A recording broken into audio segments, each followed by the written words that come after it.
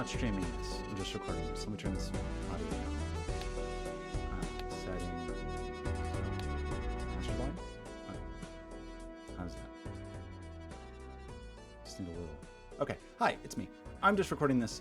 I don't have time to do this. This is like, it's absurd that I'm doing this. I should be working on things. I should be working on these cute little guys.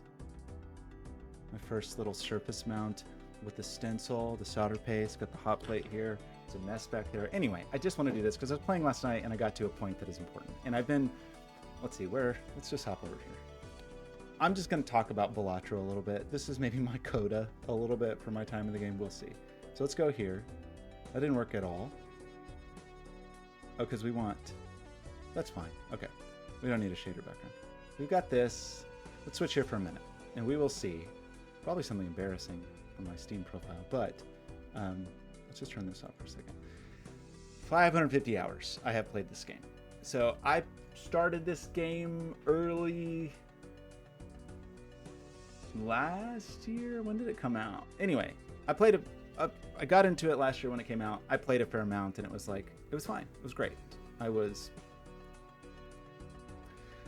really enjoyed it. I had a good time. I got enough at the time, and I can't remember what I considered enough. I think I just said I'm gonna unlock every deck, and then I'm like, I'm good. I think I'm good. I unlocked every deck. I've won with every deck, and that was my personal goal. And then I kind of set it aside until a year or so later, early this year.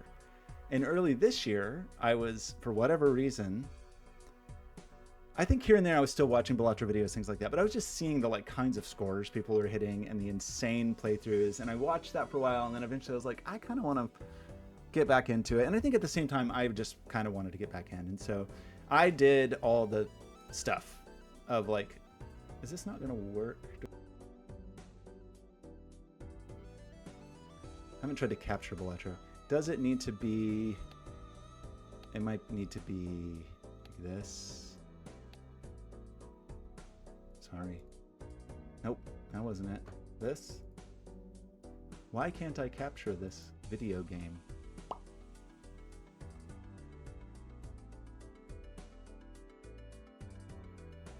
That's annoying. I haven't tried to stream this yet, so. What's wrong? Let's just do a windowed, I guess. Because it's being dumb. Okay, that's a little annoying, but I guess we'll just do this because I can actually capture it. So, anyway, what were we gonna say? We were gonna go to here. I did everything, and I did it first. I can't remember exactly the order, but I did all of the challenges. So I think I've done I did all my challenges, 20 unlocked, 20 completed. I did, nope. Unlocking every Joker, so I got every Joker, doing all the stuff you have to do, all of those. I did all the Steam achievements, including Completionist and Completionist Plus and Completionist Plus Plus, which is kind of a nightmare. Wait, what was this? I don't know what I just got. Anyway,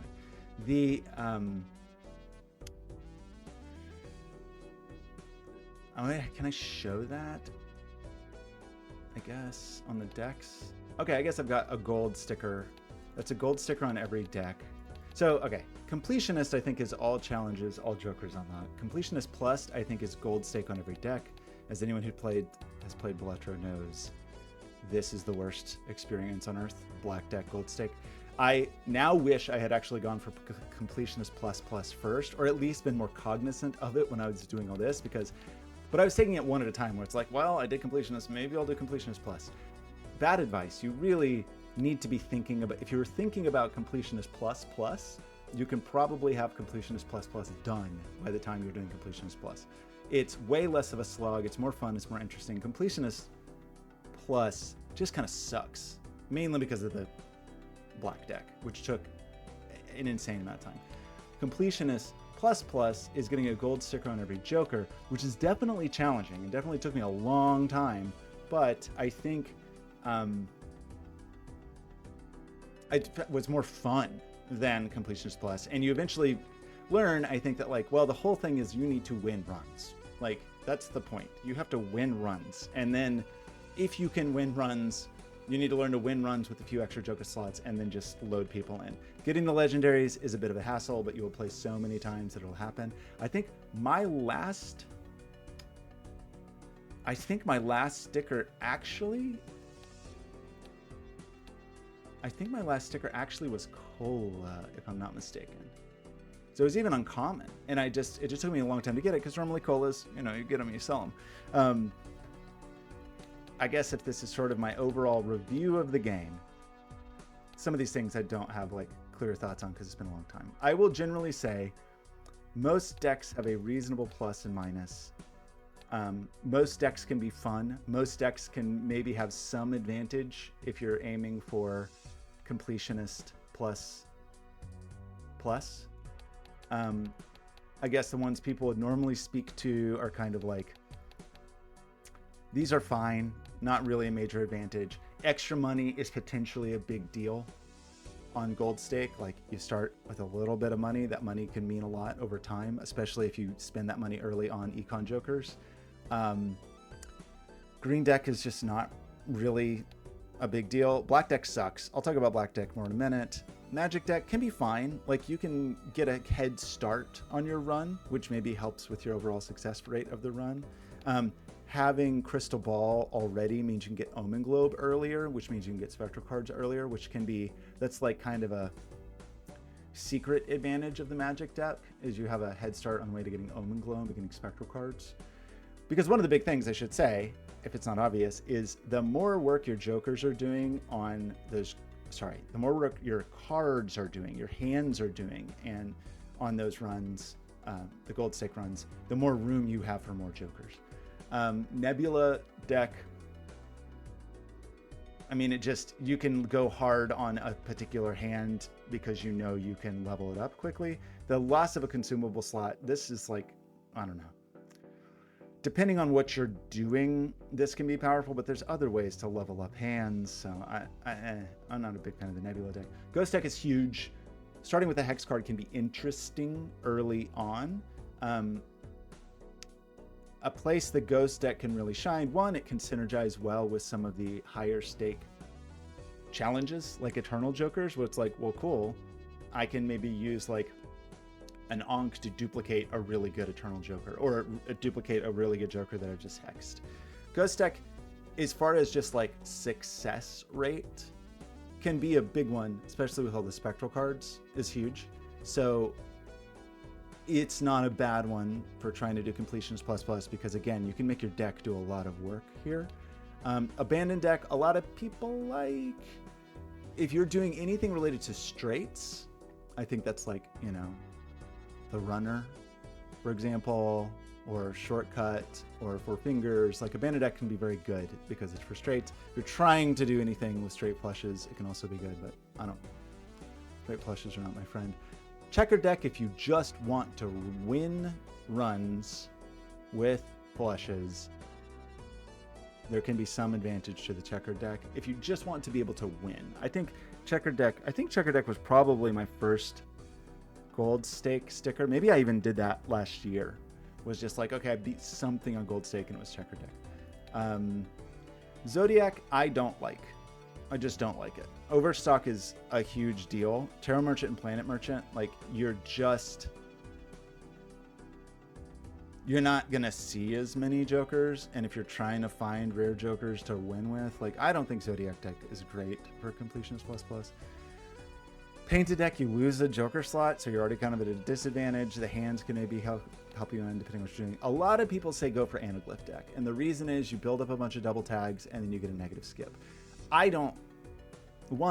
Like, random negatives are so meaningless. If you're just starting completionist plus and you just want stickers on anything, I can see that being useful. Also, there's no guarantee you're gonna hit the negative tag. Also, the thing that's gonna make you survive on the Anaglyph deck is using your double tags on things to like level up a hand or whatever. And so I think maybe early in completionist plus, this can be meaningful, but otherwise, I don't know. Plasma deck to me is like, we'll momentarily talk about erratic deck. I guess if you want to reroll and try to hit some incredible deck, like if you're really focused on Jokers related to whatever. Maybe if you're like trying to do the 4 of a kind Joker, or Jokers that want 3 of a kind, 4 of a kind, whatever. Erratic deck can help, but you can also do that with the abandoned deck pretty easily. Plasma deck is so many points.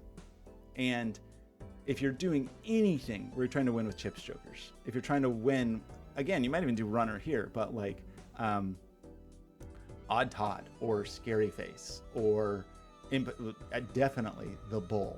Like, some of those chips Jokers will carry Plasma deck so hard that if you're doing anything related to chips, I think you should be doing Plasma deck.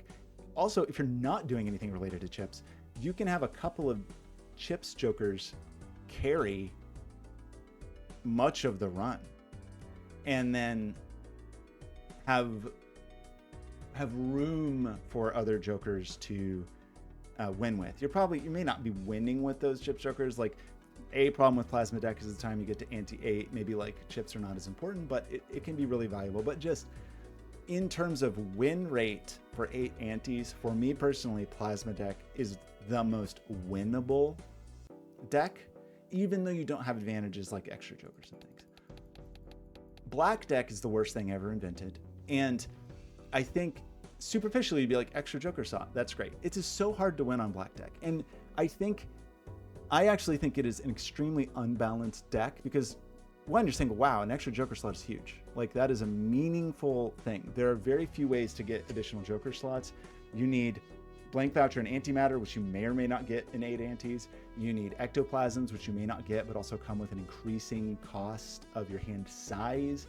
The issue with black deck and why it sucks so much is -1 hand is not just about -1 hand. If you really think of the implications of this, the obvious thing is like, that's less scoring. Like, you're going to play fewer hands and be able to score less, right? Overall, I would say on like a relatively, a run conducted at a relatively high level of skill, an extra hand doesn't matter. So many runs, like, if you're really going hard and you really have like worked to tune your deck and you've got a good Joker roster and you're doing all the things you need to do, all the synergies you need with your planet cards and your tarot cards and everything like that, one hand is actually not that meaningful in terms of the hand you play. However, that one hand has 2 other extremely important purposes. In addition to being a hand that scores, let's say 3 purposes. You may be, 1, playing hands because you need to trigger something with Jokers. Maybe you need a hand to trigger your Sixth Sense or your DNA or your 8-ball or whatever. Things that trigger based on playing, where you're not necessarily playing a hand to score or make money. You're playing to trigger a Joker, one of these fancy Jokers you have. You lose that. So 1, you lose a hand as scoring, not that big of a deal. 2, you lose the ability to use the hand for something other than scoring, like triggering a Joker or some other things you may want to do with a hand, including make money. Like, you may want that hand to just like play a hand of gold cards with golden ticket and make money. You lose that ability. So you're potentially losing a tremendous amount of money here and tremendous amount of value in terms of like triggering a tarot card or triggering a Sixth Sense, that like you lose so much. You also lose the ability to use your hands as discard. So I would say more often than not, when you're really, playing the game at a higher skill level, or however you want to put it, you're very often using hands as discards to get to the hand you need, to find that 6 for the Sixth Sense, to find your gold cards, to find your seals, all of those things. The ability to use a hand to dig through your deck, you're also losing that, which is an incredibly important thing. And then finally, early in the game, every hand is worth $2, every hand you don't play. And early in the game, especially in black deck, you are so starved for money that $2 makes a difference. And remember, that's $2 potentially per round that is also compounding with interest. So this could be a huge amount of money by the end of an 8 ante run. So you get 1 advantage with the extra Joker slot, you get 4 or 5 disadvantages here. You can't score with that hand. You can't use it to trigger fun things like tarot cards or spectral cards. You can't use it to make money. You can't use it to dig. and you can't use it just to get the money from that. Like, it is, the black deck is extraordinarily unbalanced. Like, I would never play it on purpose. Like, I just don't like it. I don't think it's, this extra Joker slot is not worth it for the purposes of Completionist Plus Plus because the win rate on the black deck is so low. Anyway, that's my ranking of decks. If you just want to have fun with the game, I would say Plasma deck is really fun because you can just have long, insane runs, and Ghost deck is really fun. Other decks can be fun, but those two decks are kind of like almost guaranteed fun runs. As far as Jokers, if I'm just in the middle of doing some rankings here, I don't care about these, really. There are times on Plasma deck where an early Slide Joker is a big deal, because that's 50 chips with just a pair. If you can get a Slide Joker that's foil, that can carry you very far in a Plasma deck run. If you get a Slide Joker with foil when you're trying to do your Completionist Plus on a gold stake on Plasma, like, you can get through some antes with just this Joker while you're trying to build out other things. These other guys, I don't know. Over here, sometimes Half Joker can be like a very valuable Joker, especially if you're intentionally playing like a high card or a pair, maybe 3 of a kind. But it also is cool because it's scoring that you can turn on and off. It's scoring that you can say, like, actually, I don't want to score too much right now because I'm trying to do something. I'm trying to dig, whatever. And you can just play extra cards and not hit there. The mult is not that big of a deal on the Plasma deck, can be on the Ghost deck. I will say, as far as like a trait of high level Balatro play, the choice to play hands trying not to win a given round is maybe one of the most distinctive like mental separations that you have to make. Because if you are just thinking of a round as like, I got to hit the score and get out of here, you are potentially losing a ton of value versus saying, what do I need to do in this round that is most advantageous for the rest of the run? Am I going to find my gold cards? Am I going to find my seals? Am I going to trigger certain Jokers by playing certain hands or certain cards? And so anything that can help you kind of control your scoring can be valuable. Stencil can sometimes be a useful early find. It becomes pretty useless later on. Four Fingers, if you are doing something straight related, can be very valuable. Sometimes for flushes, maybe there's a world where you want to do a straight flush build, taking advantage of this. I think there's a point beyond which this isn't very useful because if you're trying to do straights or you're trying to do flushes, you've probably built your deck. You've done the deck fixing required to play those by the end of the game. So like having this at the end can be kind of a liability. Like maybe you're trying to get like, okay, I can hit my straight flushes here or whatever because I have this guy and that's going to help me at the end. But like it's not the best, like, let's get to gold stake unless you really are, unless, like I said, you're trying to do like, okay, on my abandoned deck run, I'm going to try to do all this straight related stuff. Mime, I like Mime maybe more than I should. Mime very often is, and we'll see it today,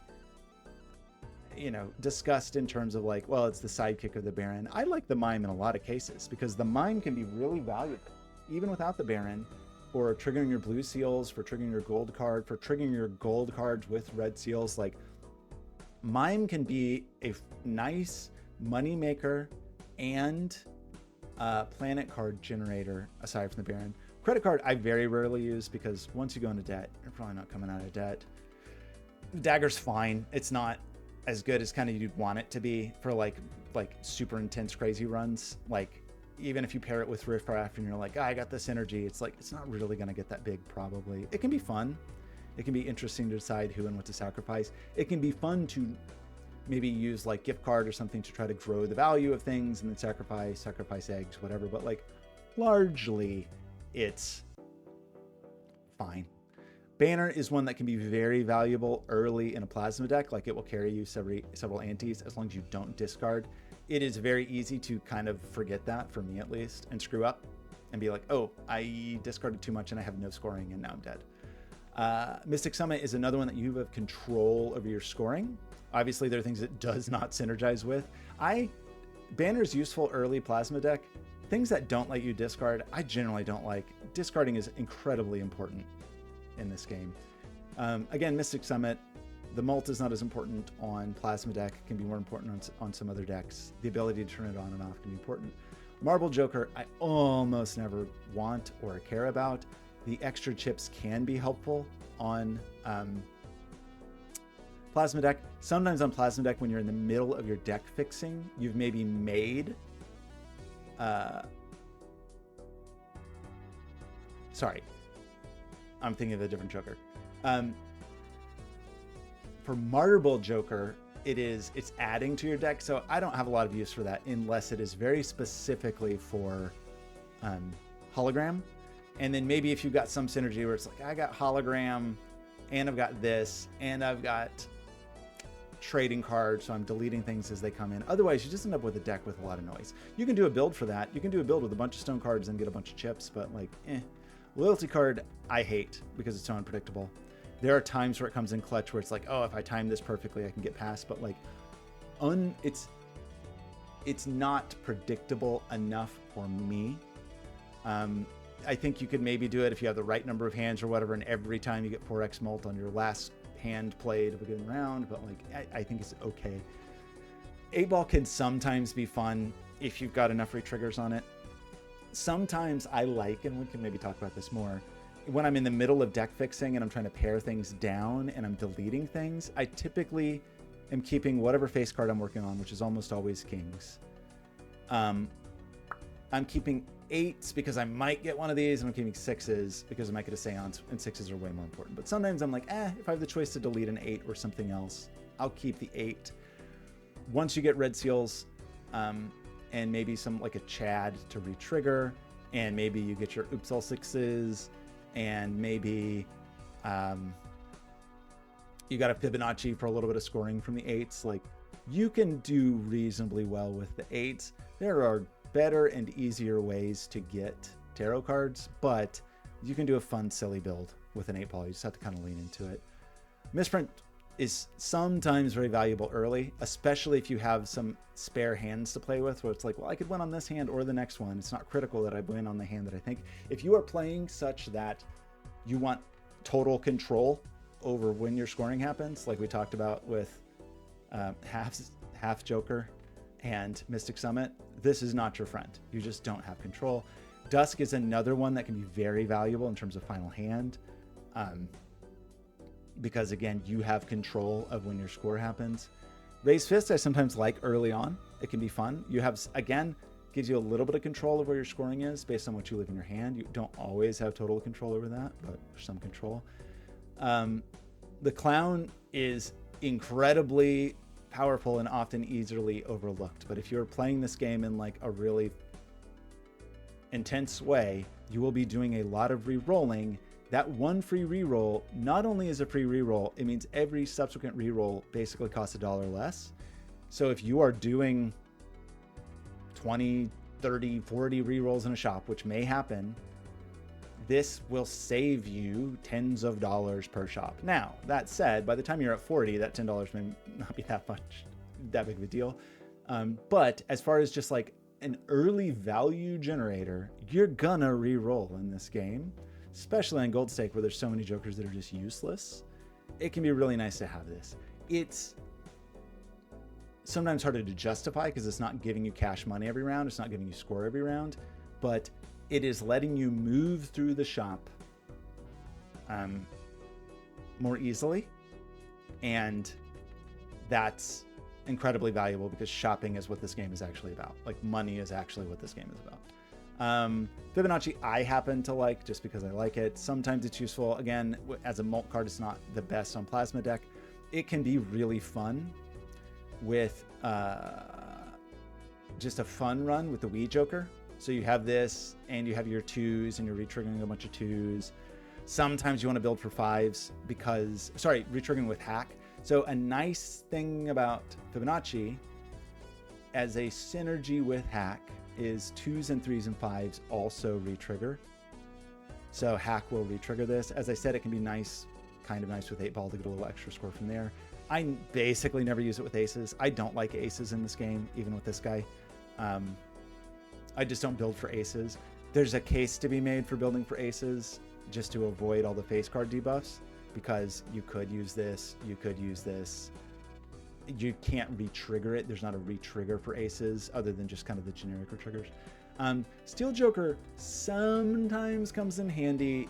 Like, the times I take a Steel Joker is like, okay, I'm pretty far in a run. I've got a bunch of steel.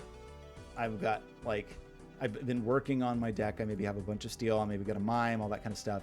And then maybe I have to sell something that I really want for a cola. And so I have to take a Joker that's going to give me some score. And sometimes it's like, okay, I've got enough steel that I can get like 2 or 3 extra from the Steel Joker until I roll for the thing I want. Scary Face is incredibly, incredibly, incredibly powerful on Plasma deck, especially if you're building for a long run. You're probably leaning into face cards. It is subject to the plant. I guess we'll talk about the blast lines later, but this is a really exceptional Joker. Abstract sometimes can be useful. Sometimes you take it because you need it. Delayed gratification can be very nice for early money. It synergizes nicely with the banner because you're not discarding, but like you're gonna want to discard at some point. And so it's not something I typically carry for a long time. You can build a run that is a no discard run. You don't get any purple seals, which is a bummer, but like it's useful at times. Hack can be useful for a fun build, not like a build that's going to go for eternity. But like if you've got the hack and you've got your 2s and you've got a Chad and you've got the Wii Joker, you've got all your polychrome 2s or whatever, maybe you eventually even get an idol on 2s. It can be very fun. I very rarely take Pareidolia on purpose. Sometimes if I get it at a negative or whatever, it can be pretty wild. There are times where it can be really incredible. Like if you have Pareidolia and a Splash and a Scary Face, for example. Or if you have Pareidolia and a Midas Mask, it can be nice. Gross Michael, the banana, is always Michelle. Gros Michelle. Michelle. Can be nice early on, and often you kind of just want it to die, like you just need it from scoring for a while, and then you get Cavendish later and it can be helpful. Even Steven, sometimes the mult, fine. Even Steven can sometimes be helpful. If you're building 2s or you're building 8s, like we talked about over here, 2s, this can be helpful with re-triggers from the hack, maybe a Chad. Odd Todd is huge on Plasma deck, can be really, really nice. The only flaw is it's going to re-trigger on things you maybe don't care about as much. Aces, 9s, 7s, 5s, 3s. Of those, 5s and 3s are probably the better cards because of Fibonacci and hack. But if you were going to do an ace build, this could be helpful. I just don't find much use from the Scholar. There's times when you take it and it can be nice to have some chips, but like, Business card can be good. It's not one of the like super crazy money cards, but it can be helpful. Like if you're playing face cards and you got re-triggers, that can be helpful. I like Supernova maybe more than I should, especially on like 8 anti-gold stake runs, because you can just lean in to be like, this is the hand I'm playing and I'm just going to keep playing it. Especially like kind of lower hands where you may not necessarily get a bunch of mult, or on your lower hands, your chips are going to outpace your mult scaling anyway. So getting additional mult from it, I like that. The bus can be huge depending on what you're trying to do. Like in Completionist, like this is a run winner, I would say in some cases on gold stake very often, because it's just so reliable to just scale through. If you can avoid playing face cards, which like there's a lot of disadvantages to avoiding playing face cards, but there are advantages, like you don't have to deal with any of the face card related bosses, especially the plant. Works nicely with Todd because none of those are face cards. Can work nicely with with hack, like because there's no face cards here. Like I think bus is very good. Space Joker I want to like more than I do, but I just feel like Space Joker never triggers. Sometimes I will take a Space Joker, but if you've got some things copying Space Joker, maybe, but man, it seems to never trigger when I want it to. And then when I play a throwaway hand, because I'm digging, that's when I trigger. So, sometimes. Egg can be great for a number of reasons. Egg just as a store of value, but also because it will up your temperances and it will up, for example, like your swashbuckler value. I don't use burglar as much as some people because you lose discards and you lose cards. You can't discard, but you also lose the advantages of no discard cards. Like it breaks the banner, and it breaks the other thing, delayed gratification, because you have 0 discards. And so there are times where burglar makes a lot of sense. There's definitely builds for which it makes a lot of sense, but like we'll see today, I'm not using a burglar. Blackboard sometimes is helpful. Especially if you fix your decks towards spades. Most of the time I fix my deck just based on what the first boss I hit is. So if I happen to hit spades in ante 1 or ante 2, I'm probably building towards spades anyway. Spades especially can be good on plasma deck with the arrowhead. I like the runner. The runner scales pretty incredibly with chips. And so like an 8 ante run, especially on something like plasma deck, but anywhere you need chips can be nice. Runner doesn't often finish a run, because there's a certain point where a lot of chips don't matter. Ice cream is enormously huge on plasma deck early. DNA can be huge for so many reasons. One, just for deck fixing, sometimes for scoring, sometimes because you have fancy things you're trying to accomplish and you just need more copies of a particular card. Obviously really great with the bear head, things like that. DNA is almost a card you take when you see. It's not fully a card you take when you see, but it's almost a card you take when you see. There's plenty of cases where you say, like, just in this moment, it's not right for a DNA, but in a run, there's almost always a point where you'd be like, yeah, DNA could be helpful right now. If you got a bunch of purples, or you're trying to make a bunch of purple seals, that can be helpful. Splash sometimes is very helpful. Sometimes it is. Sometimes it's really useful early in a plasma run to get the more chips or more cards. Sometimes you want to throw more gold cards for a golden ticket, whatever. It can be useful. Blue Joker can also be useful early in plasma. In particular, it's a lot of chips. That 104 is a lie, obviously, because your deck never has 104 in it once you've drawn. The larger your hand, the worse it gets, and every discard, the worse it gets. But you could argue that this is a way to control your scoring. It's just like kind of the opposite of what you want. Whereas something like Mystic Summit is like the last thing that happens after you discard, and Dusk happens at the last hand that you play. This means you're getting weaker with every hand played, which is not always ideal, but it is a very good early Joker just for chips. Sixth Sense is extremely valuable if you're trying to go on a long run, particularly on plasma deck. On Ghost deck, you're going to get those cards anyway. On whatever it is, Magic deck, where you may get the Omen Globe earlier, you may not care as much, but on most other decks, if you want some spectral cards, this can be valuable. You might be using your DNA occasionally to make some copies of 6s because you're destroying them. There's a lot of spectral cards that suck. We'll look at them, but Constellation can be really fun just as far on an 8 ante run. If you need to scale, planets are huge because you may want some for scoring. It can just be expensive, unfortunately, especially on a gold stake run, but it's of the scaling jokers, scaling mult jokers, multiplicative mult jokers, I'm a fan of it. Hiker, I'm not super huge into. If I get it early on, I can use it to and I've got a Chad, I can try to get my face cards with a few more chips, which can be helpful early in a plasma run in particular. But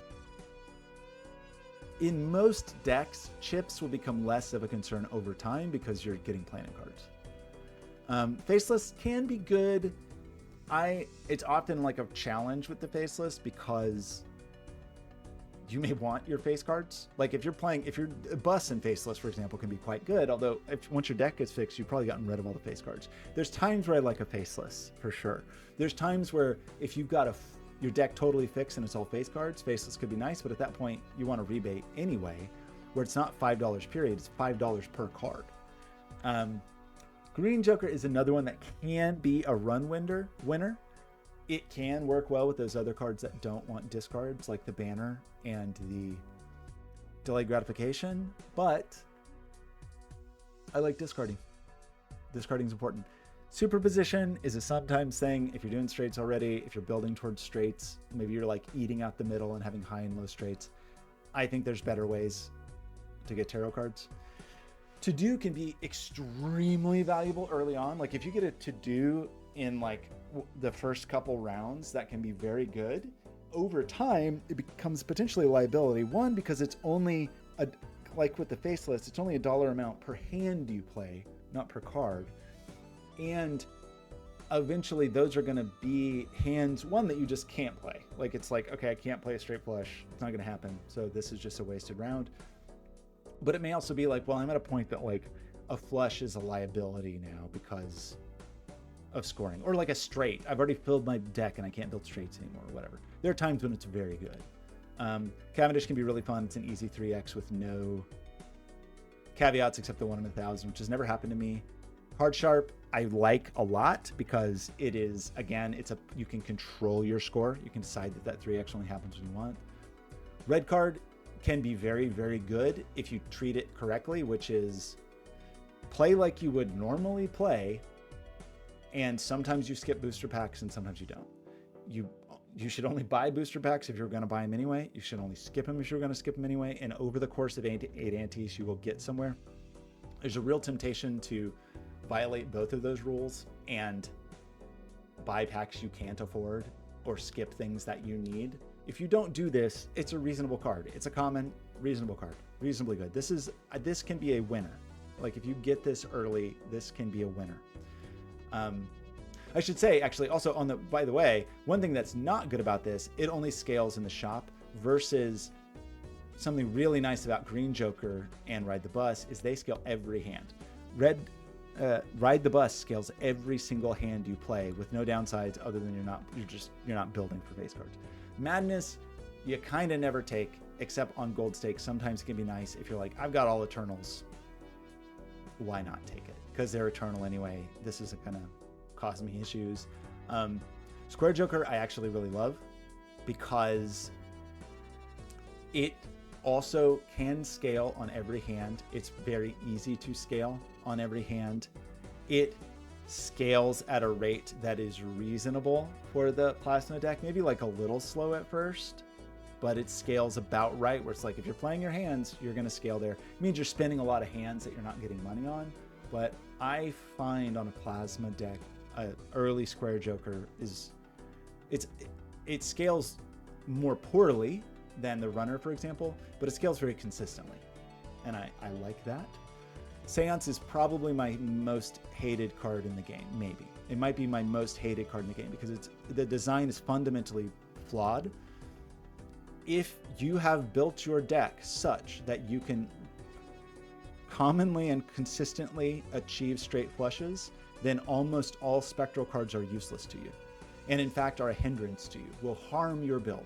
If you have built your deck like, okay, I've got a perfect straight flush build, this is not useful. If you're just desperate to try to get you haven't found your Sixth Sense, you did find this, and you're just desperate to try to get your Ecto or your Red Seal or something, or your purple or whatever, and you're like, I'll just play straights and I'll keep a couple tarot cards to change suit just as needed. It's okay for that, like ad hoc usage. As far as like, I'm going to keep this thing and consistently generate spectral cards, it sucks. I don't even think it deserves to be an uncommon, actually, because it's just so like weak. It's weak. It sucks. And in the case where you could actually use it, it sucks. It sucks when you can't play straight flushes, and when you can play straight flushes, it sucks. I just don't like it. Riff Raff is incredible as far as like the way to win, almost guaranteed way to win a black deck gold stake run is a ante 1 round 1, like first shop Riff Raff, because you will fill up those 6 Joker slots without having to pay more money. You will be selling Jokers to generate money to make up for the lost hand. And you will get the Jokers you need eventually, hopefully. Hopefully you will get some good commons that will score for you to get you through the run. It's a little hard to get the sticker on it because it's kind of useless at the end of the run. As far as like as far as the Joker that is the best like round one Joker that is also the worst Joker, like at the end of Ante 8, it might be this. Like Riffraff, the differential is very intense. I very rarely use Vampire because I like enhanced cards. Like sometimes it makes sense, sometimes it's fun to do, sometimes it synergizes with something, but like overall, card enhancements are useful if you have a really consistent tarot generator and you just are cranking out tarots and adding them and eating them. I think that's useful. There's the idea that it synergizes perfectly with Midas Mask. It's okay with it, but not like incredible. I would maybe argue that just having like incoming tarots is a little better. Like if you've got a good stream of tarots from a bunch of purples, you're not only benefiting from this. So, okay, think about it this way. Very often you kind of want to build a deck, if you can, at a certain point in a long run that is mostly purple cards. You're using, if you got cryptids, you're using those in your purples. If you got DNA, maybe you're using your purples. If you're getting death cards, you're using them in your purples because they're so valuable for your deck fixing. So if you have built a deck that is largely purple, you're discarding because you want things like, I want strengths. I want to get my queens to kings. I want deaths. I want to be copying over to my fancy kings. I want temperance. I want hermit. I want fool. To a lesser extent, maybe I want emperor. Maybe I'll take a priestess. But for the things that are adding enhancements, like things that you kind of don't care about in a lot of runs, things like your the bonus cards, the Hierophant, the Molt cards from the Empress, glass cards, gold cards. You've got those, you're getting those chairs anyway and you're probably selling them. So instead of selling them, you could turn them into X-Molt. Downside is gold cards are really useful and really powerful. Steel cards, really useful, really powerful. In the right situation, glass cards, really useful, really powerful. So like, it can be good. Again, I would say if you've got good tarot generation, that's the way to do it versus just like trying to count on Midas Mask. Shortcut is really fun and silly. I like it. If you're doing straights, it pairs so nicely with the runner. It's fun on like the abandoned deck where it's easy to get straights. Like it's just a fun card. It's tied obviously very explicitly to straights. I don't usually do like super intense long runs that are based on straights. If you're trying to do straight flushes and you fix your deck all to one suit, so say that you are playing on the checker deck, getting straight flushes with this is much easier. So that's worth considering. Hologram is very powerful. There's a lot of things to add cards to your deck. Cryptids add cards to your deck. DNA adds cards to your deck. Whatever is it, like Familiar, Grim, and Incantation add cards to your deck. There's a couple of Jokers that add cards to your deck, like Certificate and the Marble Joker. The problem is, for like long, intense runs, adding random cards to your deck, maybe not the best. There are situations where you've got so many good cards, like you've stacked your deck so much with good cards, and you've got DNA and cryptids or whatever you're doing, that adding nonsense in isn't that big of a deal. Or if you have really reliable, you're able to roll for tarots, if you've got your purple seals or whatever, that you can really consistently, whatever garbage you're adding, turn it into something good, or at least turn it into stone or whatever. This is a good one. It's a good, I don't think it's as good. I think I prefer Constellation. Constellation costs money, but it doesn't pollute your deck, and it makes your hands more powerful. Polluting your deck is dangerous because for like intense runs, you want like pretty tight control over what's going on in the deck. So like, for an 8 ante run, a lot of advantages here. For like super long runs, it eventually becomes a liability because you just can't find what you're looking for. Vagabond, because money is so important and you want to make money, it's not something I carry with me a lot. You can find ways to kind of synergize, I guess, maybe this with credit card or whatever. I kind of feel like it, I don't know, you could argue that it should give you like a spectral card or 2 tarot cards or whatever, like, because the cost of having no money and not building any interest or whatever is so intense. Also, it's easy to accidentally make money. It's like, oh crap, I just got a hermit, but I need to clear it out for something else. if I use my Hermit, this is broken. Maybe even if I sell my Hermit, I've now gone to $5. So Vagabond could be fine in the right situation. Baron, Baron, if you want to go the distance, the Baron is a way to go the distance. If that's what you're trying to do, like intense long runs, like you're probably going to end up with a Baron eventually, just because for ludicrous scoring, that's one of the handful of ways to get ludicrous scoring. It just is. Through so much of my first like 400 hours of playing or whatever, I didn't really take the Baron very often because I didn't like those runs can be kind of homogenous after a certain point. It's like, okay, I made all the kings. I got all my gold seal kings. I got all my gold kings, sorry, with red seals and they're polychrome, and I've got the mime and whatever. Like, it becomes a very, it eventually become a predictable build. That doesn't mean it's not fun on the way there, but not the most fun necessarily. And if you're just trying to get stickers, like trying to get your completionist plus and just trying to like play through and win, like just win 8 antes, like, I don't know, like getting enough kings by ante 8 on higher stakes for a Baron to matter, I don't know. Cloud 9 is sometimes fine early. It's basically, if you get it early, it's like having a gold joker. There's not a lot of advantage to making more 9s because 9s just don't really synergize with anything, right? Like 9s kind of suck. They have Cloud 9, but they also, they Cloud 9, so 9s will trigger with, you know, obviously that will be good for the bus or whatever. So if you have the bus and this, you could be making 9s. They will trigger with Odd Todd, which could be good. But I think compared to some other numbered cards, I don't know, this is another run winner. Like, just like a riffraff, if you get a really early rocket, I consider that like this is a 1 run. Like, obviously you got to get some scoring pretty quickly. The riffraff, you're going to likely get reasonable jokers in there.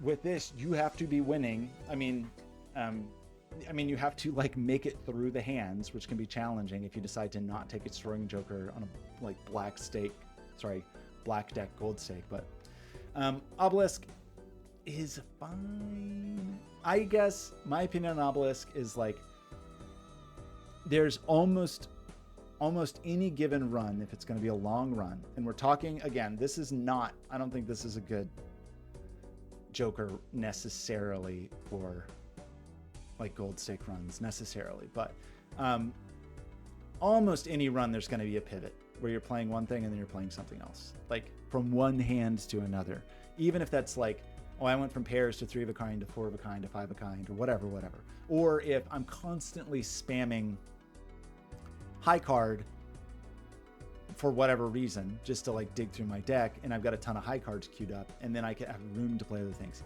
There are times where an Obelisk can be valuable. There can be times where a pivot can make a lot of sense, especially if it's like, oh, I was just playing all these high cards just to dig through the deck. I don't need them to score. I don't need to play high card. High card's a tough one because sometimes you do need a high card just to dig, where it's like, I just have to throw a hand and it's a high card. I'm going to reset this. But in a case where it's like, well, I started with pairs and now I have moved on and I only play 3 of a kinds and 4 of a kinds or whatever, like that can be valuable. There's some consideration for like playing your early game with thoughts on what the Obelisk is going to do later, but it's a rare. And so like, you just kind of, I don't know. It's sometimes I take it because it comes at the right time. And that's true for a fair number of rares. It's like, this came at the time I needed it. I would say the same thing with the Vagabond. It's like, I got this when I needed it. I'm not looking for it. It just turned out that like, actually, I am in the middle of a pivot and it is a good time to take this. And I'm playing enough hands per round where I'm not going to win and run hand and only scale 0.2, but I'm going to scale like maybe 1x per round or something like that. So there are instances where it's fun. There's plenty of instances where it's not. Midas Mask is a very good thing to land on early. Maybe as good as the Rocket. I don't think so, but maybe as good as the Rocket, just because this will likely pay dividends. it certainly can help you with some early game money.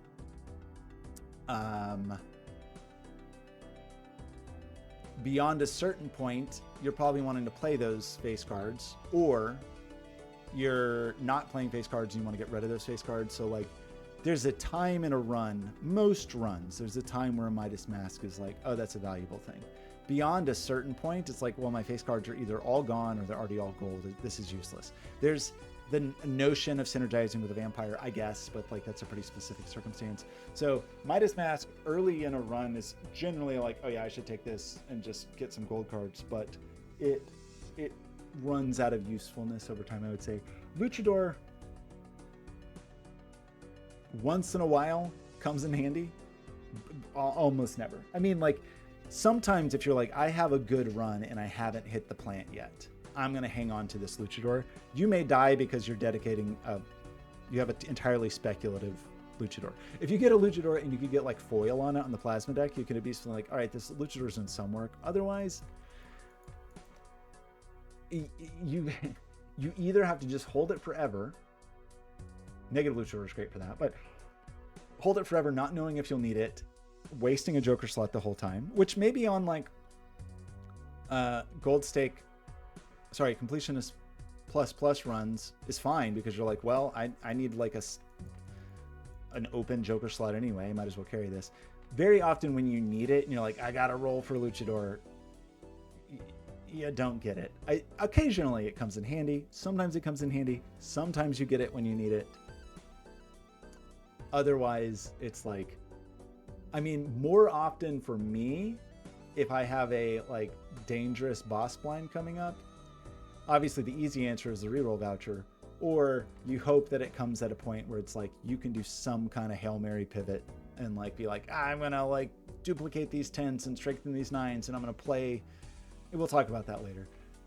Photograph on its own is okay. Obviously, photo chat is a major thing. Once you get re-triggers, photograph can be a big deal. There's a point where the photograph, I mean, for 8 ante, if you're just trying to do your 8 antes, photo chat, it's a pretty reliable thing. On a long enough run, you're probably going to get rid of it, but it is a Joker that can synergize with other re-triggers, even if you don't have the chat. Like it could re-trigger with Dusk, it could re-trigger with Red Seal, it could re-trigger with Sock and Buskin. Like gift card is so good, but it's like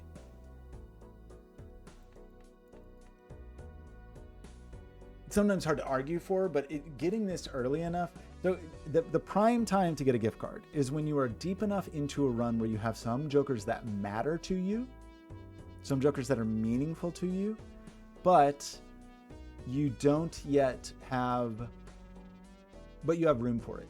Because the most valuable thing a gift card can do, other than like it can increase some consumables, you can hang on to some crappy consumable and sell it and get a little money earlier. So if you're just in your black deck gold stake run and you're early and you've got a gift card, you can at least be saying like, okay, I'm gonna take this, like whatever. I got an Emperor, or I got a High Priestess, and I got 2 planet cards that I don't care about, but I'm gonna just grow them for a few rounds so I can sell them, maybe.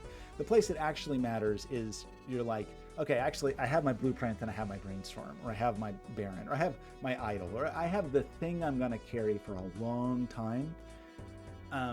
I'm gonna just hold this for a while just to increase their value for my temperance value. That's what actually a gift card matters for, is once you're in hyper long runs and you're just re-rolling to the shop a million times, you want $50 temperances, and gift card is a major way to get $50 temperances. You can also get it with a ton of negatives, but like it is a meaningful thing to take when you can for the amount of time you can, and it's worth making some sacrifices for. It's not worth like dying, obviously. Bean can be massively huge. It can definitely be a run saver for sure. It can be a huge money generator for sure if you've got Mime and a bunch of gold cards or whatever. If you've got Baron, it can be huge. If you are trying to like hit straights and you're not quite built there, or if you're trying to hit your straight flushes, whatever, you're trying to hit hands that are a little hard to hit because you haven't built yet, Bean is huge. I used to not ever want to take it because I was like, well, it's just going to degrade anyway, and I'm going to be dead. But it buys you some time, and it potentially not just buys you time, but like pays off because, well, I'm able to hit whatever. I've got more gold cards in hand or whatever. It buys you, it puts time on the clock and potentially like gives you some dividends during it. Erosion, rarely super useful. Sometimes if you're doing like an idle build and you're down to like literally 5 cards or something, that can be meaningful, but so often, I mean, there's times when it makes sense. There's definitely times when it makes sense where it's like, well, yeah, I've got 2 immolates and a couple of hangmen, and I'm down to like my deck is small enough where this molt is significant enough, but I'm not late enough to run where that molt is irrelevant. Plus molt kind of is irrelevant at a certain point, except maybe you've got your one joker that's your good plus molt joker. It can be erosion. It could be by the end of a run.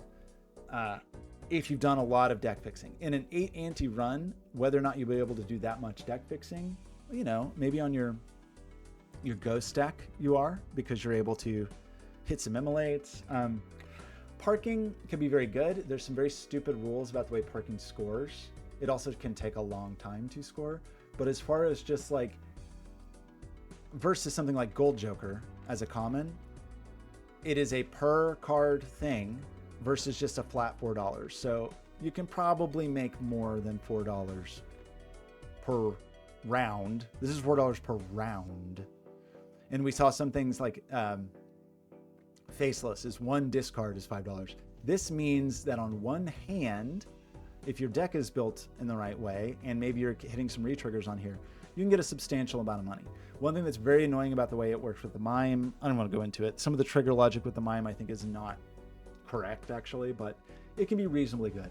Rebate is one of the best money makers in the game once your deck is fixed. Once you have a deck fully of one kind of card, rebate is extraordinarily valuable. Obviously you need to be able to discard for it to pay off, but like you'll see in a moment, you will make hundreds of dollars per round with a rebate.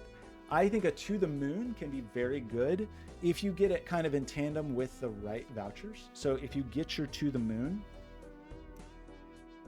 and you've maybe gotten like the seed money and the money tree, like it can be a pretty big deal because like you're getting $20 a round from those others and that turns it to $40 a round. So a To the Moon at the right time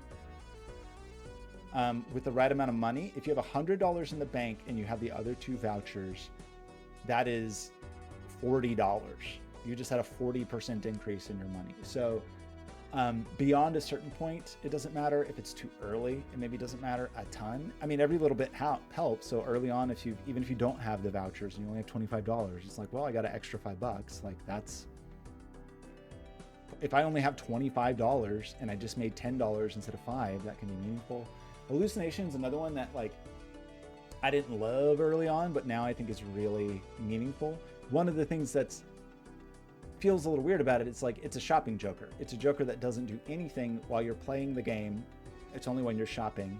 Now we know, of course, shopping is when you're actually playing the game, but you only have 2 booster packs per shop, and you only use this in the shop. So it has limited usage, and it's only a 1 in 2 chance. So from that perspective, if you are opening both booster packs, which you may or may not be, it's basically 1 tarot card per shop.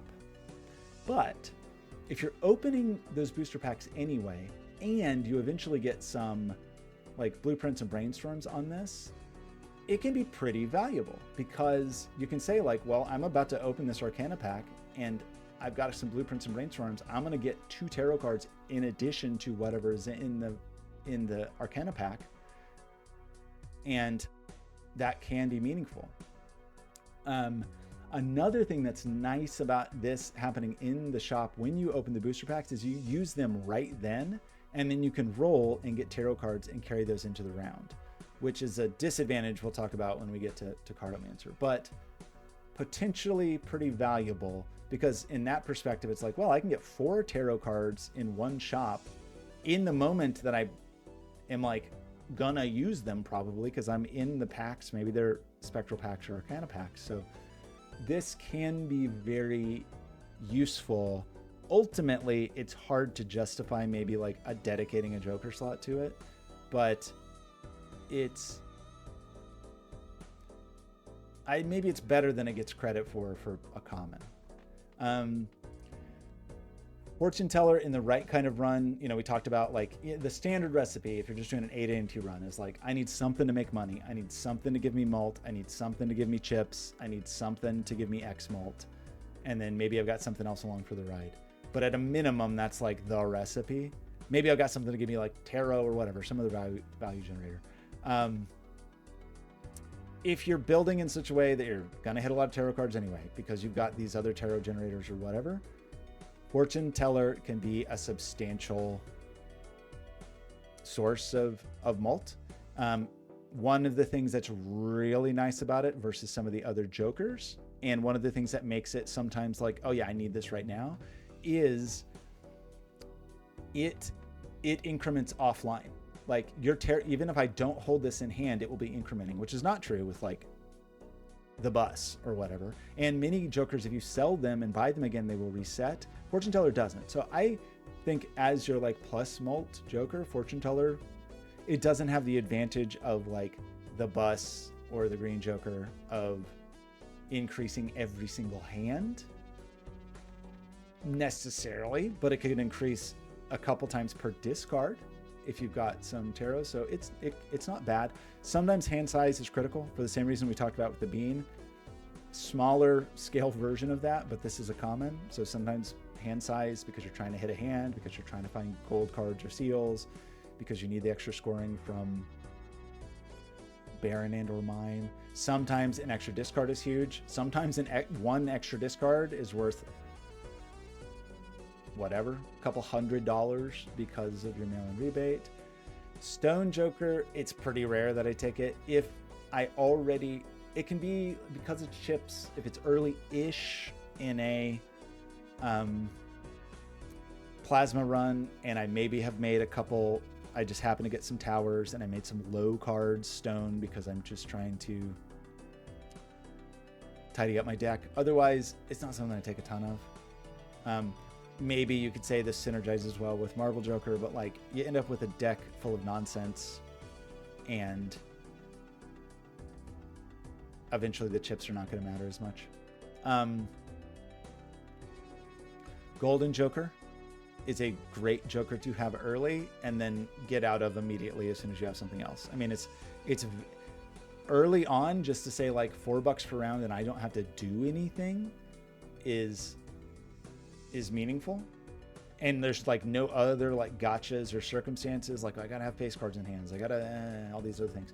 There are times where Golden Joker is like, yeah, I have a joker slot, give me $4, it's gonna pay for itself in one round, it will make a profit in 2 rounds. Like it is a joker that gets replaced quickly, but certainly has its place. Lucky Cat is just fun. It's just fun. If you're already building towards lucky cards, which I often am because I find them fun, and you've got oops all sixes, like you can get a pretty big cat. There's a point where that may not matter very much, but if you are already, say you get some early magic cards and you just decide to go lucky, maybe you get some red seals, like you're on your 8 ante run, you're playing those anyway because you want the occasional mult and you want the occasional money, especially when you've got the re-triggers and the money becomes more likely, especially if you get the oops all sixes. Like it's just fun. I like Lucky Cat. It's up there. It might be my favorite X-Malt Joker, even if it's not the best X-Malt Joker. Baseball card, there are times when it's incredibly good by accident, just because you happen to get a bunch of uncommons, and it's never something I will take if it's like, okay, time to get uncommons now. If I have a few uncommons, I'll take this, and then I might be like, well, I guess I'll buy something because it's uncommon, just to get another trigger. Bull can be incredible on Plasma deck once you have your econ going. I mean, it's a like Plasma deck, this is a run winner. Diet Cola for certain runs, and we'll talk about this today, is a critical thing to do where you have to like make tough choices and say, I'm taking the cola over something else because it's important enough. Trading card is an extraordinarily valuable joker. It's only $3 a round, which, like, okay, $3 a round. We just saw a Joker that was $4 a round, and we said it wasn't that good. The ability to throw things away is massive. Like, to fix your deck. This means every round you can throw away a card you don't care about, and you're playing a lot of rounds. And so on a good run, there's almost always a trading card period. My favorite synergy, among my favorite synergies in the game, is a trading card and a burnt Joker with a couple blueprints and brainstorms on it on a build where I'm building towards high card, because it means I get $3, I get rid of a card that sucks, I get several levels on high card, and I get shoot, sorry, I just got distracted by my watch. I get $3, I get rid of a card I don't want, and I get potentially several levels on high card just all at once. And that high card is ready to go. I can then play that. So, like, maybe you're typically not maybe you're discarding something that's also on the rebate. Maybe you're discarding with purple seal. Probably not. The big disadvantage of it is, like, say you do have the rebate and you really are trying to make money with it, or you're struggling to find your hands, getting rid of one of your precious discard tier, especially, you know, when you're on higher stakes and have lost the discard, is a trade-off, but it's a very good card. This is another scaling mult that I grew to really like, to the point that if you've got your econ online, you could maybe say this is a run winner, just in terms of, like, you're gonna do a lot of rerolls if you're making enough money to reroll, and if you've got the clown and whatever. But this can be very good. It is something that only scales in the shop, but you may be re-rolling many times in a shop. You may re-roll more in a shop than cards you would play with your bus, with none of the downsides of the bus, or the green Joker with none of the downsides. The whole thing of this is if you have the economy to afford the re-rolls, which is early in one can be questionable, but this can be a run winner. Popcorn, if it comes at the right time, can be huge. Getting this early, getting 20 mult early in a gold stake before you're really online, not as much on the plasma deck. I used to really love this pair of trousers because I thought they were fun. The square pants build is fun. It's before I was maybe, like, as experienced in getting other hands online, so 2-pair felt easy. 2-pair does not scale well. So building your life around 2-pair does not make for the best deck. It does not make for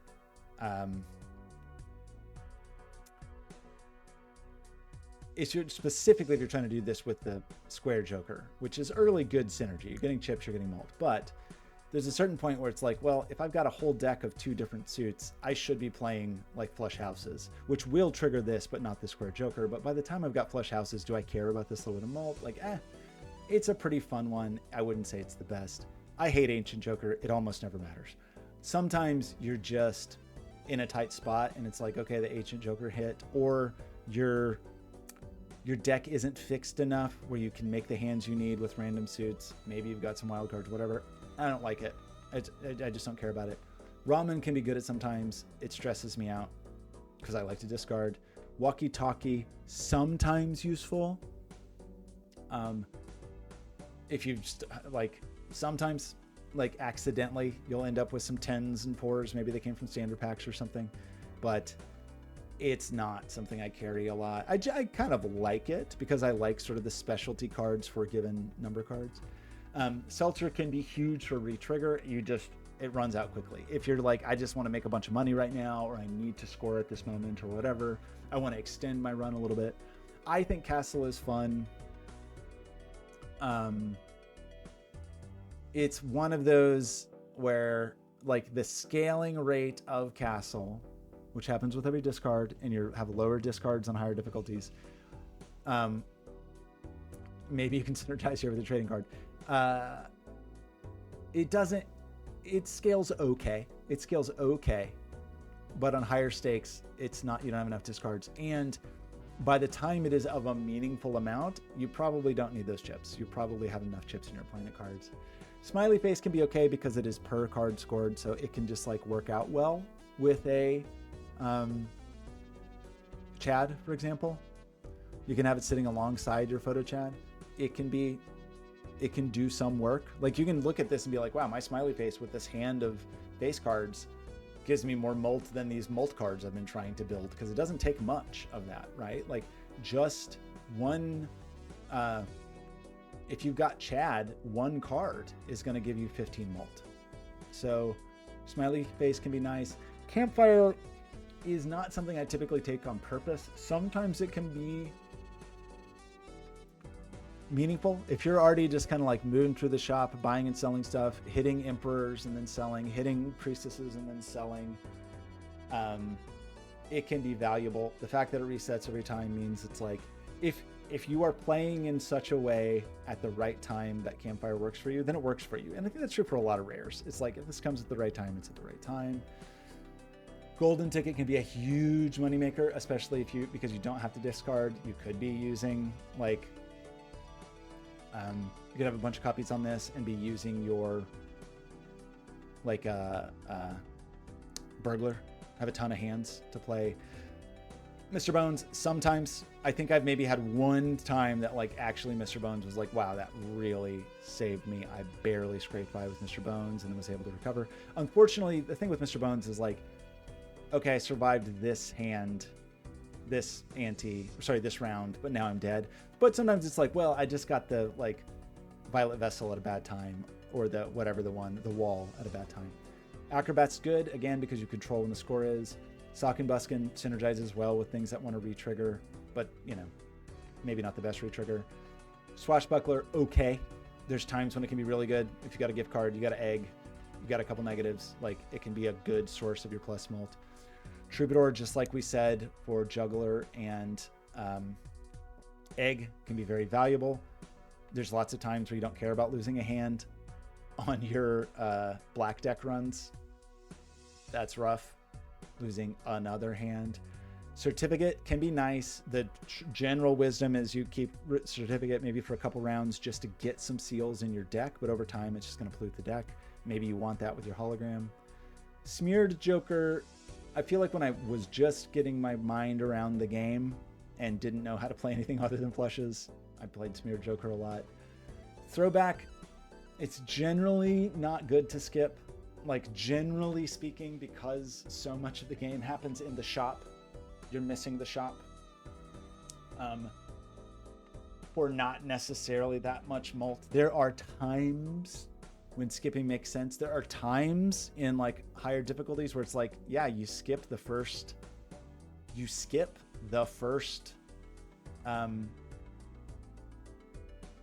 small blind because you don't get any money from it. And if you have a good enough, you get an investment tag or something, you can argue like, yeah, it was actually worth it. I think it was worth it to do that. You could argue on Plasma Deck there, maybe it's worth it to try to get like a foil card or something.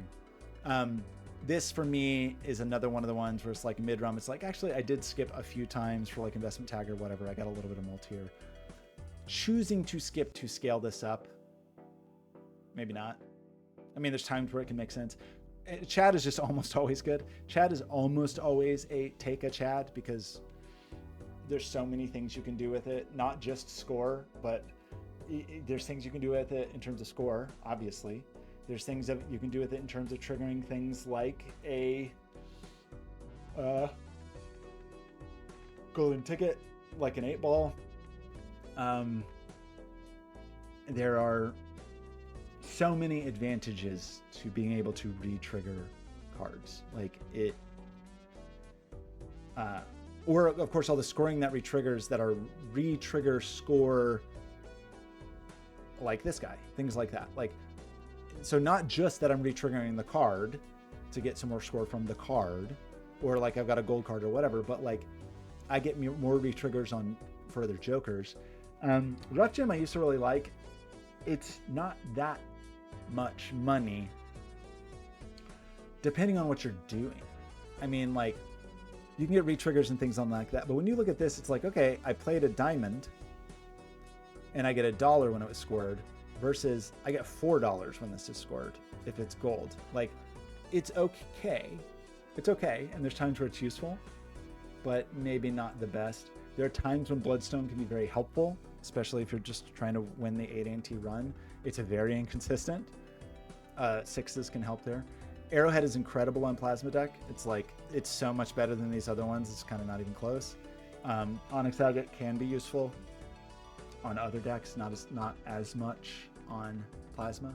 I mean, when you think about on the Plasma deck, it's 7 divided by 2 squared. This is 50 divided by 2 squared. In terms of just the score you get per card, this is like insane scoring. That ends up being what, like 625 chips or something like per card. It is a ludicrous amount of points early on.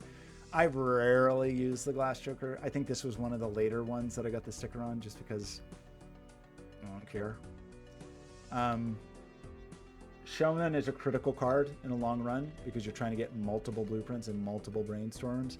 Showman can kind of screw you over in some ways because you're seeing a lot of duplicates that maybe you don't want. In addition to blueprint and brainstorm, there are times where you may want a double chat or a double ticket or double baron or double mine or whatever, but like very often when you're using the Showman, you're looking for a blueprint and brainstorm. Flower Pot I hate, it's useless. Maybe the second most useless card. There are times where if you've got a splash, if you're early in a run and you've got a splash, it can be a reasonable way to hit a Flower Pot. Otherwise, it's just like, don't care. Blueprint is the most powerful card in the game. I think full stop, because so many of the good things we talked about with other cards, Blueprint just doubles them. Like it's so good, and it's better than Brainstorm because you have control over the positioning. Wee Joker is just fun. It's a fun little guy. Andrew can be super helpful when discards matter, like if you're trying to discard a ton of purples, or if you're trying to deal with your rebate, or you're trying to dig for things, like that can be a huge moneymaker. Hundreds of dollars around with rebate. 6s is just fun and silly if you're doing something with your, like, you've got your lucky cat and your lucky cards, or you've got your 8-ball, or you've got your bloodstone, or various other things that don't happen often enough. The idol is, probably after the Baron, the way to score with a Joker once your deck is fixed, because it's just 2x per.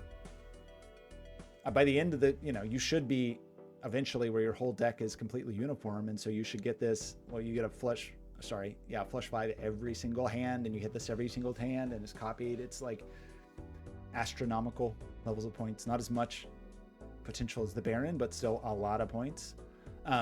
It's kind of hard to get there in 8 antes. It's kind of hard to get there necessarily on a gold stake run. Sometimes seeing double, sometimes it's pretty handy if you're just trying to make it to ante 8. And I should say, as I say all this, I haven't been doing ante 8 runs for a while, and so I'm probably like forgetting some things. Matador sometimes is really valuable. Mostly it's useless. Unfortunately, it just doesn't. It's only a subset of the boss blinds that it actually triggers. But sometimes early in a run, if you get like clubs are debuffed in ante 1 and you get this guy, and it's like, whoa, I just got $24 in the first, or whatever, the second round or whatever. Hit the road jack again. It's one of those, it's like if you're discarding 1 million jacks for the rebate, like, sure, why not? Like that can be a fun X mult if you've built towards jacks. These are all just what they are. Like, they're as useful as they are useful. 2x on a pair is kind of, it's not the greatest, just because your pair is never going to have incredible mult necessarily, but it can matter. It can certainly matter, and they matter more as you progress. Stuntman is a killer on the Plasma deck early. Like, you can do half the run just carried fully by the Stuntman while you're trying to work on other stuff. Invisible Joker kind of sucks. There are times that you get it where it's exactly what you want and you can copy the card that you want. Once you've like really built out your Joker roster and you've got some negatives and things like that, like, just too unreliable. One of the really nice things about the Showman, it takes 2 rounds for this to hit, and it may not be the thing you want. It may just be something that sucks. The Showman, if you have the money, you will find the thing. You have to have the money, and I realize that's maybe harder on a shorter run. It is harder on a shorter run, but you will find the thing. If you have the money you probably shouldn't take invisible jokers. Brainstorm's incredible. It's easier to use than Blueprint because it just matters like whatever card's on the end, but it's always only that card. You can't split your scoring. Satellite can sometimes be useful if you're taking all your planet cards anyway because you have Constellation or whatever. That's $9 a round, and like, or 9 or 10, or depending on what's unlocked. Shoot the Moon. Sometimes you just end up in a situation where that matters with a bunch of queens in hand. Driver's License. The way I play, I'm usually building towards a deck of enhanced cards, and if that Driver's License comes at the right time when I'm doing that, then that's great. Cartomancer, very good, easy to copy. You can only get as many tarots in one round as you have room for. Also, it means you can't really carry tarots that you bought into the shop into the round. So that's a reason you might argue this is not as good as Hallucination. Still great. Astronomer's kind of whatever. Like, you can say, if you're like, well, okay, maybe that works with the satellite. Maybe it's worthwhile taking with the Constellation for a while, but like, hopefully you're making money in some way. Like, there's value here. There's definitely value here. And there's potentially for scoring here just from the face card, the planet cards. If you have Telescope and you have this and you know what hand you're scaling, there's value there. I really like Burnt Joker. Again, I think it works. There's a point in the run where if it's like, if I have a Burnt Joker and I have a trading card, maybe that's rare to land on, but I really enjoy it, especially with a couple copies of this, because it's like I discard one card, I get several levels of high card, and I throw away a card I don't want. Boots, sometimes very valuable if you've got your money going. It's just about the money. The legendaries, Kenio's okay. Destroying face cards is not always the easiest thing to do. You maybe also want your face cards, but if you're just killing your face cards with your trading card, like, sure. If you're turning them into glass and using them for scoring, and then maybe they break, maybe they don't. That's probably my favorite use of Canio. It's just like, let's just throw glass and see what happens. And then maybe you get like, whatever, Hungmen occasionally. There aren't that many ways to destroy cards, right? Like, the ways to destroy cards are relatively limited. You can destroy cards. Hungman will destroy cards. Glass breaking will destroy a card. Immolate will destroy a card. Several spectral cards that destroy one card will destroy a card, but you don't know which card it's going to be. So like, that can be okay. Trib's huge. If you get this and you have your deck built right, and you have like this and an idol, it's pretty incredible. It requires a well-built deck, but like, if you're building towards an idol anyway, like, pretty incredible. Yorick is fine. The problem is on higher difficulties, you're starting with fewer discards, and so it just takes longer to scale. I think it ends up being slower to scale than some non-legendary, which kind of sucks. Chico usually sucks. Like, it's usually like, think of what I said about the Luchador and how it never comes up at the right time, and then think about like, oh well, Chico, like, I never see Chico. And then Perkeo is like so far more powerful than all of these. Perkeo is just like better than all of these put together times 10 or whatever, because with the Perkeo, it's not a guaranteed win necessarily if you get it early on a higher difficulty, but it is, if you leverage the Perkeo, it's kind of limitless, and it's just kind of broken. Okay, that's all the Jokers. I didn't really intend this to be a full rundown of all these things. I've been talking for an hour and a half, but whatever. No one will watch this or care. While we're talking about vouchers, we've talked about the shopping being the most important thing. Overstock is incredibly important for shopping because you see more Jokers per reroll, and that is massively huge. Always, excuse me, and not just Jokers, planet cards and tarot cards, and then potentially playing cards. Like, these are we'll talk about it. On the ranking of vouchers, very high. Ranking of vouchers, very mid, because these the advantage of these versus the disadvantage is like, yeah, I save some money on buying jokers and consumables, but that's not necessarily really where all my money is going once a run is started. And it ruins my temperance values forever. And it ruins my like swashbuckler value if you're worried about that. Potentially makes my dagger harder to grow. Like they're good. They're okay. They're not the worst. These can be good. You can run into issues with these with ectoplasm. And we'll talk about that when we get to ectoplasm, but you want some control over where your ectoplasm goes. And sometimes it's good to have additions on things, and sometimes it's bad to have additions on things. Cheaper rerolls are very good, but not as good as this. Like the value you get from Overstock versus the value you get from this, I think Overstock is better because rerolls still get more expensive per roll. But remember, it's $2 less for a reroll, but that's every reroll like cumulatively, right? So you are saving over the run a tremendous amount of money, but I still think Overstock is maybe we could do the math, but I think Overstock, I'm happier to see Overstock than I am to see these.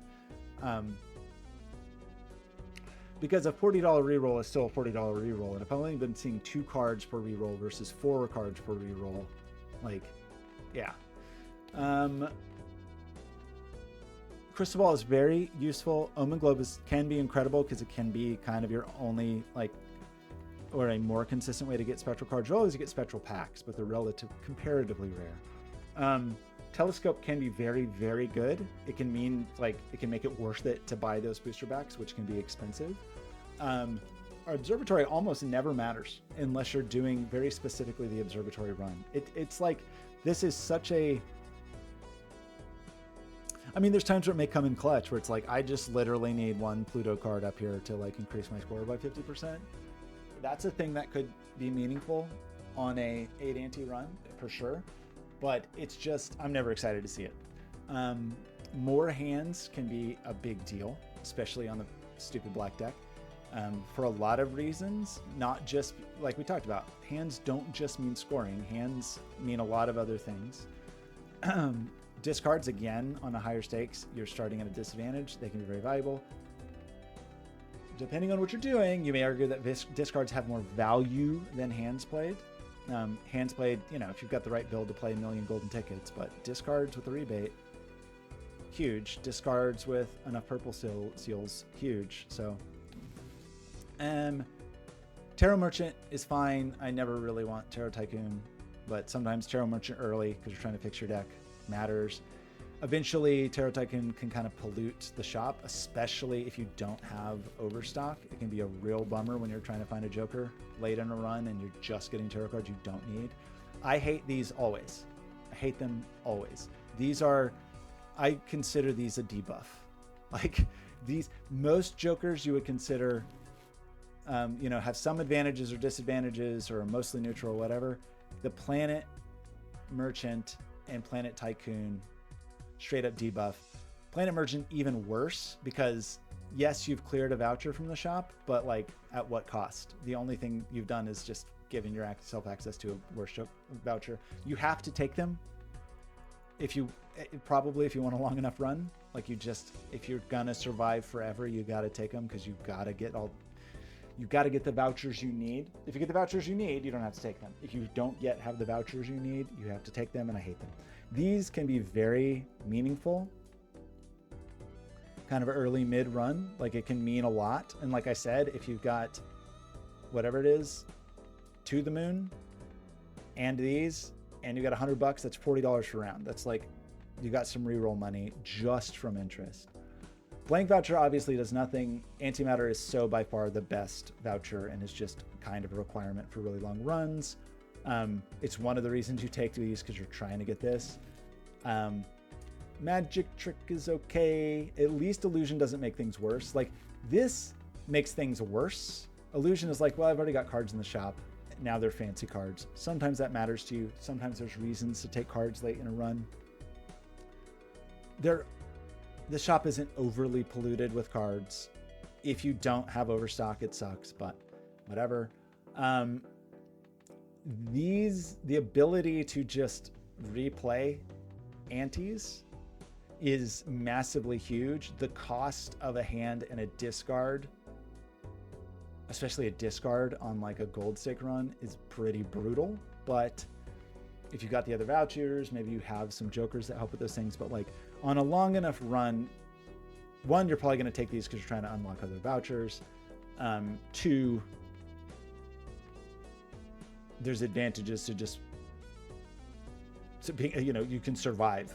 It's a like more time on the clocks potentially.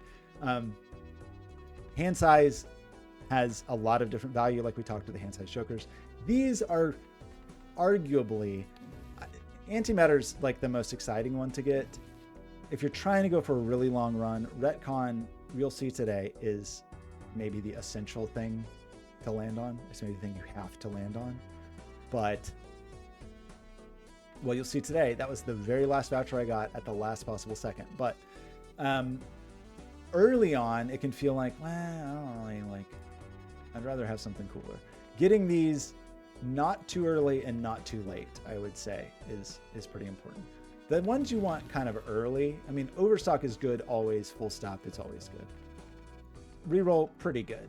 And maybe these are good if you hit them at a time where it's like everything's too expensive, but they do come with a debuff. These getting early, like maybe if you get foils, that can be helpful.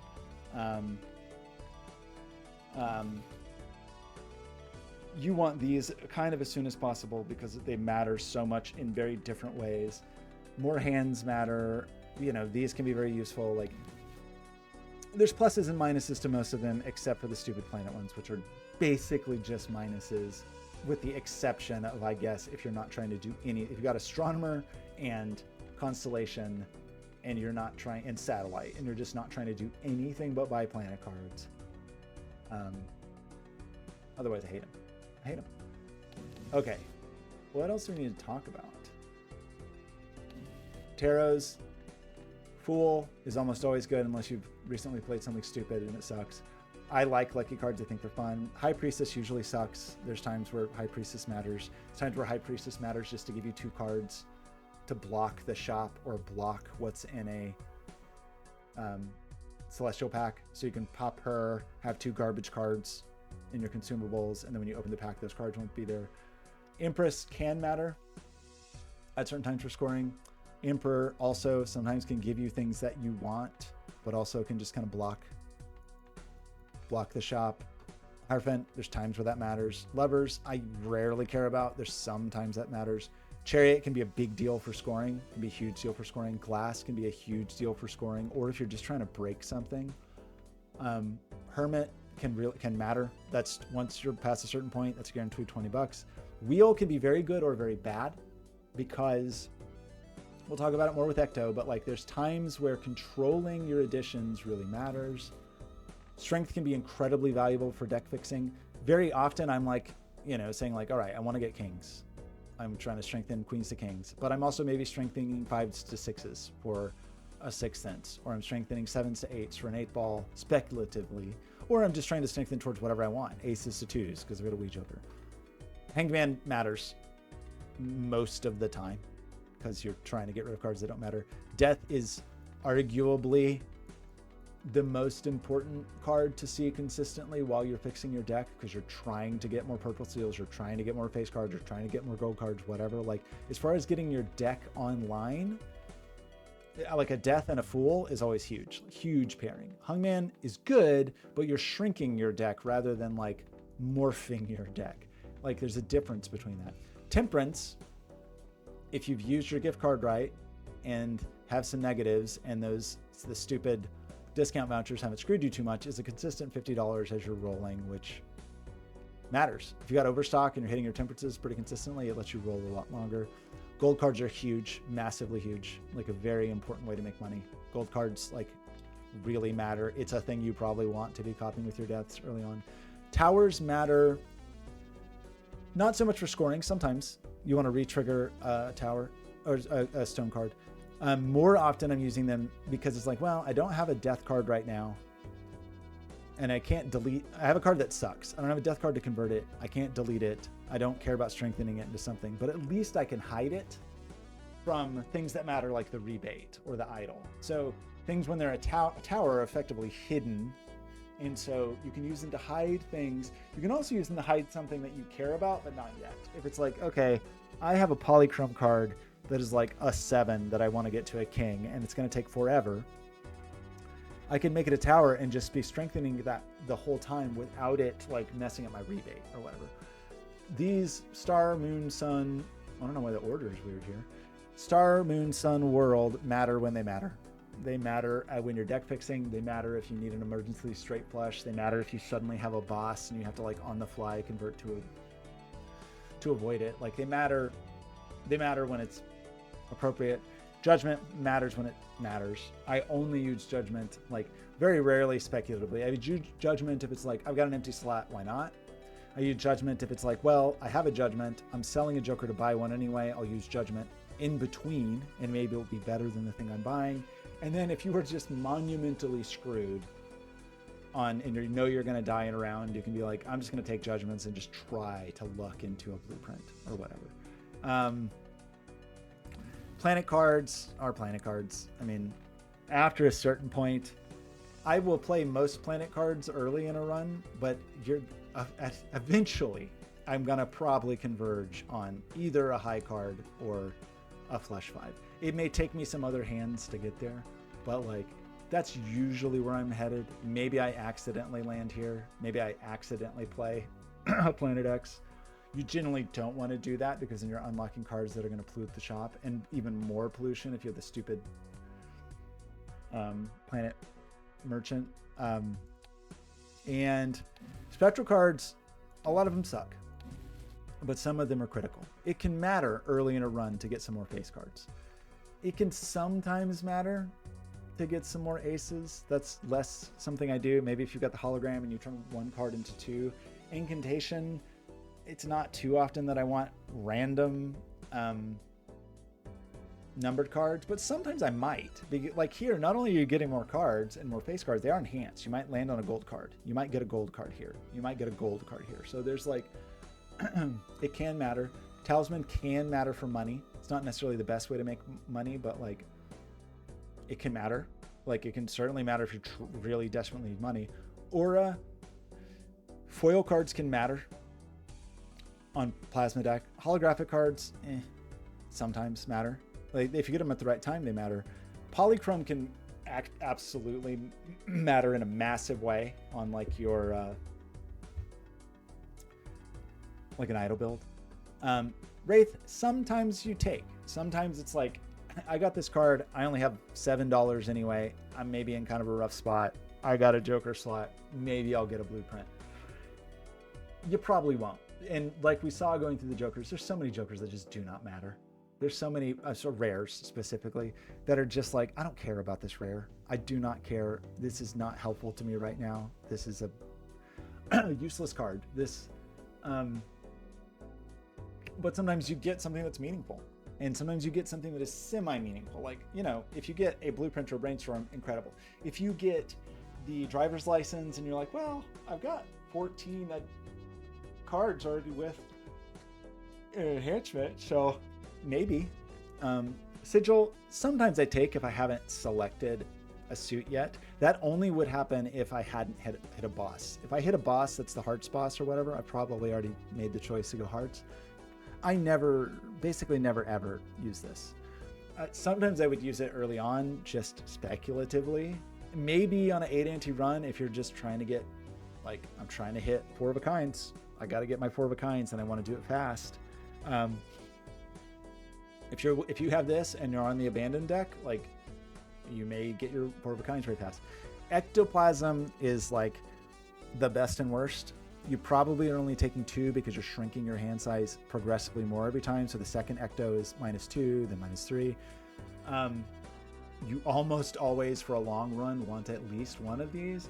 The thing about it is, if you have a card that already has an addition, you can't use the ecto on it. And so a strategy that is sometimes, it's definitely imperfect, is you're trying to get additions on things you want right now but don't want long term necessarily, where it's like, okay, I have a whatever, I have a constellation right now and it's useful. It's not part of my end game.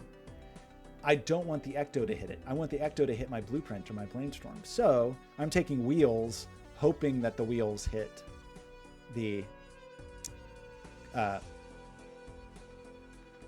constellation, so that then when I do the Ecto, it'll hit. Sometimes that backfires, and sometimes it's bad. And sometimes you will do something like be rolling with your, and that's a place where Hone and what's its face can like blow up. Is that can be a problem because you're ending up with cards that have additions already, so they can't be ectoplasmed.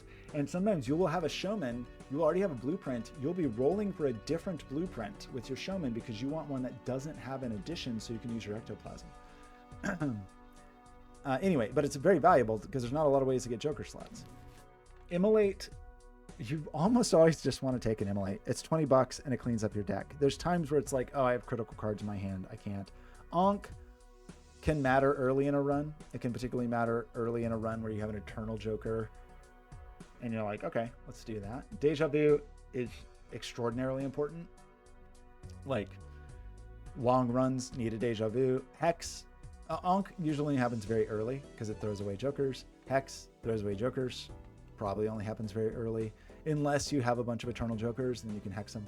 Trance matters, not as much as Deja Vu, but it matters. And for like getting leveling up your hands. Medium matters a lot. Like, there are definitely ways to strategize where your whole goal in life is just to get purples on every card, because then the world is your oyster, because you get unlimited deck fixing. Cryptid matters in a lot of cases. We will see one today. Soul cards are almost always disappointing, but sometimes you get something that matters. Black hole is fun. Okay, anything else to actually talk about? I mean, in terms of enhancements, like, gold matters a lot. Lucky is fun. As we mentioned, stone can hide things.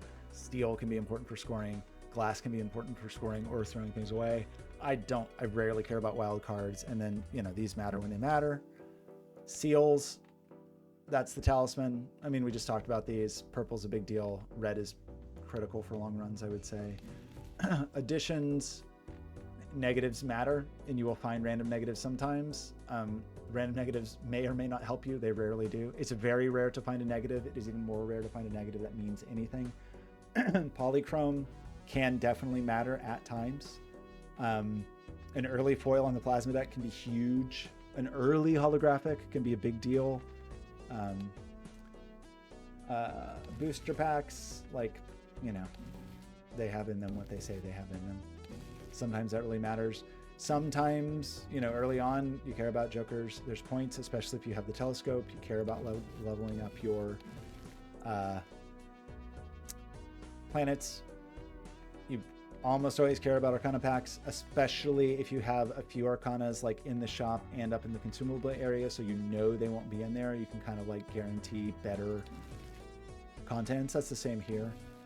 Standard packs, there's a point in a run where you probably don't take standard packs anymore, but early in a run they matter because that might be the way you get your red seal or your blue seal or your whatever, your polychrome card or your foil card or whatever.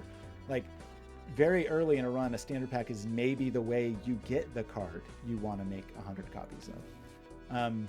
Buffoon packs matter as much as they matter. You're looking for Jokers. There's not a lot of Jokers in there. Spectral packs matter as much as they matter. There's a lot of spectral cards. There are not many spectral cards in these packs, and most of the spectral cards suck or not very helpful. Tags, it's generally these all suck. There are times that you may take some of them. There are times that you may be like an uncommon or a rare. There are times where a negative tag, like we talked about with Anaglyph. There are times for a foil. Like, maybe it's worth it on the first small blind. Like, that's maybe. Like, maybe some of these additions. The bigger thing being less the addition, but the fact that it's free. Right? When you're starting those runs. And again, like, the general wisdom, which I won't necessarily argue with, is like, you don't skip shops unless you have a reason to skip a shop. Skipping the small blind on gold stake for like you're probably going to be re-rolling a lot anyway. To start with a slight advantage, like to start with a negative that is meaningful, it's probably going to suck, but it might be meaningful. Investment tag, I would say, is worth a skip, because that means if you survive the first ante, you get $25, which is huge on those higher stakes. There are times where a voucher skip is critical. We'll talk about that today. I mean, some of these are very situational. Maybe it's like, I will take this because otherwise I will die. Very rarely want a standard pack. You might want an Arcana pack. You definitely might want a, you might want one of these. You definitely might want a Spectral pack. We're not there yet. Buffoon pack, maybe. I mean, you know, sometimes these, a handy tag can be a lot of money. Garbage tag can be a lot of money. It may be worth it. I think we're going to see a lot of skips today. An ethereal tag may be worth it if you were desperate for your ectoplasm, like you're going to die if you don't get the ecto. Coupon tag is one of my, like, I would say investment tag and coupon tags are my main gold stake skips, where it's like, yeah, I'm gonna just reroll till I get a coupon tag. Double tag, maybe. I mean, generally you want to get these from colas. A juggle tag can matter at the right moment. A juggle tag can matter depending on what you're doing. A reroll starting at 0, maybe if you just have to take it. Top up tag, maybe. I mean, maybe like if you, this might be a worthwhile. I feel like I never see that actually in round 1. I don't know if the round 1 tags are limited in some way. Skip tag, if you skipped, maybe it matters. Orbital tag actually can matter. Like orbital tag is worth taking at the right time. If you're like, wow, I've like started leaning into this hand and this is 3 levels of it and I have a few double tags. That's another thing I should say, actually. Some of these I think are reasonable choices. Some of them are only choices you make if you have some double tags, where it's like, whoa, I'm on the like anaglyph deck and I have 5 double tags. So I'm going to level this hand up by 15 immediately. And then economy tag can matter. Like these are things that can matter. A lot of these, some of these I just would never take. Some of them are extremely situational. The blinds, like, this can kill you. Like some of these can kill you in surprising ways and some are obvious ways. Like the hook can kill you if you discard things that are critical. You can kind of use this to your advantage to discard like for the rebate or discard purples, but like there are times that can kill you. Most played hand to 0 can be a real bummer and it may effectively kill you. It doesn't necessarily instantly kill you. Like, oh, I can't make a straight because I can't, but that can be a real bummer. Drawn face down is usually survivable, but it can be a bummer if you're trying to do very specific things. The wall, the earlier you hit the wall, it's a mix. If you hit it really early, it's probably okay because it's not that big. If you hit it really late, like far into an endless run, it probably doesn't matter because it's only 4 times and you're in exponential notation and times 4 is meaningless. If you hit it like late in an 8 ante run, it can be a real bummer. 1 and 7 face down, not that big of a deal. This can be a run killer. If you are like, wow, I have to play 4 hands of my chosen hand to win, and I'm decreasing every time, it can either kill the run or just kill you outright. The individual card debuffs are only as bad as they are. Like, sometimes they're bad. Sometimes they're real bad if they come around a second time because you're in endless. But hopefully by then they matter. Generally, you hope to see one of these kind of runs early enough that you can just start building towards it. Like you get the club and you're like, okay, I'm building towards clubs. Fish can really suck. Fish can really suck. If it's like, I'm trying to build a hand and I don't know what's going on. This is a place where you got to rely on your discards because digging with your hands can screw you. Psychic can definitely be a run killer where you're like, oh, I have a Baron build and I need to re-trigger what's in my hand. And if I play 5 cards, I cannot do that. Or if you like actually like, oh crap, I can't make my hand right now. I can't make a high card because the cards I have will only allow a pair. That's another debuff guy. The water can really suck. Again, if you're like, oh, how do I dig for my hand? Or how do I, but it can also suck in terms of like, how do I make money? Because I was supposed to make hundreds of dollars around with my discards.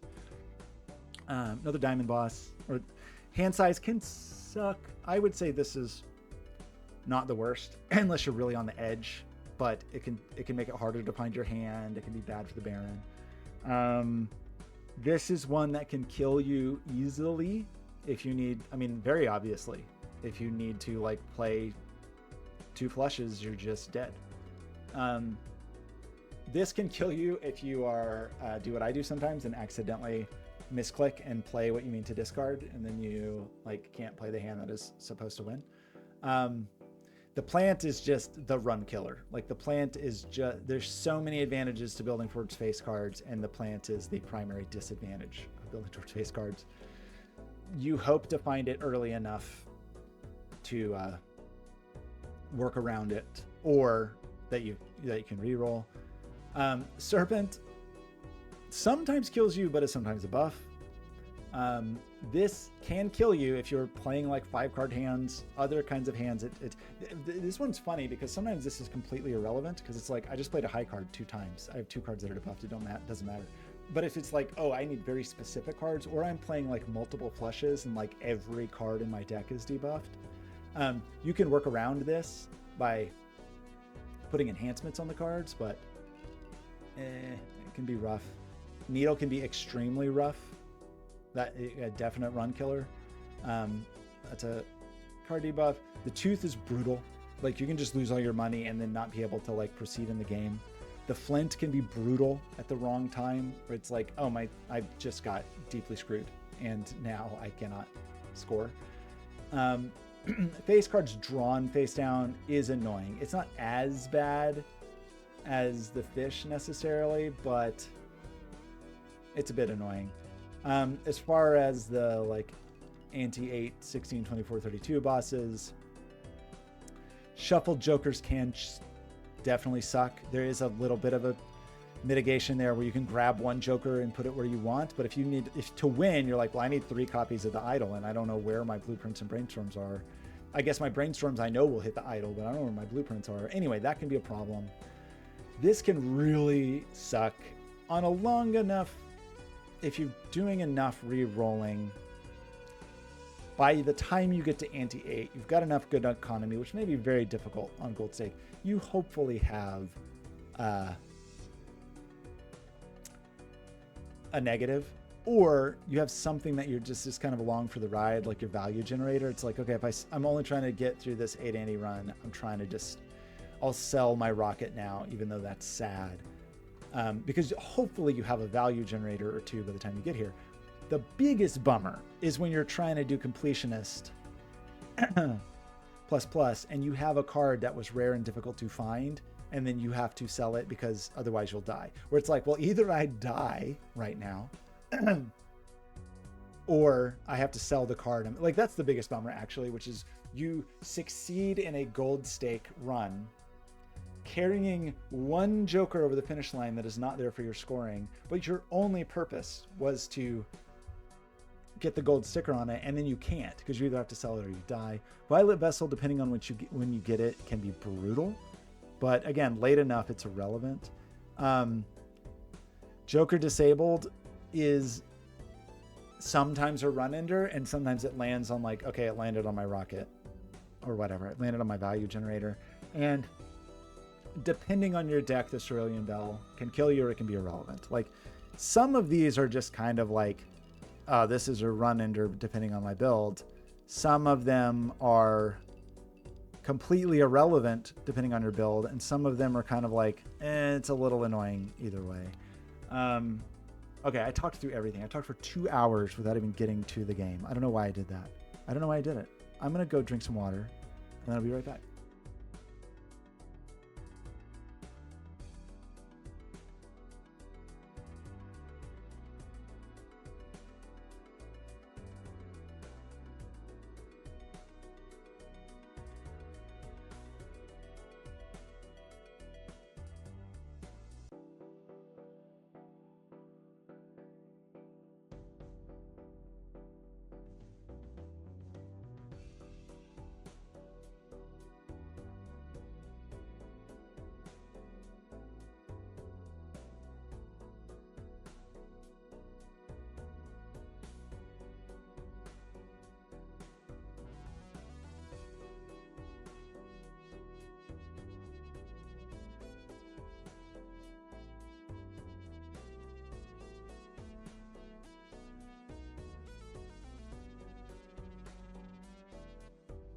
guess I needed to just get like 2 years of Balatro opinions out of my system, because this probably isn't true, but could be true. This could be the last time I play Balatro, because having said all of that, actually, can I show you this?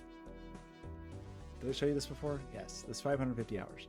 After 550 hours, in which I've done all of these things,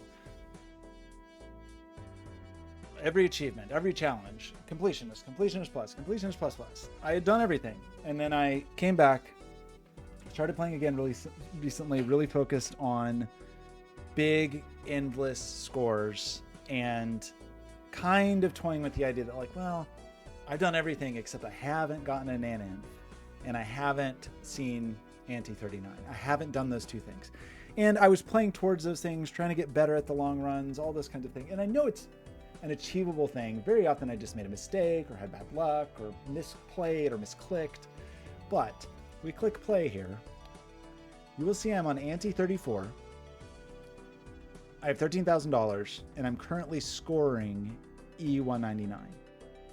And if we hop in here, it's plasma deck, base difficulty. If we hop in here, you will see that I have almost 200 cryptids. I also have an embarrassment of jokers. I have a absurdly large deck of cards, and I have 10 double tags, which are useless, by the way, because you'll notice that I have a blank tag here. So I have been sweating this for some time, because there was a certain point where it's like, whoa, I think I've like got this online. Let's hop in here for a minute.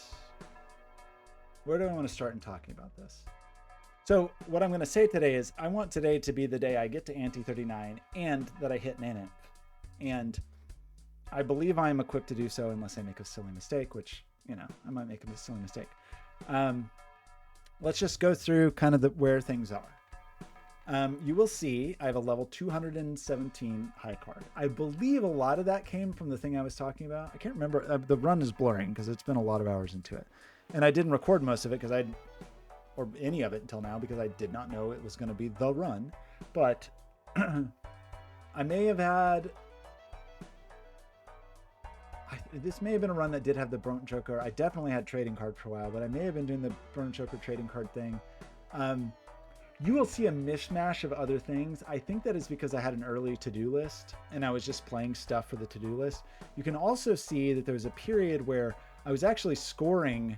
My early scoring was 4 of a kind and then some flush 5s later, but pushing on the high card the whole time. But a lot of my early scoring was just like, I'm pushing for 4 of a kind hard and I'm going to try to get there quickly. Here's where we are now, which I want to talk about a little bit. You will notice that I have 10 voucher tags. Sorry, 10 skip tags. I had 10 double tags. You will notice these are not meaningful. You will notice I have every voucher. You will also notice, after I tell you, that the critical voucher, the required voucher to not have my run die here, was the last voucher I got.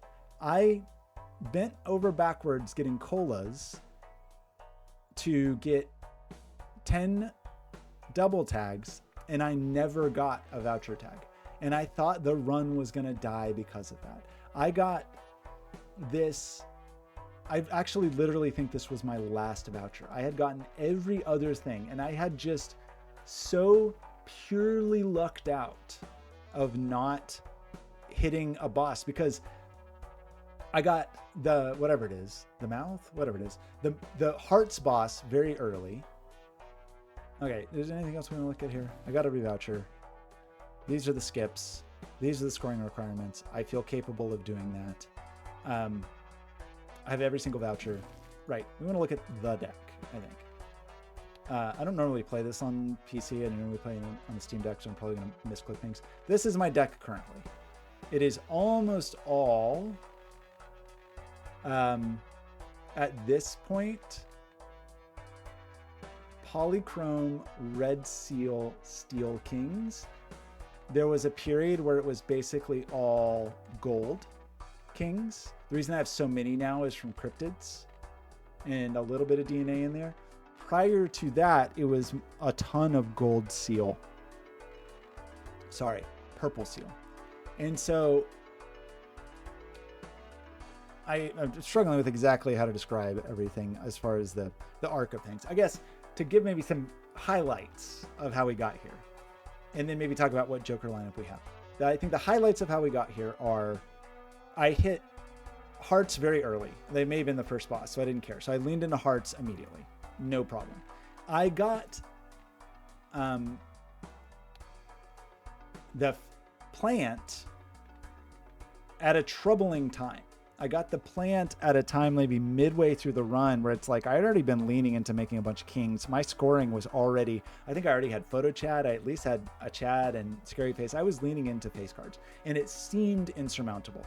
And I think the way I lucked out of it was, I'm pretty sure from a standard pack, I had a 10 that was holographic and bonus and red seal or something like that. But I was able to just scrape out because I'd leveled up my 4 of a kind enough that 4 10s, and I think I found like a death card and maybe a strength to turn a 9 into a 10 or whatever. But I was just able to play the 4 of a kind, I believe, with the 10s to get past it. But then I've been past the plant like since then. And so I had the worst bosses out of the way until, actually, I should have started there. Last Ante, I got the plant again. And I did have 1 reroll voucher, so I could have rerolled again, but I easily could have hit... No, I'm sorry, I didn't get the plant. I think I got the hearts boss. It was the hearts boss I got. So I could have easily rerolled and hit the plant or something else that would have just killed me. So, but it was that Ante. It was Ante 33. I was actually past Ante 32, where I had to play, I think it was the Violet Vessel, which didn't actually matter that much. I made it all the way to that without the reroll voucher, which is insane. So I thought that was like, it felt like a run ender, and I was getting more and more worried. And I will say, I took major gambles to get all of these double tags, like very frequently selling something to get a cola that was like, ooh, this is an important thing, and I'm selling it to get a cola, and I might not survive. But because I've had too many times where I've gotten deep into a run, and it's like, oh, well, I don't have the voucher, so I'm going to die. So I was like, I'd rather die after an hour or two instead of many hours or whatever it is. So I really leaned into that. And ultimately did not need it, which is a bummer. And that involved a lot of like, I think even like selling blueprints and getting, because I think I already had several brainstorms and selling blueprints to get a cola and then try to get a showman, try to get more brainstorms, get another blueprint. Anyway, I think there was a lot of periods of that. There were a lot of periods of like bouncing back and forth between showman and is this good? And no, I got antimatter. Some key things though. I got Perkeo relatively early, not like, maybe it was like Ante 3 or 4.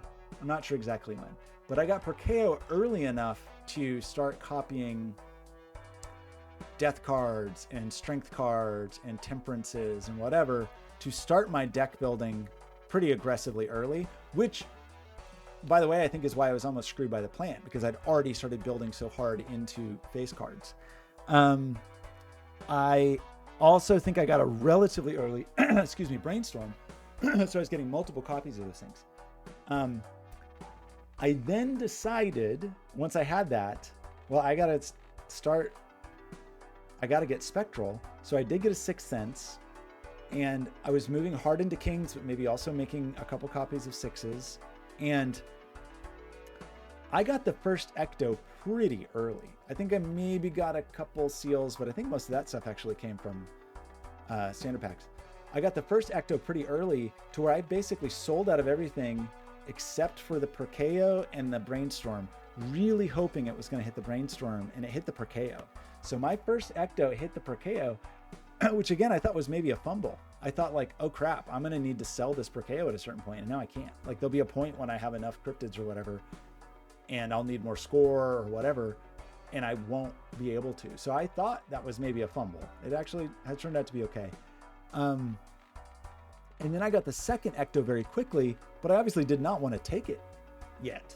I did not want to take that ecto. So I had a very clumsy period of trying to get my first cryptid while also holding on to an ecto, but I also had the showman because I was trying to find more brainstorms and blueprints. So I wasn't able to do the thing of like, oh, you just hold the spectral cards and eventually you'll get it.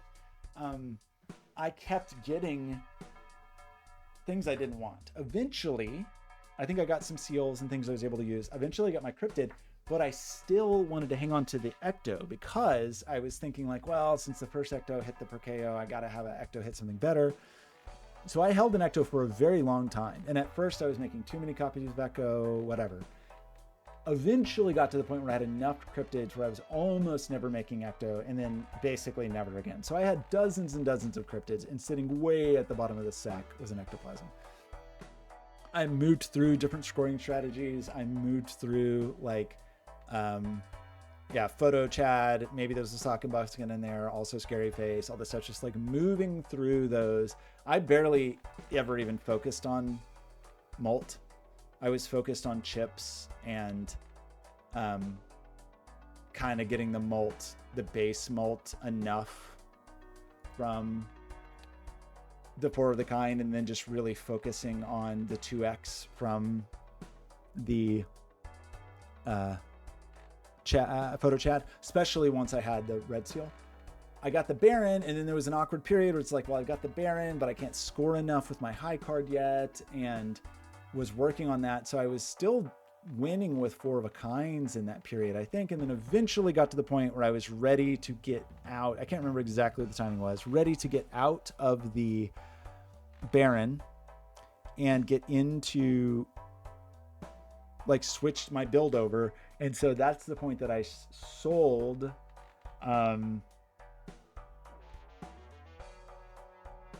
the photo chat. I think I'd already sold the scary face to get a cola, but I sold all that stuff. And then the ecto hit the Baron, which is not really what I wanted. I would have preferred it hit somewhere else, but I knew I was going to have the Baron forever, so it didn't matter. And then just became tons of focus on econ. Now, the main reason for that econ, what if I should just do a Joker roster? I'll just say one thing, was this. I made enough money at a certain point from gold cards. So I think I can't remember the exact order of things, but I had basically ended up with a deck of, I think I got all gold purple kings at a certain point, or very close to it. Got the Baron, got the Mime, was making money from retriggering the Mime, and then with that was rolling pretty aggressively looking for colas. Got, especially in the 20s, like, I don't know exactly when, say like Ante 16 to Ante 24. Late 20s, it stopped, and in the 30s, it has stopped. But I had a period where I was getting negatives almost every shop. As is usually the case, most of those negatives were useless, but I got a negative rebate. And the negative rebate with enough discards, I think there was a period where I had an Andrew, like I was able to make enough money to continue re-rolling, to find more negatives, to find more colas, to get the showman, to find more blueprints and brainstorms, so on and so forth. Rinse and repeat, I guess, through Ante 16, up to Ante 24, even up to Ante 32, growing increasingly desperate as I was like, I've got 10 of these. I no longer can sell. I need everything. I can't sell anything for cola. I did not take any invisible jokers past a certain point because I was not willing to sacrifice my income. And so it took longer with the showman and cost more money, but I had more money because the thing that's screwed me in the past is I got too focused on scoring too early and then couldn't make money to re-roll to do things. So especially with the invisible joker, it's like, well, I guess I sell all my negatives, but like in this case, no, I need that. In terms of the negatives we ended up with, just for the roster, Chad came relatively recently. I had a real Chad early on. This one came kind of too late to be meaningful. Erosion is very funny. It's very pretty, but it's when your deck is 300 cards, not helping you much. Wily Joker does nothing. Once in a blue moon, I think I can't remember what the overlap was. There may have been a period where I had a golden ticket and that gave me a tiny bit. Habsy, I guess I get 20 mult every hand.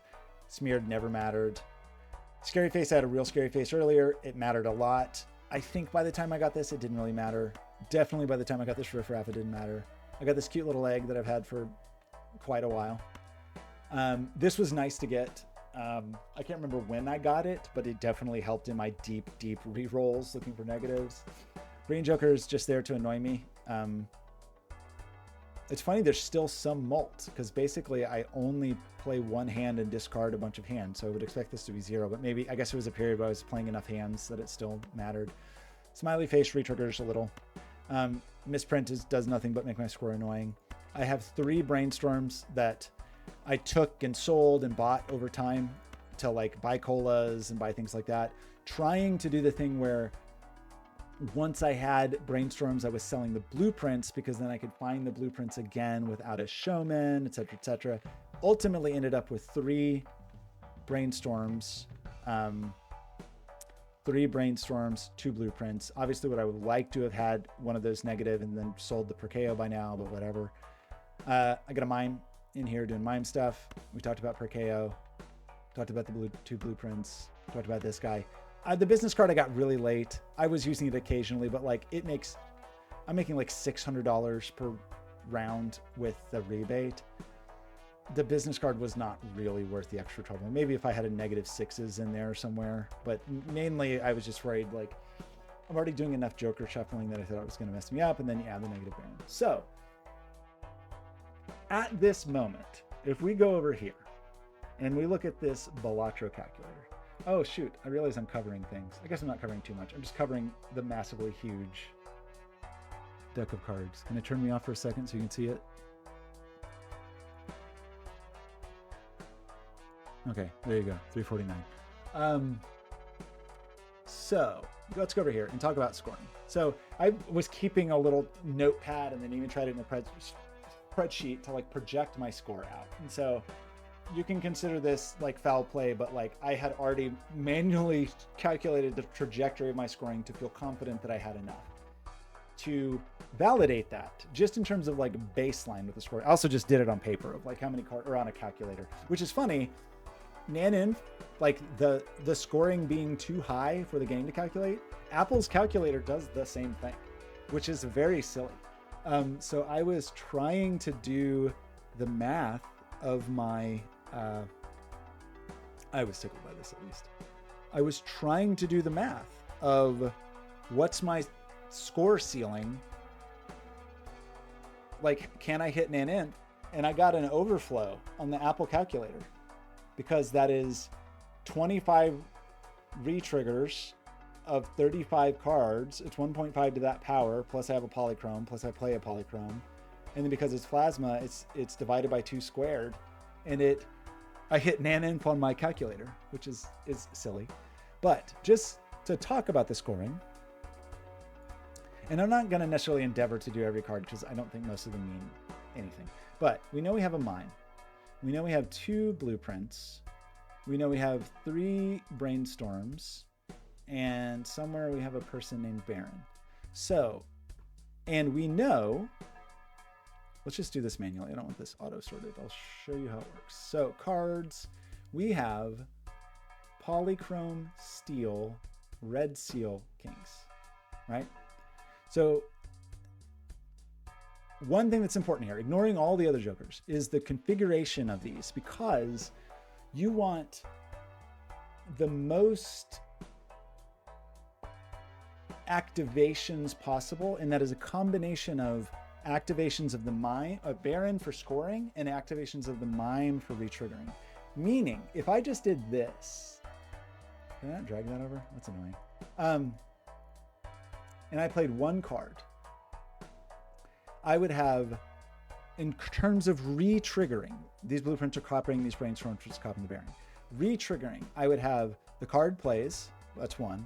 The red seal plays, that's 1, that's 2. The mime plays, that's 3. That would be 3. The Baron would then be 1, 2, 3, 4, 5, 6. So 3 triggers of mime, 6 triggers of Baron is 18 total triggers. So that is 2, and this is what's in hand, by the way. That's 1.5 to the 18th to the 18th times 35. It's 18 times 35 is the exponent. Versus if I put this here, nope, the mime retrigger is 1 for the card, 2 for the red seal, 3 for a blueprint, 4 for a blueprint, 5 for the mime. That's 5. The Baron then is 1.5. It's 1 for the polychrome. Did I do this right? Maybe I'm 1 off, actually. Sorry. It's 1 for the polychrome. It is 2 for the steel. No. The polychrome doesn't matter when it's held in hand. It's 1 for the steel. Is 1.5. It's 1 for this brainstorm, 1 for this brainstorm, 1 for this brainstorm, and then there's the Baron itself, right? So that's 5. So that's 5 by 5. So that is 25 times 35 as the exponent instead of 16. So it actually matters massively what order you put this in. And I'll show you how much it matters. In fact, you can see it just with one single card. If I have my configuration wrong, also this is the plasma deck for the squaring. If my configuration is wrong, I get 6 million points. With 1 copy of mime, it's 70 million. With 2 copies of mime, it's 160 million. So orders of magnitude change from the 6 million to the 160. Now, the other thing that matters here is how many cards are in my hand. Right now, there's 0 cards in hand. I played this card. I do get a retrigger, actually, and it's funny. This Joker is polychrome. So if you saw my math equation, I have an extra 1.5 there. This is polychrome, so it's a 1.5. For the number of cards in my hand, I just played a Serpent Boss, and I had 22 cards in my hand. So if I go to my cards and I'm here, I have 0. That's 1, 2, 3, 4, 5, 6, 7, 8, 9, 10, 11, 12, 13, 14, 15, 16, 17, 18, 19, 20 cards in hand. Sorry, it's 22 in hand. That's wrong. This is confusing because it counts this one. Sorry. No, not a spade. Get out of here. A heart. This 23 is counting this, which is not what Balatro does when there's a card up here. Sorry, 22 cards in hand, right? Plus all the retriggers we just talked about, plus it's on Plasma Deck. That's 194. Now, actually, what's funny is I scored 199. And so I think some of that is from stuff like, as we mentioned, we do have the Chad. So our polychrome actually does retrigger 2 more times, right? It doesn't make that much difference, but you can see that when we add the Chad, we get a boost. We also have, for example, what else do we have? We have smiley face. So we get a little boost from the smiley face. Turn on the smiley face, it was E94, turn on the smiley face, we get that. We have misprint, which is unreliable. I'm not sure if you put misprint, what it actually scores as. Seems like I thought it used to show like the range of score. Seems like my misprint is not doing anything. Very sad. It may also just be irrelevant. The other thing that is probably more important than any of these, even though actually I think the Chad makes a small difference. The thing that actually matters is if we go back here and look at, my high card is at 217. So if we go to this hand, we know that's like some orders of magnitude bigger as a starting point. So if we're level 217, then we hit the E198 number. And if we add back, for example, our Chad, we're at E199, give or take a little bit. And I think if we go back here, what was my biggest hand? E199. So this is 3 E199. This is 3 E199. Slight difference. That's 3.4. This is 3.6. I think that's just because of like random other little things like the misprint or our little smiley guy in there. That gave me 3.6. 3.6. Very close, right? Seems like maybe my misprint didn't do very much. So this tells me then, and I could see this actually, that like every cryptid, meaning adding every 2 cards, I could just see added basically like E17, E16, E17. Because for example, if I take away 2 cryptids worth, I think my scoring in the last round was like 181. So if I take away 2 of these, it's 181. My scoring on the previous round, I think was like 164. Take away 2 of these, 164. Last one, I can't remember, maybe it was 145, 146, yeah. So roughly every cryptid, which gives me 2 kings, 1, 2, 1, 2, 1, 2, gives me like E, whatever, 16, 17, 18, somewhere in that round, in that realm. I don't know exactly. What was it exactly? Doesn't matter. It's about 16. So I just know that I need to get to E308 to hit Naneinf, right? And so the number of cryptids that I need to do that, if I know I get like 10 around or whatever, sorry, if I know I get E15 or so, I know that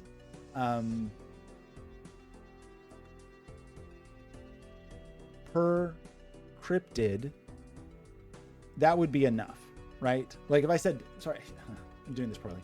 If I did 10 cryptids, it's 10 times that 15, 16, 17, whatever, which is more than enough, right? And 10 cryptids would be 20 cards. So I know easily that 40 cards is like way more than enough. I probably don't even need that much, right? Because I only need, I don't need to go up so much.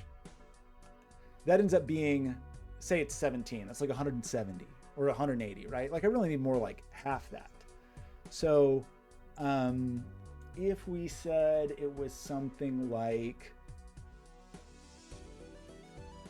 let's say it was something like, let's just say it was E16, right? Then E16, I only need like 6 times 16 is the same as 3 times 32. That's 96. That's not quite enough. So call it 7.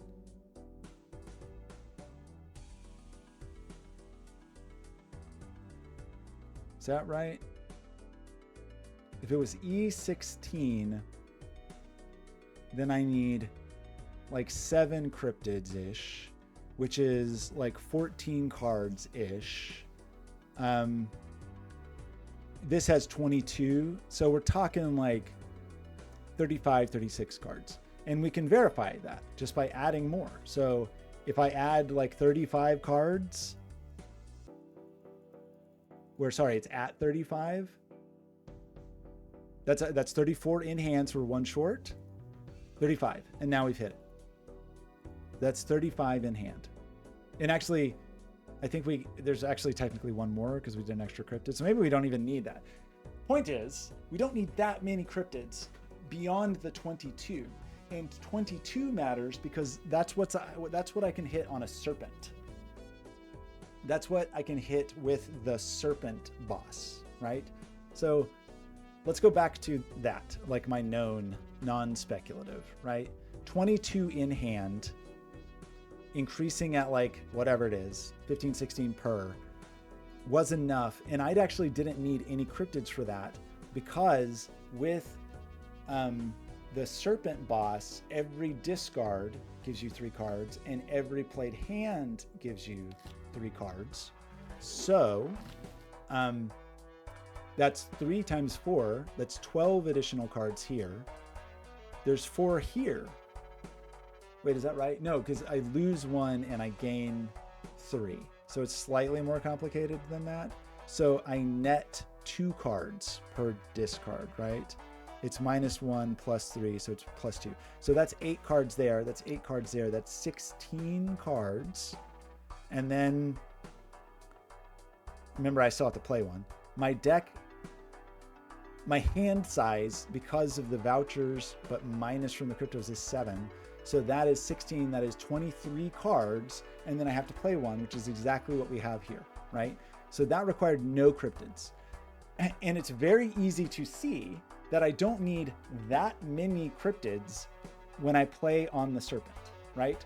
So if I wanted to, right now, I could re-roll the bosses to the serpent. I could skip every intermediate boss, and I know I would win. And that would be that, right? Like I know I have way more cryptids than possibly could need. Because what did I say? I said it was like 7. So if I need for Ante 34, 35, 36, 37, 38, 39, only the bosses, of which there are 6, that would be 42 total cryptids. And that's if I want Naneinf on all of them. And I don't need Naneinf on all of them. I need fewer than that. But if I want Naneinf on every single boss for the rest of this run, I only need 42 cryptids, and I have like 188. So here's where I'm maybe going to make a terrible mistake, because I'm upset about these vouchers. The way to win this, no problem, no question, easy peasy, is to do what I just said. Like, even again, if I wanted Naneinf on every single run, like every serpent, I wanted Naneinf, because it's not that many. It's not that many cryptids. It's 7 or whatever. I could do it. But that means I would waste all of these double tags that I worked so hard on for mega packs, or for doubling my money for a max of $40 when I have 13,000. And I think I refuse to do that. And so that means if I played this round, I have a hand size of 7, and I probably need my hand size to be, I need 2 more, right? Which is a cryptid, it's an extra cryptid.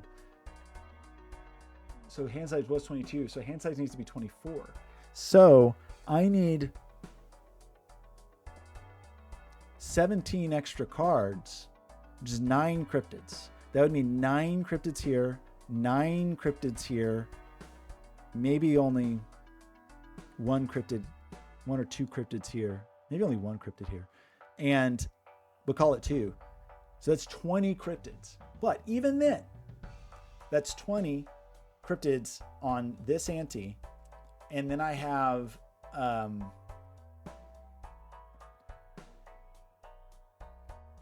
whatever I said there, 42, but then it's 36. Then I only need 36 cryptids if I want. It's like, so I still have plenty of cryptids. So I think I'm going to do something ill-advised, because I think it's funny and I want to do it, and I'm recording, and why not? I think we're going to play this ante and see if I get better skip tags next time. I think that's what we're going to do.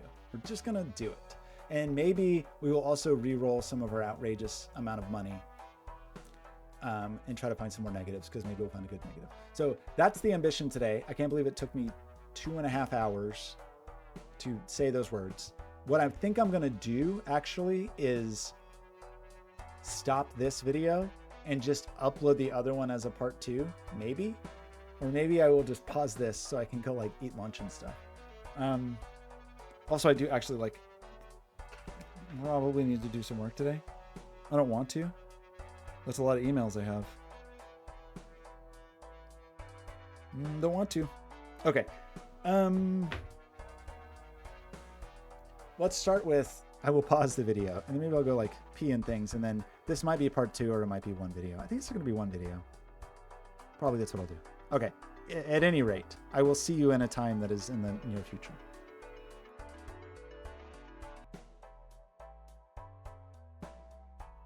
To the miracle of movie magic, I'm back. No one will know I'm gone. I'm sure the music jumped a little bit.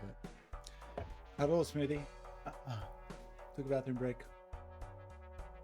Okay, what did I say? I said that we're gonna play these rounds even though we don't have to. I mean, there's no reason not to, right? Excuse me. Pardon me. I'll be right back.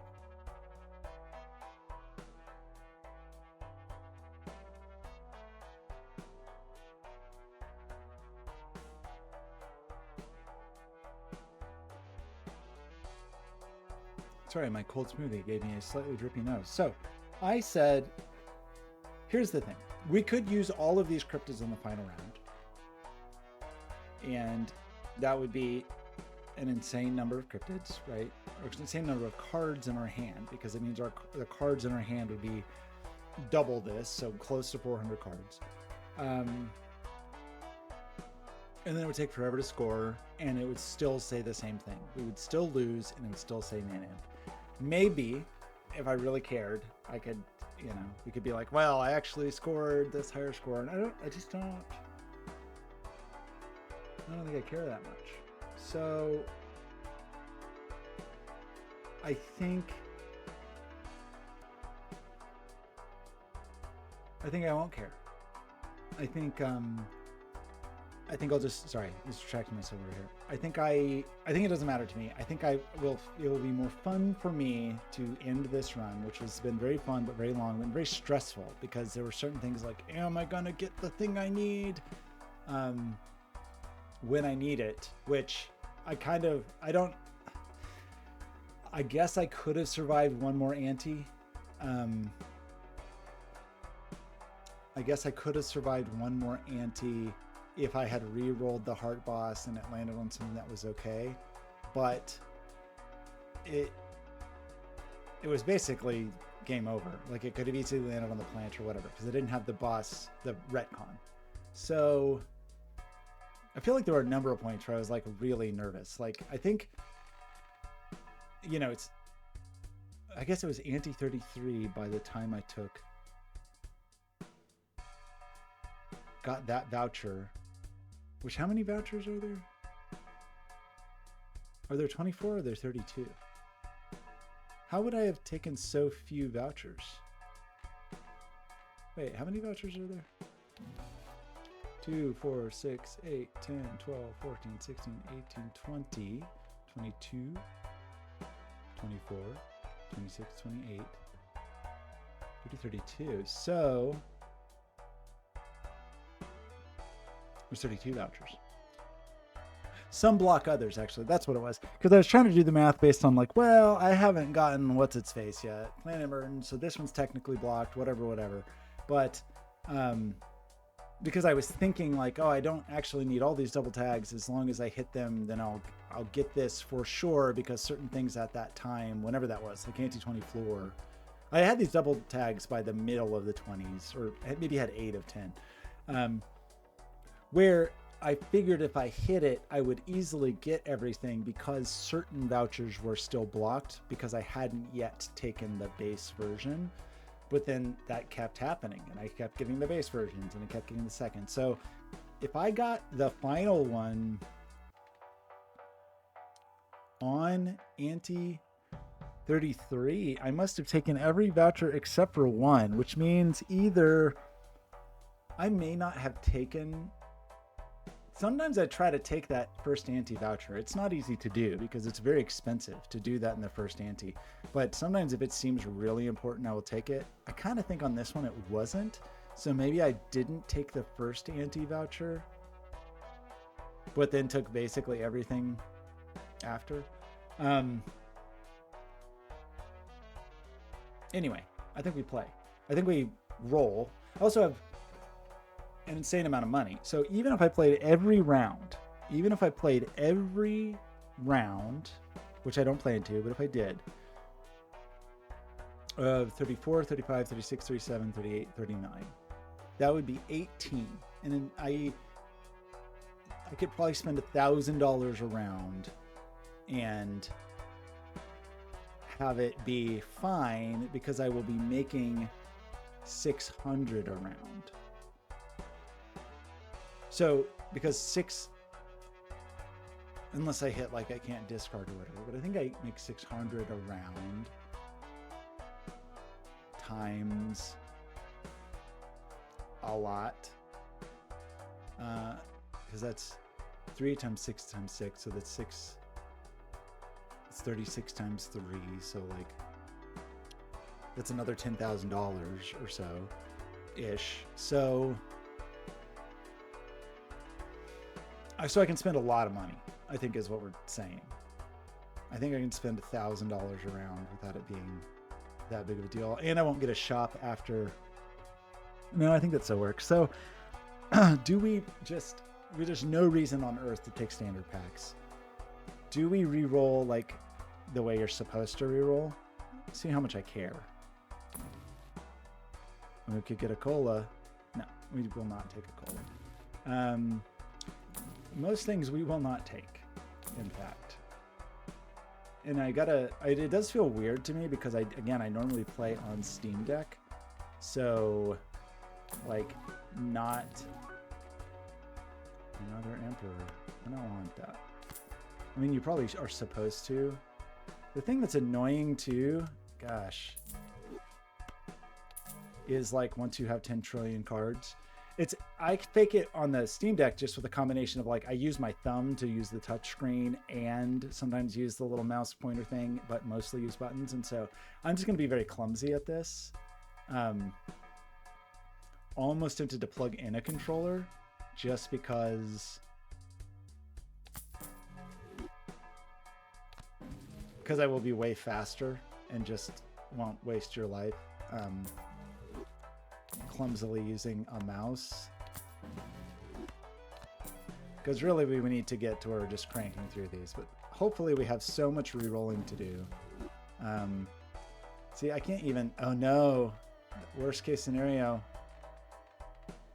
Man, it's just so tedious. There's mods that can like do this for you. Can I like, no, I can't use keys.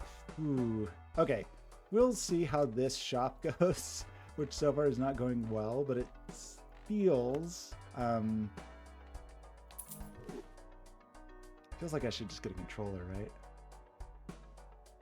And then reach for the mouse if I actually have to. Let me see if I have a controller handy that would be very easily.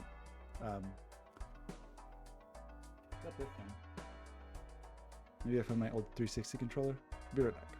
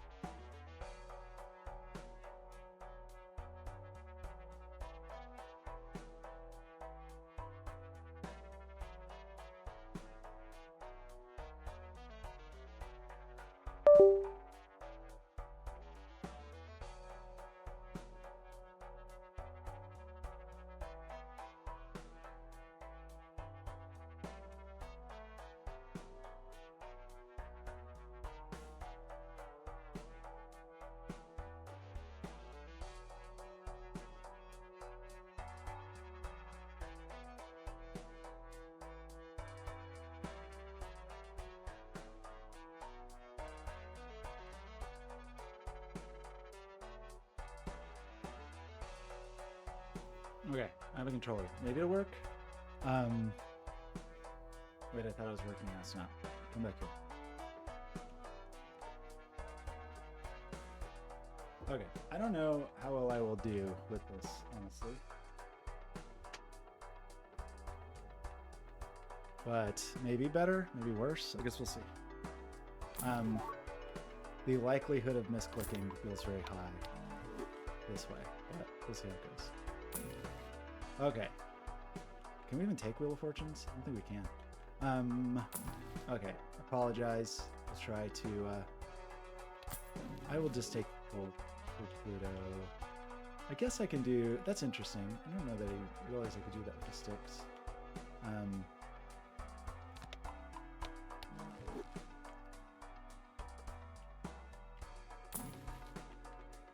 Oh man, I just feel so slow at this. I have such a specific way that I do it on the...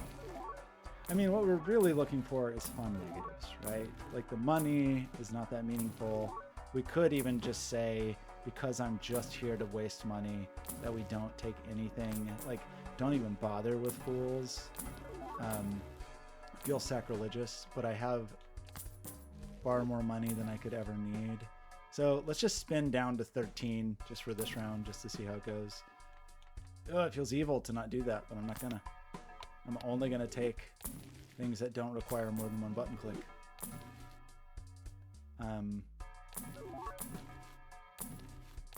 Which is weird, because my mental filter is filtering for things that are... I'm going to roll past something. It's going to be funny. I mean, we're kind of only taking then Pluto, Hermit, and Temperance, unless we see a negative. Is that what we're saying? Not taking Fools feels like a crime. I already rolled past 13, so that's good. Let's roll to... just roll to 100.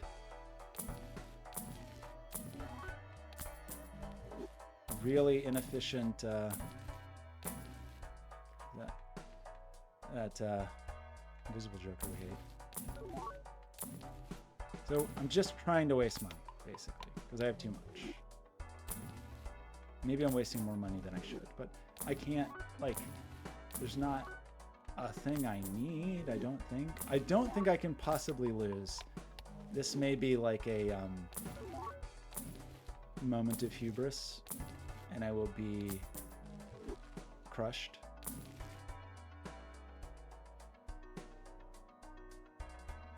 We'll road down to a nice even 10,000. How's that? There's these negatives.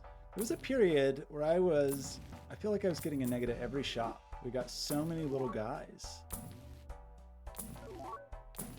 Obviously, if I was taking all the cards that I'm supposed to be taking, we would not be burning our money so much, but and to be clear, like all through the rest of the run, I was very careful, and I took all the Emperors and I took all the Fools and all those things.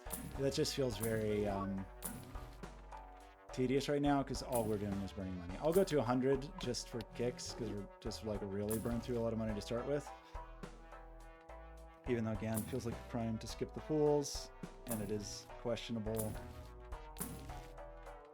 Okay, we rolled to 100. That was like $4,000. So, we need to do important things. We need to make sure Perkeo is copied. We need to make sure the mime is not where the mime is. Everything's copying Perkeo, right? All is right with the world.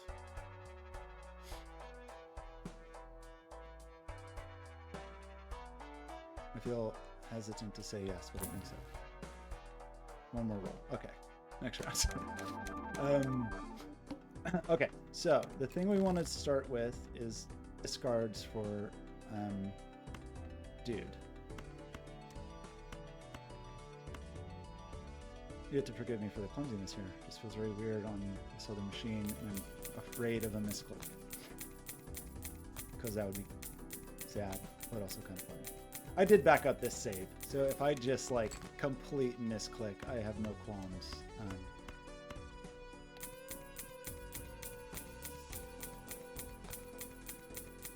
We'll just edit the video no longer now.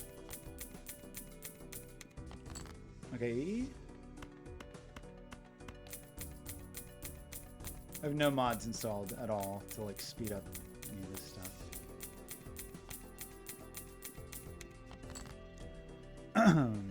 Okay. We ideally want all what's its face in hand.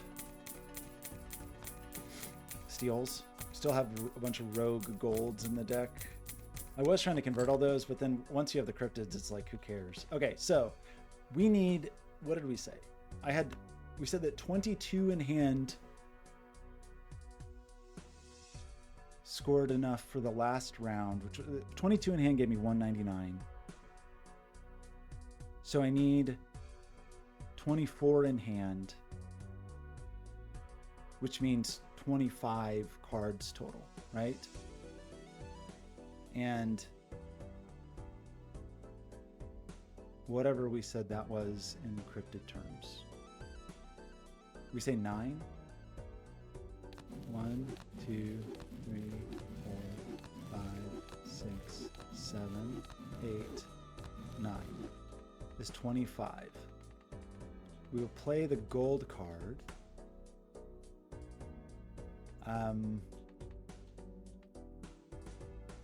So Baron, like we talked about the copying earlier, we want that configuration.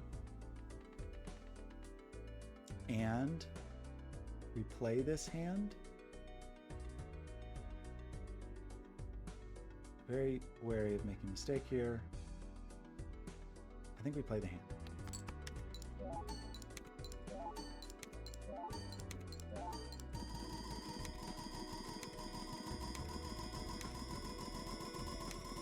I am not streaming this, to be clear. Maybe I should have. I actually meant to just sit down and record like me playing the last hands and then talked about Balatro for 2.5 hours. And then also decided to play everything. And these hands are only going to get longer. Not too much longer, but they will get like several minutes per hand.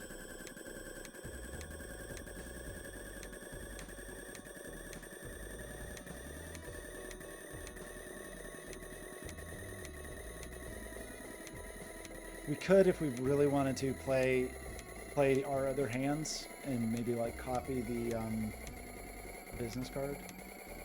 I don't want to do that. Gosh, I had more work to do today, but I'm also ignoring that. Ooh. Ignore that fact.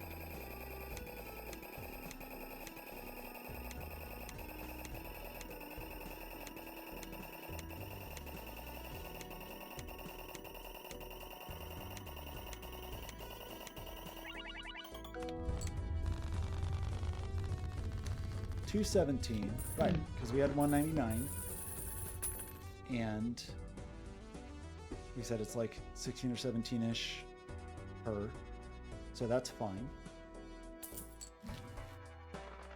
We get a Pluto. So we have nothing to do here really. We'll buy these for fun. I don't want any of this. Actually, there's a gold card. Hey, look, we can use this. Extraordinarily unlikely we'd want anything in here. Maybe I'd take an Immolate for kicks. Get an Immolate. I'll take it for kicks. Now we just reroll. Maybe just only reroll to 9,000 this time.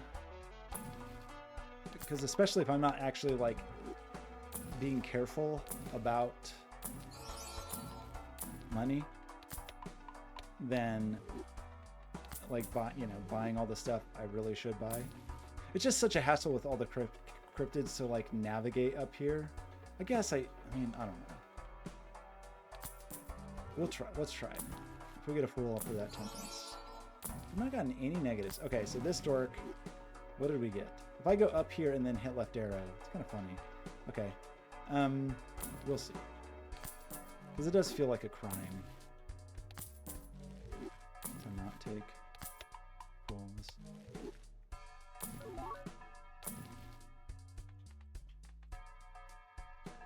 Sell this. Buy news. What was that? A strength? Yeah. I don't want a fool for the Emperor. I don't want it. Now these Emperors coming from my style. I kind of don't want to take Emperors. Take it with a 1 card. You get 1 card, Emperor. No.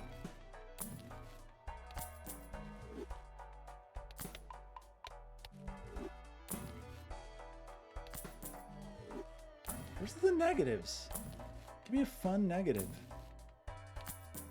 That's so much to ask. Get out of here, Cole. Failed me.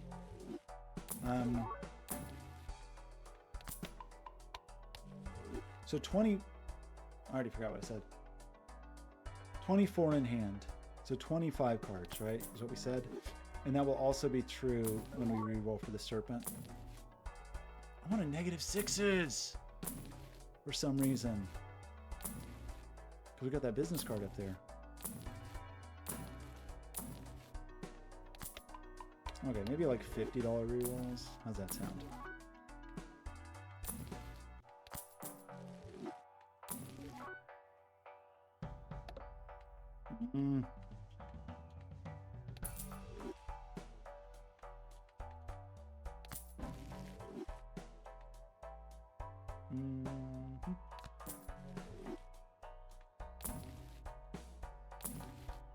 did I say? 50?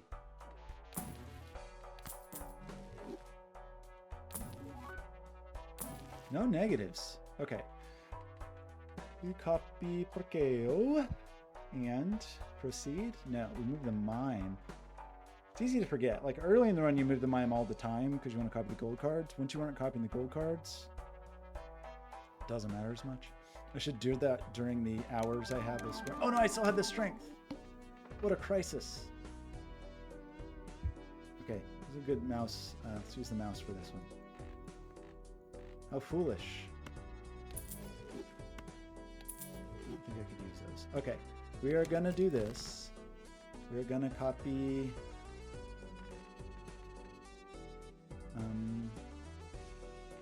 this guy to our discards, and then we're gonna remember to put all the stuff where it goes to play the hand, and then we'll immediately position Porqueo in the mine. How's that sound? And this is another 9. We had like 217, right? So this is another 9 cryptids. I accidentally hit play. Look, while I was not paying attention, I just played a plush pie. It doesn't matter. But it's very easy for me to do that. Look, 5E11 because I accidentally played. I don't think that causes us any problems. We have plenty of cards. I did it again! I did it again! Okay, I need to like... I'm definitely...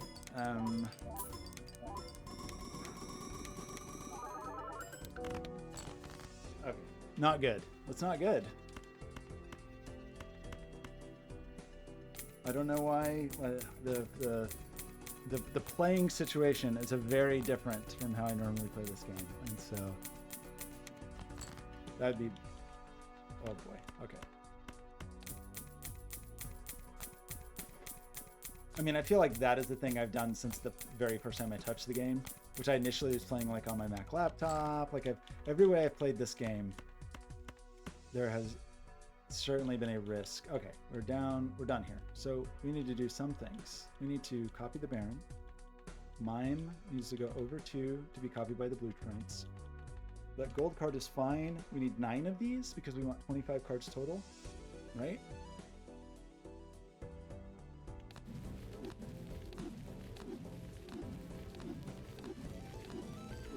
Okay, and then we want to play, not this one, I'm going to play this one, and 25 cards in hand because we need 24 to score. We have, bearing in mind where they go, hit play. While we are playing, let's move the mime out of the way, and let's also move Porqueo where Porqueo goes. Everybody happy?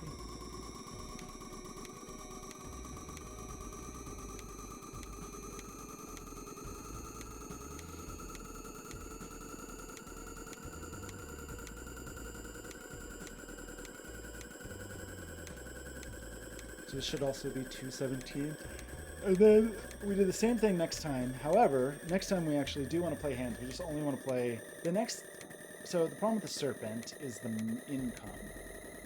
Right? Because when we play the serpent, we won't make as much money because we're only discarding 1 card at a time. And then we're going to play a couple hands.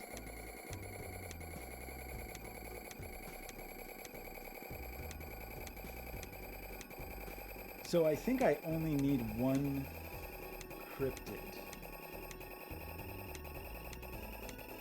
I think. Because we said with our discards, we can net to 8, 16, plus 7.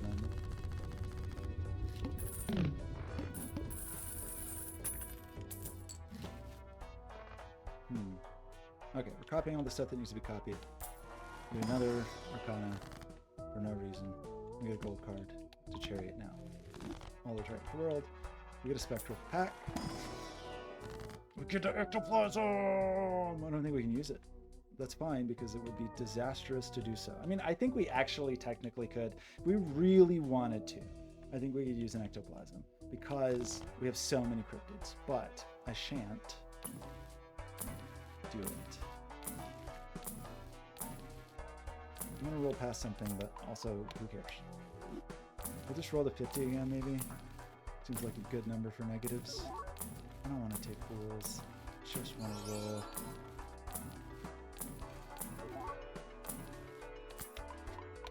Look at all these planet cards from the stupid planet vouchers that I hate. Except for this planet card. I like that one. Maybe we can get to 300 high card. Seems unlikely. I think we can get to 250 though. I'm gonna roll past the negative and it's gonna be so sad. It's gonna be a good negative too. It's gonna be like Troubadour. I'm gonna roll right past it. There was Troubadour. Weird. I called the Troubadour. I did not call the negativity of the Troubadour. Where are we? 36, 37.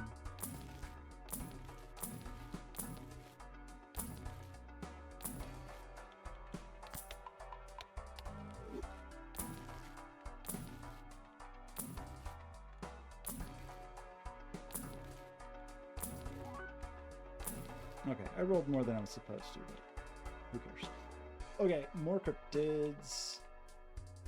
Right, we want to re-roll the boss for the serpent, which also costs money. I can't forget that it costs money to re-roll the boss. Don't forget.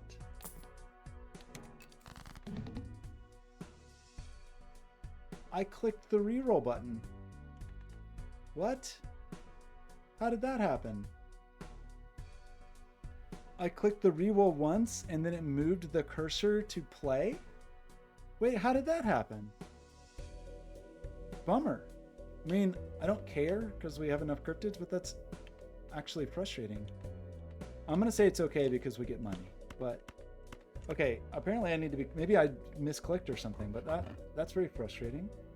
I thought I was highlighting there.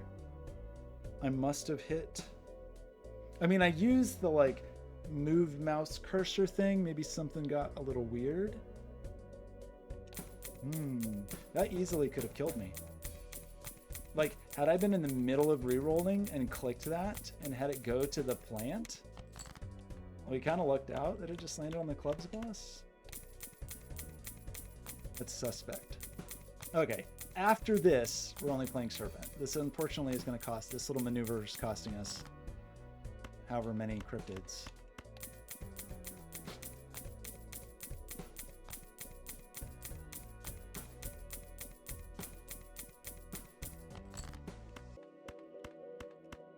How frustrating. Okay, we need to copy what? The Barone? And the Mime. That's not where the Mime goes. Mime there. Mime, yeah, blueprint, Mime. Baron at the end. Copy 9 times, still 9, I think.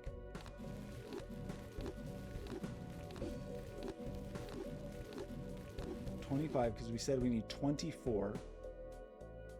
So the next round, it's probably 10 next time. But anyway, so play this hand and then think about why that selected the blind.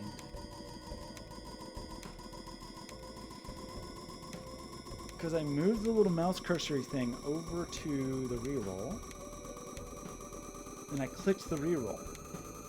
And after I did that, did it move the little mouse cursory thing elsewhere? Or like, how did that happen?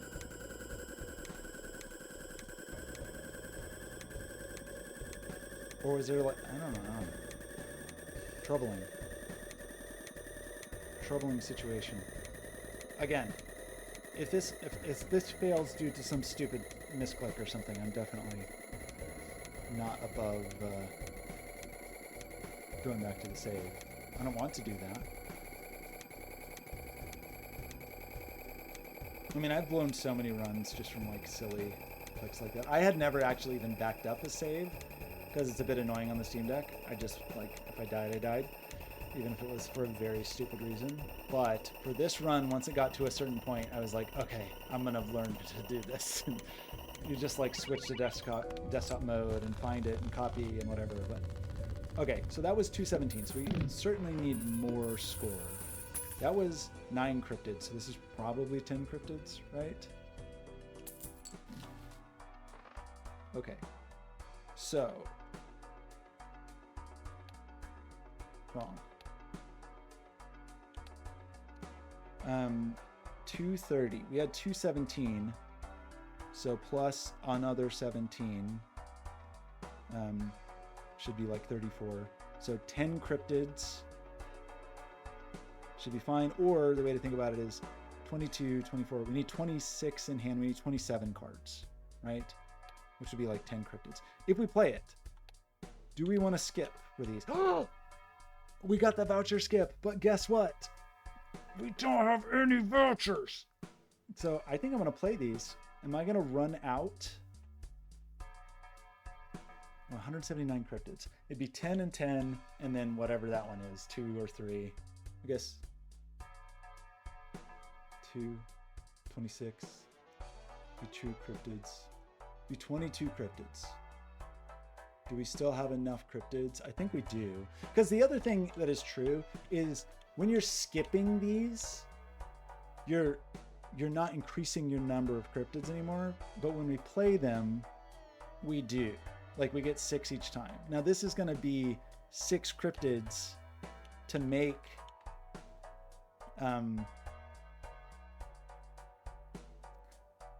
we'll get 6 cryptids. I didn't move the thing again. I had so much time. We're going to play 6 cryptids to... I'm sorry. We will gain 6 cryptids per round, but we will play 10. But we will gain 6 on the Serpent boss and only play 2. So we will gain 18, but we will only use 22. So we're actually like our net is we didn't get it. -4, which is not that bad. What's going on here? No. Bad time for one. So, which I feel like I'm going to accidentally hit something now that we had that thing happen. Okay, rerolls. I really should probably back up the saves periodically. Just...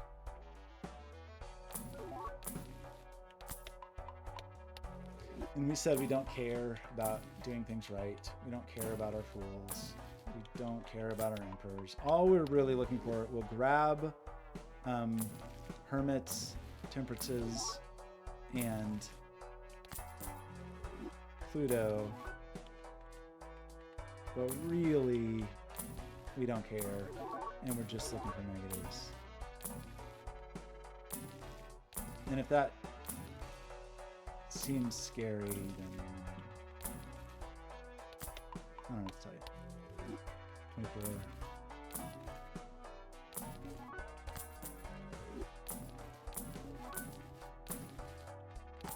A lot of temperatures this time. Maybe if I used my pools, I would.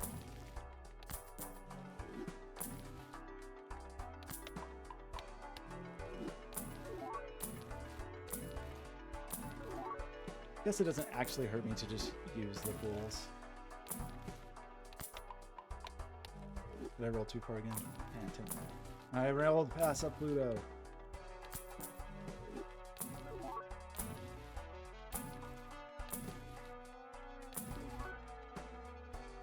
You should see a negative every 300 cards. You should. I think that's the percentage. So where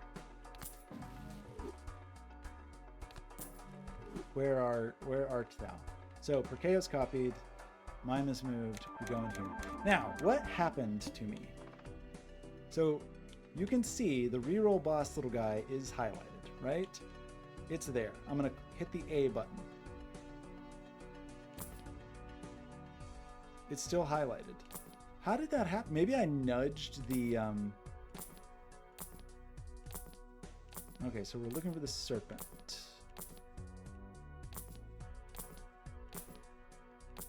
Not the plant. I know we're going to spend all our money looking for the serpent. I'm going to be doomed. Okay, serpent. we have committed to playing these rounds. We said we're going to do it. So we're going to do it. And these are... What did we say these are? How many cryptids did we say this is? Right, because we said we were at 17. That was 9 cryptids. This is 10. This is 10 cryptids. I think that's what I said.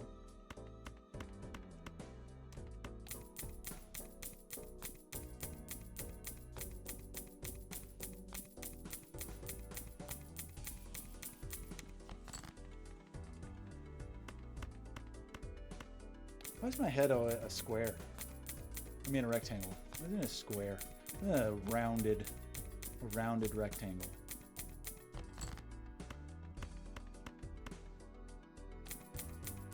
I kind of want to do that.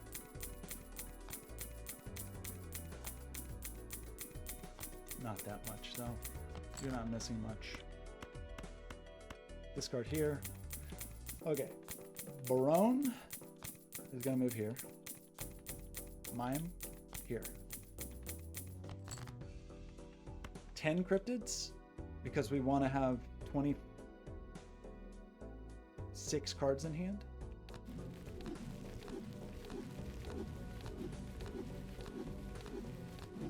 Right? And this should be something like E2 34 or something like that, right? So we play it, Baron's in place, Mime is in place.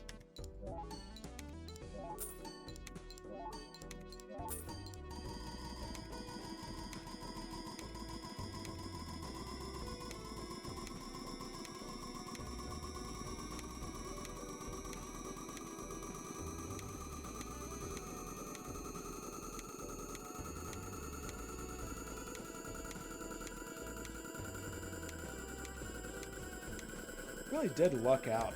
I mean, I got the first reroll voucher, I guess, like, semi-early. I don't remember having to reroll bosses very much.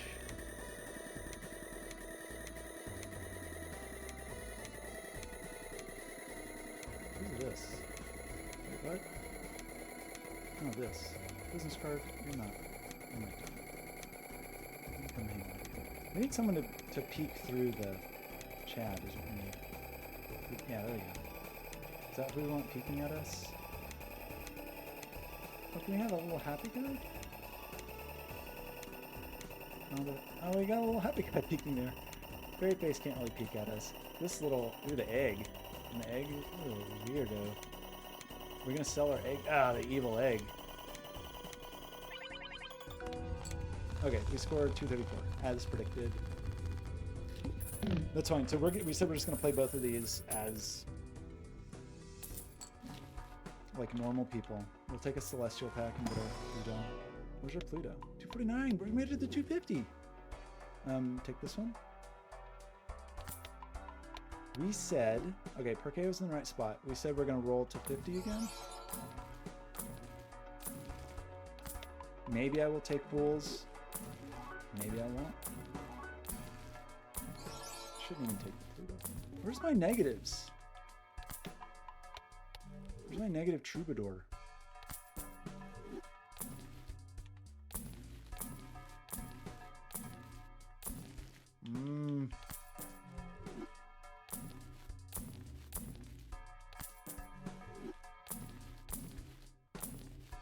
It's because all the planets are here. So I'm not getting any negatives because I have all the planets from the stupid, awful planet vouchers. The worst part of the entire game. Except for Seance. Or Flower Pot. Is Flower Pot worse? I think Seance is my most hated card. I meant to talk even more about how much I hate Seance. In fact, we may just take like a little pause, like a brief intermission, to talk about why Seance is the worst card. Because it is a self-sabotaging card. We do need to remember that we do need money for the serpent rerolls. I don't need that much money. Are you kidding me? Okay, so, right. Let's just talk about for just a moment. So in collection, let's go back to the spectral cards. So imagine you did all the work and you built a deck, you carefully crafted, you did all your deck fixing to get a very reliable, solid, straight flush build, right? Which means maybe you have like completely fixed it for royal flushes. You got rid of everything except you have 10 through ace, all of the same suit. Say you've got spades, 10 through ace, 4 of each, or whatever it is. And now you can reliably get spectral cards with every hand you play. Well, if you get familiar, you've just thrown off your balance. You have like thrown off your ratios. You lost something that was maybe helpful, like a 10. Now you have too much of other things. In this case, in that particular royal flush sense, maybe this isn't the worst. Same thing with aces. It's like, oh, I've deleted something I needed and now I have too much, like my balance is off. Again, maybe in the case of a royal flush, maybe.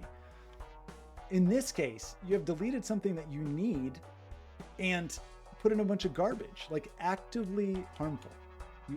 That is actively harmful. These are like neutral to bad, actively harmful. Talisman is fine. A seal, no problem. I'll take a seal. That's fine. Aura, it's fine. It's probably not going to be very good. Whatever. Wraith is useful when it's useful. It's very rarely useful. So probably don't need that, right? Like these are neutral to bad. Talisman is fine. Probably not that meaningful after a certain point. Aura could be helpful, usually isn't. Wraith, very rarely useful. So far, not doing so great with the spectral cards we can get from our very carefully crafted straight flush build. Sigil. Cards are single suit. It's already a single suit. I already did all the deck fixing. If this does anything, it's going to screw me up. Ouija, it's going to screw me up. It's going to make things worse. Ectoplasm is useful when it's useful, which is not that often. So like a perpetual supply of ectoplasm, not that useful. Immolate, you've pared your deck down to something very tight and now you're deleting a huge chunk of it. Normally you love an immolate, and that's a case where you probably don't want an immolate. Ankh, by that time, almost certainly not useful. Red seals, I like a red seal. Hex, by that time, almost certainly not useful. Blue seals, purple, always good, but mind you, you can get seals other places, right? You can get seals from your standard packs. You can also be copying your cards that have seals on them, like more and more and more seals, maybe not that helpful. Cryptid, again, you're throwing off the balance of your deck. And you don't get, as far as I know, you don't ever get a soul card from a seance, can you? I don't know that's, maybe you can. But again, as we've seen, 4 of the 5 legendary jokers kind of suck. And the one good one like takes effort to use. And then black hole, I'm not actually sure if you can get these from a seance. But even if you can, a black hole, like, sure, it's fine. But like, none of these are actively like, oh, that's great. I mean, the reasonably good ones would be the seals. There's a ton of that are so like circumstantial, and then there's half of them are like, oh, this actively harms like what I'm trying to do here. Like, really hate that card. Okay, what are we doing now? Gotta pay attention because I'm starting to eat through my cryptids. So, right. This blind, we don't care about leveling up flush 5. It'd be kind of funny. If that was a high card, I would take it, but I won't. So we're fine with the 10s on all of these. We did reroll already for Serpent, so we're just wasting money now. Already wasted money. So we just need to go next. Okay. And do what?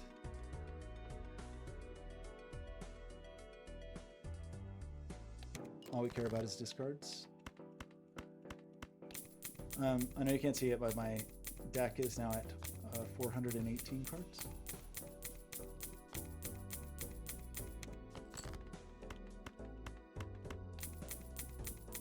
I'm mad at the seance. I mean, Flower Pot is stupid, but it does what it does. And there's times where you can be like, okay, I can use that, it's fine. if you try to build, you could, I guess, in theory, do a flower pot build and do all wild cards. But man, that's a fragile build because any of the 4 boss, I guess you have the reroll voucher, and all of that for like 3x. Like you build your whole deck with wild cards for just 3x. But I don't think the flower pot is pretending to be something it's not. I think Seance is like pretending to be special and it actually sucks. I've even tried recently. I was like, you know what? I'm going to do some dedicated straight flush builds just to try to use the Seance. It was useless. It's not good. 10? Is that what we said?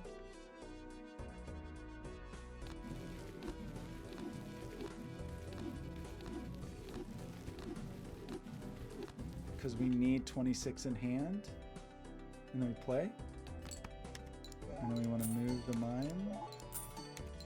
Whoa, that was weird.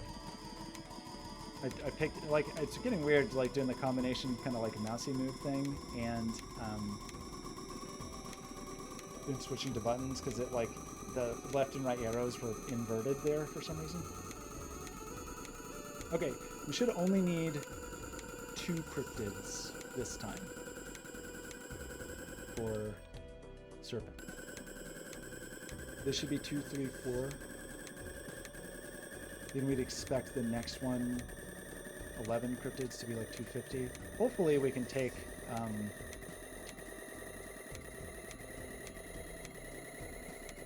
choose to do a voucher skip at some point because we want to, not because we are made to. But we have to be just cautious of like how many enemies we have. We probably actually have enough cryptids for everything, but it would be sad.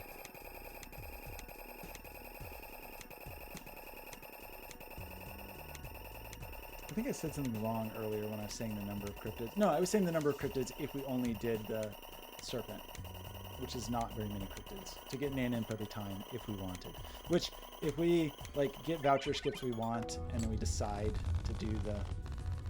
So that was 26. I'm gonna do my little hand guy over here also, just to so I remember these things. 27, that was 2, 3, 4. Yeah, okay. Checks out. Everything checks out. So, cash out.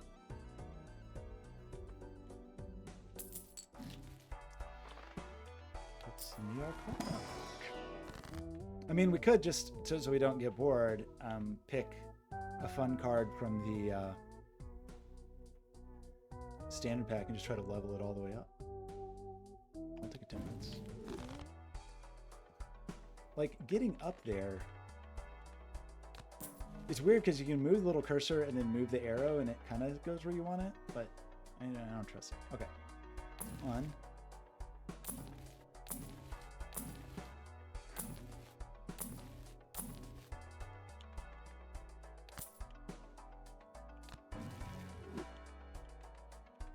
And then after that, it like, ugh. Like when I pop the, I don't know, maybe we'll figure it out. Okay, we want to buy and use, go up here, hit left, hit use. And then it goes to a random cryptid and it's weird. Okay. We have not gotten a negative in so long. I realize I'm rolling past some plutoniums. I'm sorry. I feel like I have not gotten a negative in like 10 rounds, which normally might not seem crazy, but I'm rolling pretty deep, and I am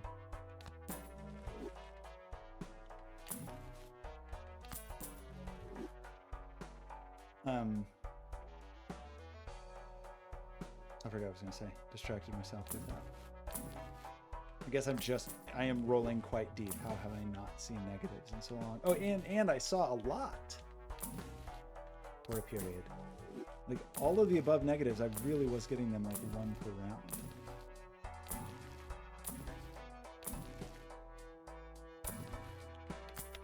I guess I suppose it is possible that over time, no, I don't know. I was about to say something I don't think is actually true. When a card appears, I think it has a 0.3% chance of being negative. We are seeing fewer jokers because I did have to take all those other vouchers. So that is one thing that is different. I am seeing fewer jokers, but We're re-rolling a lot.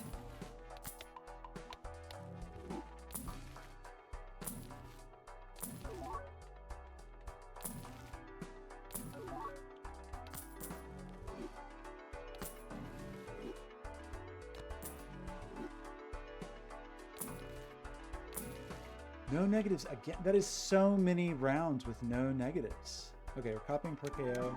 We go here. We go here. We need 27 cards in hand. So we need to first do discards, which take not very much time. I mean, I guess it's not very meaningful, but let's just do it for kicks. When we discard, make a little bit of money. Okay, now we need to do the same thing with playing hands, and I guess just for fun, we will bring our guy over. This unfortunately does take time.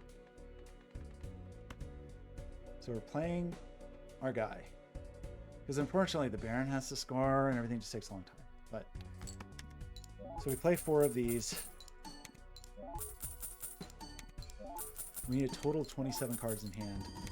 22. I think it's just 2 cryptids. So I think I'm gonna pop the cryptids now actually, so I don't actually accidentally forget. Is that a good thing to do or a bad thing to do? We'll be able to watch our score grow.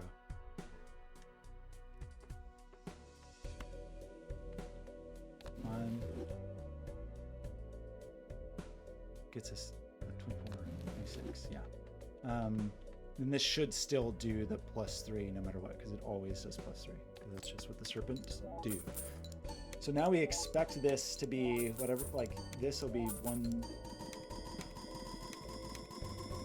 This is the 181, I think.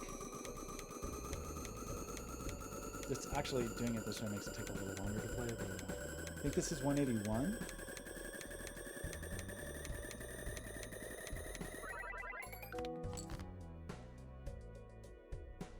Oh, no, it's not because I didn't copy the Baron yet, right?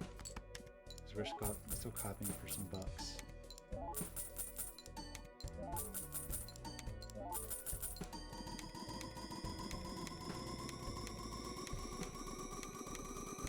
$22, this will get 3 cards and we'll have 25, which should be our score from the last time. I mean, I don't know if it's worth the fuss for just a couple of bucks from the business card. In fact, just to not be so fearful and make sure I didn't make a mistake, let's put the proper scoring configuration this time. This should be whatever our last score was. This should be whatever that was. We did 2, 3, 4. So this was like what, 217? We expect this to be about 217 with proper scoring.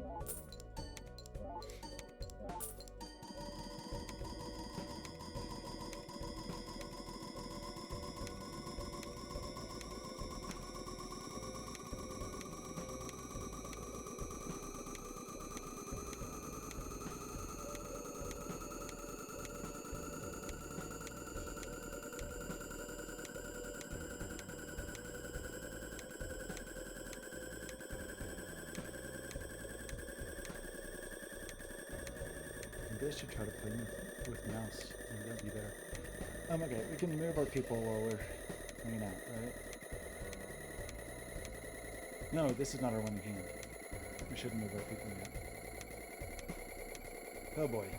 Okay, this is just because I'm paranoid, but this should be 217. And then we have to do this again. Sorry.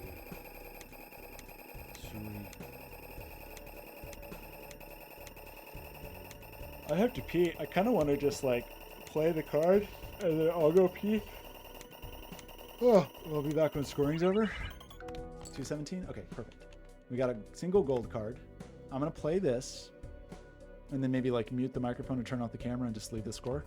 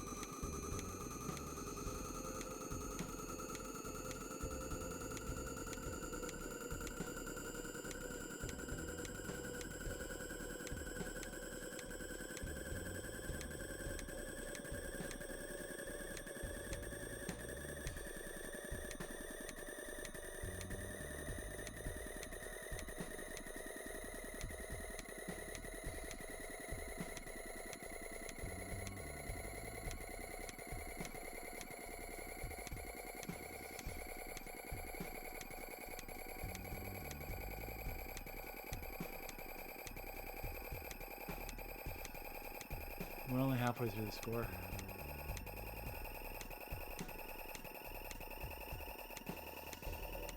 Get started on my taxes, I guess. Ooh, it's that time of year, huh? Lame.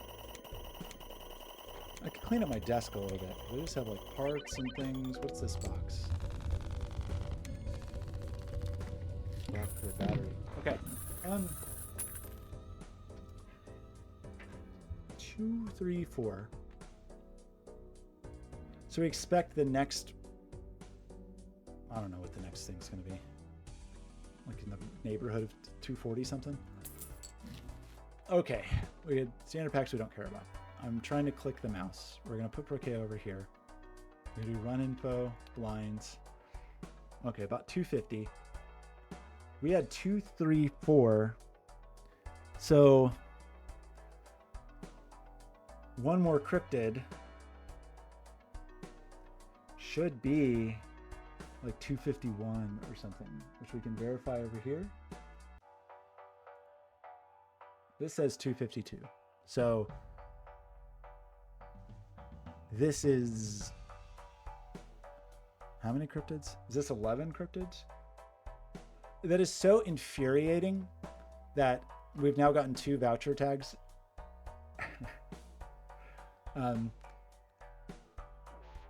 Anyway, this is what? This is 20. That was 26 in hand. This is 28 in hand. I'm going to play this one. Then I'm going to skip this one and get even another double tag is what I'm going to do. How do you feel about that? Okay, so we want to do what? Just re-roll, I guess. Perkeo's where Perkeo goes. We're just looking for negatives. Buy and use this. I don't feel like I'm going to be faster at this with a mouse.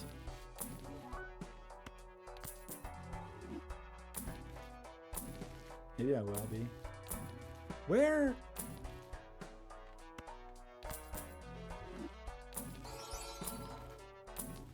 So what I was talking about before, like with the gift card and 10% value and all that stuff, you can see that even with both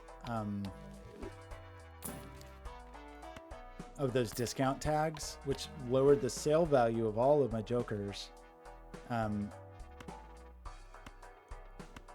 See how that one was 7? So one of these I had at gift card time. I don't know that I had the blueprints at gift card times. So I did have a period where I had the gift card, but I was maybe early enough that I didn't retain, and I may have mistakenly sold a blueprint that had a higher gift card value.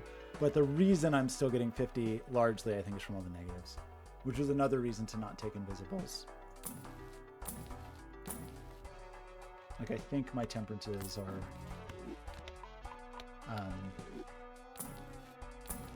think they're still 50. Yeah.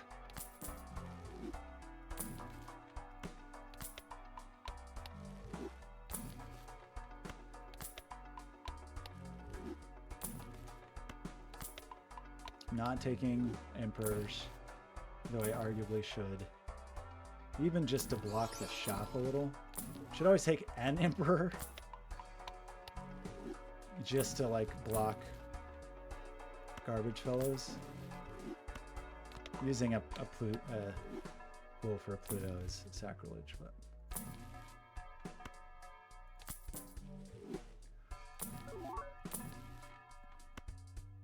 What's our level? 269. Maybe we will make it to. We're going to do our first skip this time, though. That's definitely true. I could have taken that one chariot in with me. Where are the negatives? Bummed out. I blame the Tarot and Planet vouchers for ruining my negative experience because we were having way more negative fun. Okay, next round, we're copying. I should probably maybe I'm rolling a little too hard. Oh yeah, especially because we didn't make money. Maybe I shouldn't roll to 50 every time.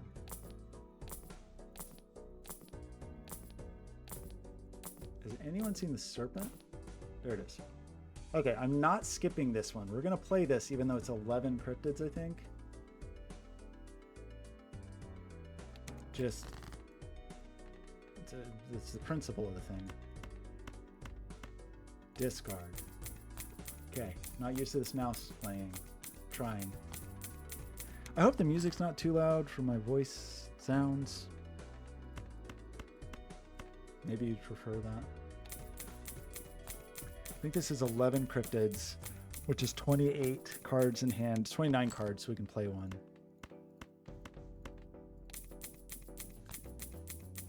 We seem to be doing fine with cryptids. I mean, 11's going to start eating them up, but otherwise. Okay. Go away. Nobody, just don't do it. Hi, little guy. A Barone.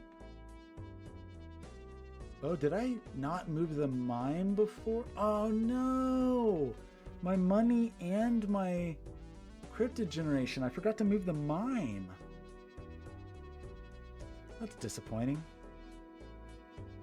I mean, that cost me 2 cryptids and cost me so much money. Oh well. Okay, we said 11 cryptids. 3. More.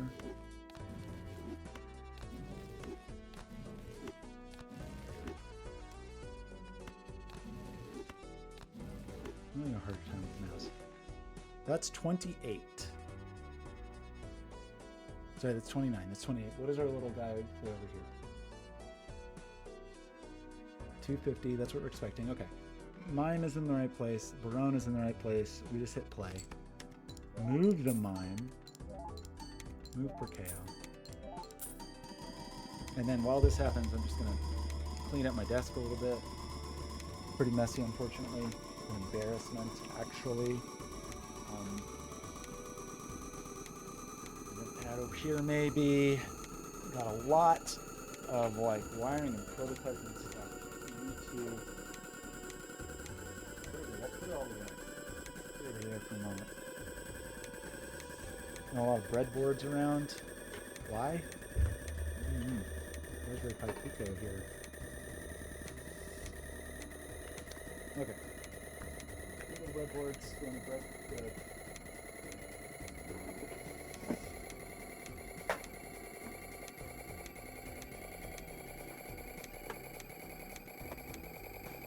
Let's go in the breadboarding box. This appears to be some trash here.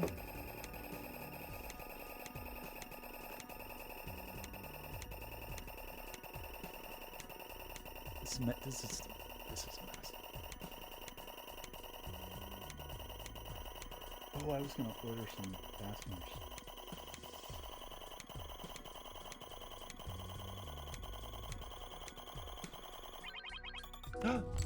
How do we do?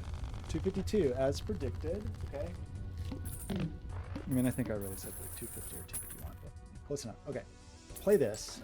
Now, it is our ambition to skip this blind to get another double tap. I'm going to do it. I'm going to skip. First, we should not roll down a ludicrous. I feel like I haven't seen a buffoon tag or pack in years. Hi, friends. None of you are negative. How about a chariot I can put on somebody? Nope. Okay, let's maybe not roll quite as deep. Too deep and too greedily. I mean, we're going to be making less money, but we're also going to be skipping and, I don't know, we'll have fewer shops. So, like, the goal is to die a pauper, right? We don't want to win with money in our pockets because that would mean that we did not try our hardest to get negatives.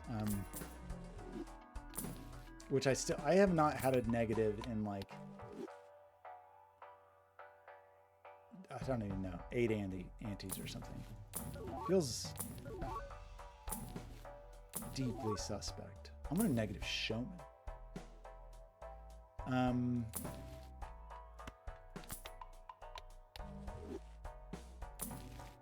Maybe we just roll like 40 or something like that.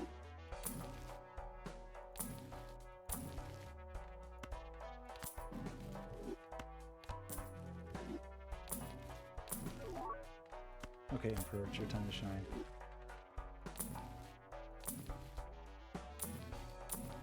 Just to get you out of my face. Okay, we said we are skipping.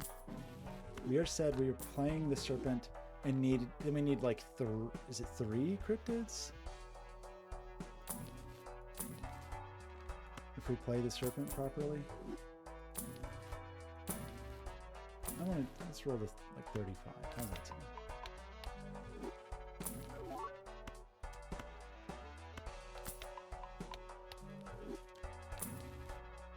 It really is. I feel like it's the planet merchant and its upgraded idiot friend that have ruined my, or whatever it is, planet guy, ruined my. I went to 40. My negative situation. Yet another reason to hate that guy. Okay, we're copying Perkea. We're going next. We are gonna skip.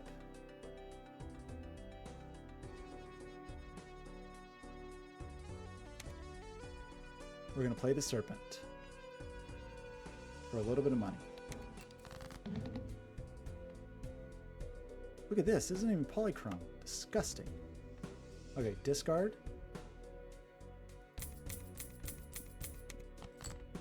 Discard.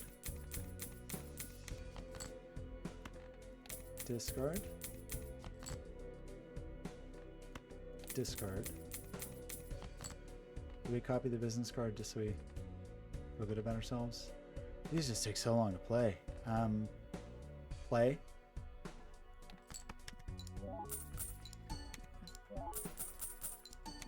Oh, these serpents, they take a while. They take some time. Ooh. What a mess.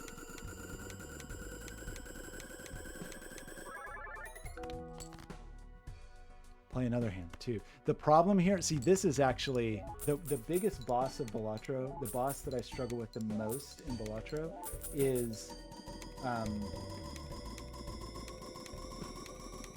scoring takes too long, and then I get distracted, and then I make a mistake because I'm distracted. That's actually the final boss of Balatro is inattentiveness. It's like falling asleep while you're driving or something. Like, you're not necessarily driving carelessly. It's just like if you're up a little late, you start to doze off a little bit. I bought this thing and I have not used it yet. I'm very curious about it. This cute little M5 stack. I forgot what which ESP32 is in here. I don't remember. What was I doing? Okay, we got to play one and then we got to not screw up, right? We got to play this guy. Then we want the Barone in place, with the Mime in place, and then we need to pop, I think, 3 cryptids. This cute little guy. What is in here though? Why does it say in stick M5 stick C +2, but it says ESP32 Pico? Does it have both a Pico and an ESP32 in it? Okay, 3 cryptids.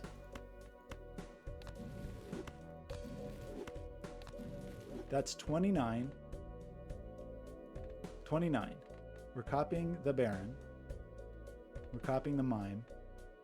29 is the number we want to hit 52. 252. Play this. Does this have a Pico? What's in here? I don't know. It's doing a cute little rave right now. Hey, cute. Oh yeah, we're transmitting infrared.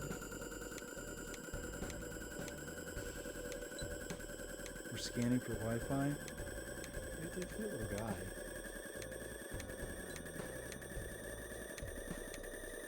Bluetooth, low energy. Ooh, I clicked another button and it rebooted. Let's see.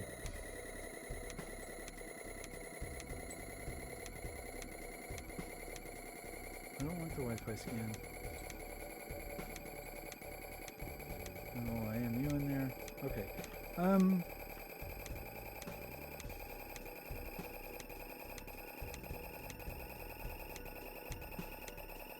I just can't remember what's actually in that thing. Because it says ESP32 Pico.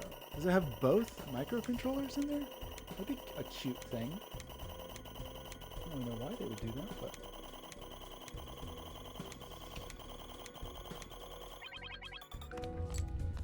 Okay, we did it. We didn't screw up.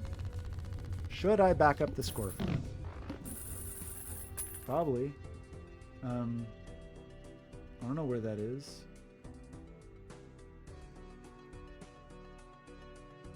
In my Steam library, in Steam apps, in Common, in Balatro.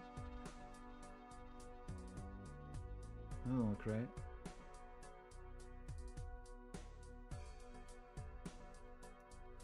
Doesn't look like where the save is.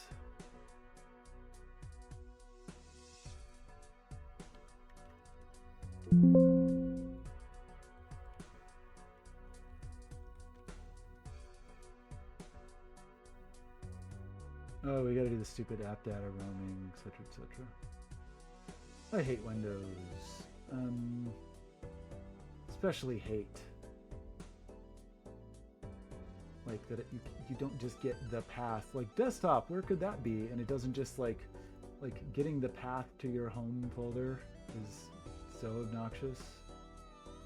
Okay, app data, local. Now, app data, roaming. I hate all of that stuff. App data, roaming. Balatro. Boy, I hate Windows. It's so bad. Save Joker. I'm just gonna...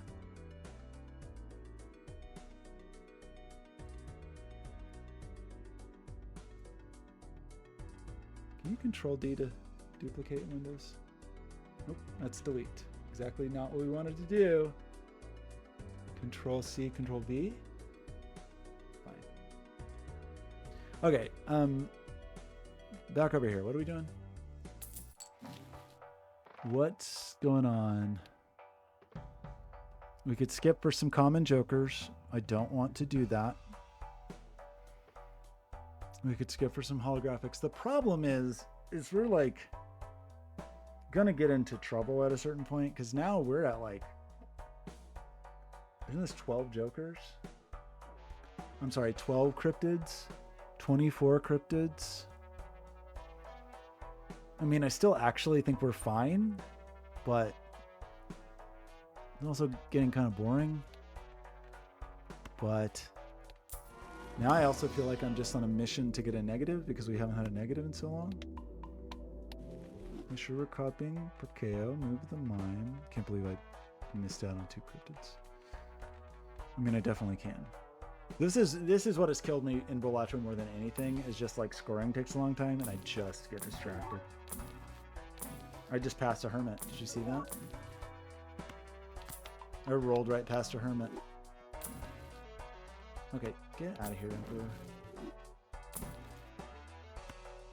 I should just put an Emperor up there and then I don't have to think about taking Emperors.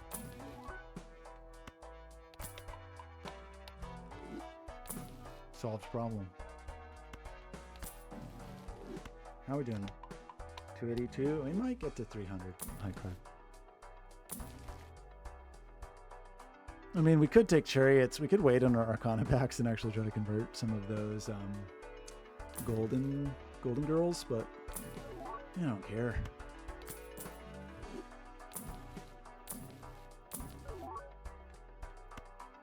Sad. I just wanted, like, I wanted the thrill of, go up there. Just sit up there in shame. I wanted the thrill of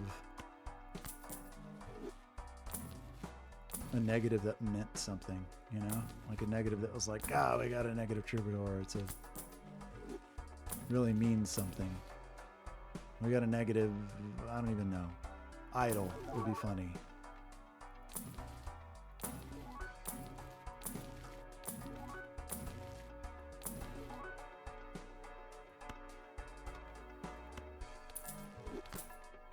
Get out of here. No. Why does the fool always go back there? Big Emperor, get out of here. Can't hide from me. Still no negatives. Okay, we're gonna... Next round. Are we really doing 12 cryptids?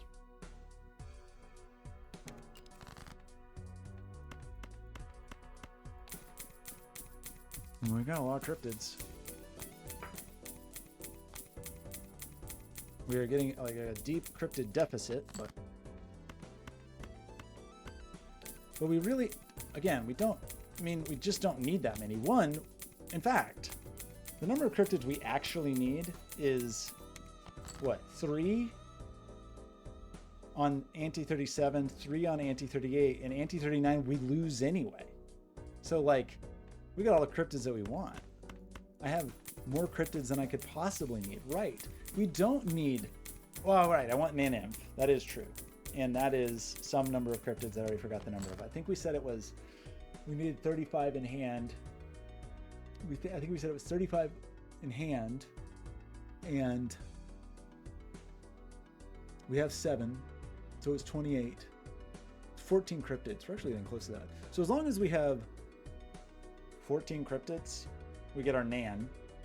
I mean, we could get Nan. How many? If we did 3 on 38, 3 on 39. Sorry. We basically have 10 rounds left. We have 9 rounds left. Call it 10. If we did 14 cryptids on each, that's Naneinf on every remaining round, and it's only 140 cryptids, right? So we have no need to conserve cryptids. Not that I want to try to get Nan every time, but we just, like, even we don't want Nan every time. So all I'm aiming for, all I'm hoping for is what? A negative tag for fun, for my own gratification, for my own joy in life. Okay, so what are we now at 11 or 12? It's 12, right? 12, right, because we need 30 in hand.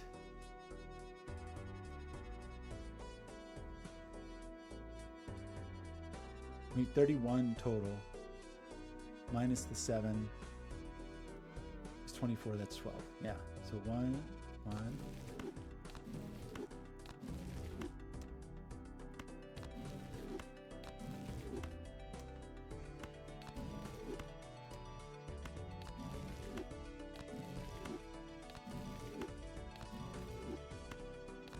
One more. 31. With the Baron, with the Mime. And we play the hand. Right? This is also the point where I'm going to, like, forget something. I'm just going to forget some crucial step. Some critical...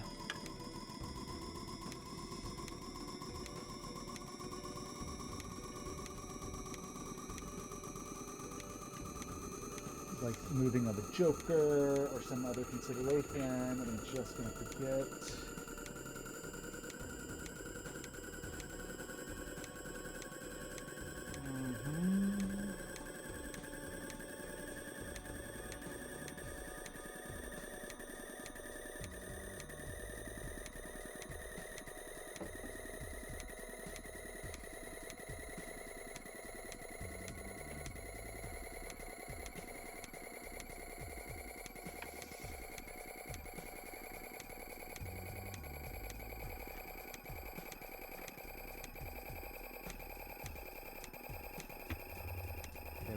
Slowly getting a little more tidy here. I mean, I need a place, I need a dedicated, like, electronics bench put all the soldering stuff. Just set this here for now. Now that I got the cool, cute little hot plate. Look at this little cutie. So cute.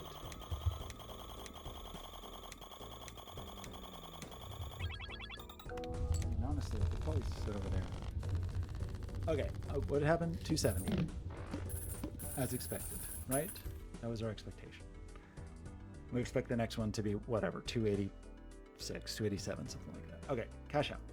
So, we have said we don't want to skip this one because I don't want 11 free holographic. What am I supposed to do with that? Nothing. We don't want these standards. We want to copy per KO. We want to be sure the mine is moved. We just want to roll for a while. I rolled right past a Pluto. I rolled right past it. Bummer. What if I just only took temperatures and just didn't even think about other cards? I would feel bad. I cannot believe how long it's been since I've had a negative. I rolled right past that hermit. I did it. I was looking right at it, and I just rolled right past it. Because I just don't care about anything anymore, because I can't get any more negatives. That's the whole thing in Plutos. That's all I want. I want to hit 300, and then I'm not going to take any more Plutos after that. 300, and that's it. I mean, that actually has a meaningful impact on our score.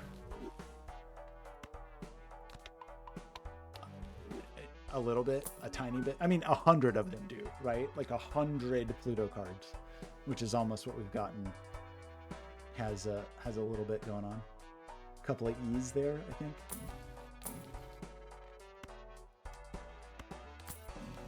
But after we hit 300, I'm gonna try on purpose to not take any more Plutos. I'm gonna forget probably and take one, but I'm not gonna take any more on purpose. Oops, we rolled really high again. 35. We can go 40. I'm shopping for Plutos. 494 deck. We're getting close. 293. Temperance. Okay. Let's just roll a 40. For KO's in the place, we go next round.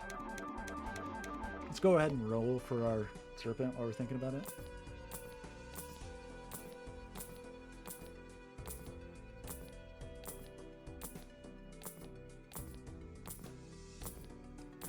They don't make Serpents here. It's costing all my money.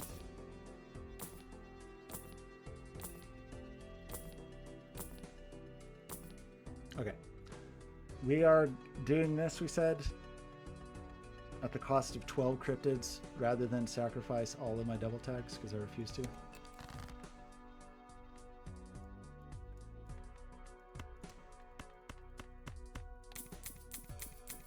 Also, actually, the Serpent hands are even more boring, I would say. Just because you got to play. You know what's actually maybe true? We have so many cryptids that I think I don't actually need to bother playing my hands on the Serpent. You know what I mean? Like, we can just do the discards and then just play hands to get there. What a luxurious, what a like first world solution to that problem.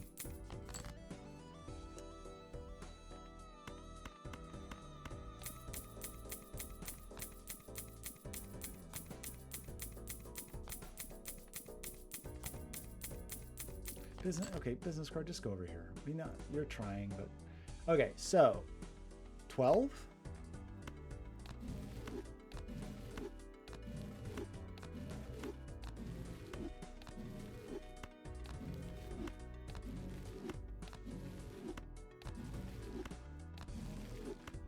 Hope I did all that mental math correctly.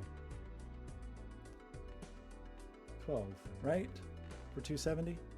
Baron's in the right place. Mime's in the right place. Let's go. Let's freaking go.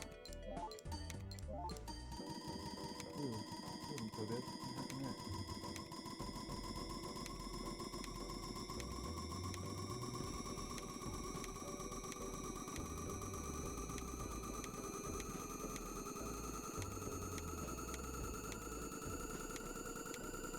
A bunch of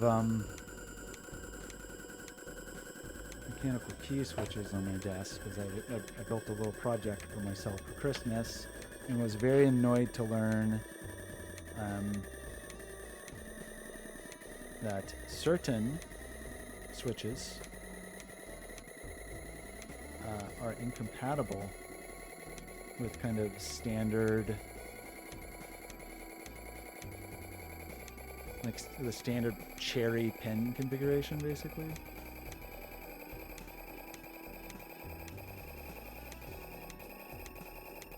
These look like they should have fit, actually. Why didn't I use these?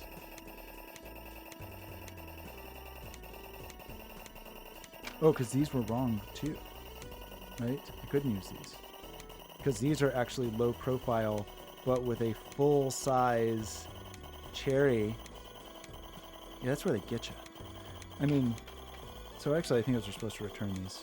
Oopsie. Because they look low profile, but they're not actually low profile. I think. Okay. 2-7. Great. We did it. Do we waste all our cryptids? Like animals? Get out of here. Temperance. Can't decide. I mean, we don't have to do the serpent if we don't feel like it. We save some cryptids just from the discards, of course, but...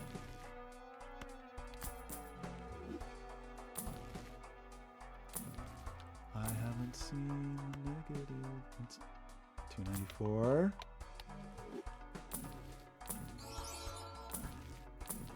The thing is, even if I get a negative, it's going to be useless, right? Like, the number of negatives that could actually, like, be meaningful to me at this moment. One, since I'm already going to, like, quote-unquote win the game. But even something that would have any kind of impact, like, what jokers could matter to me at this moment? Like, what could matter to me? It's not going to be a legendary. Like, we can't get a negative invisible would be funny. Like, that's the one thing I'd be like, okay, that's pretty funny. So many of these other jokers, like a negative idol would be fun just because it's fun. A negative showman would be the funniest thing probably I could possibly get. Maybe negative flower pot because I hate it so much. Negative Chad, we couldn't get. We already have a Chad. We already have a negative Chad. Negative Troubadour would be like, okay, that's actually does something. Negative Zoc and Buskin would do a tiny bit. Negative Golden Ticket at a certain point would have done a lot, but we have so few gold cards now. We're doing buying and selling. We could buff the campfire. Negative Cola would be a fitting end to this run. Negative Bean would mean something. Negative Gift Card would be fun. It would not do anything, but it would be fun. Negative Luchador would be very silly. Do I have it? Negative Juggler?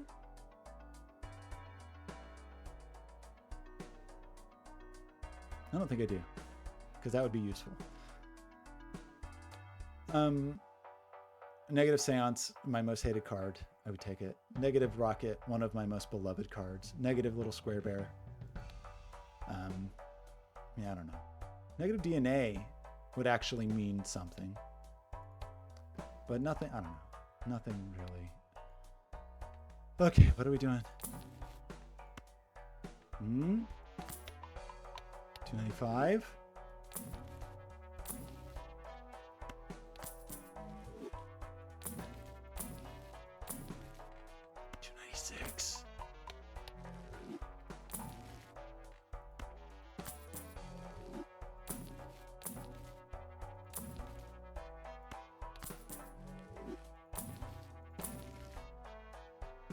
Get out of here. I saw that.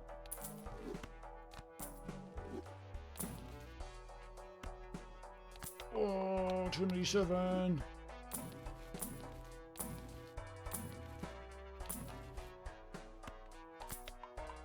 $298. We're so close. Give me 2 more.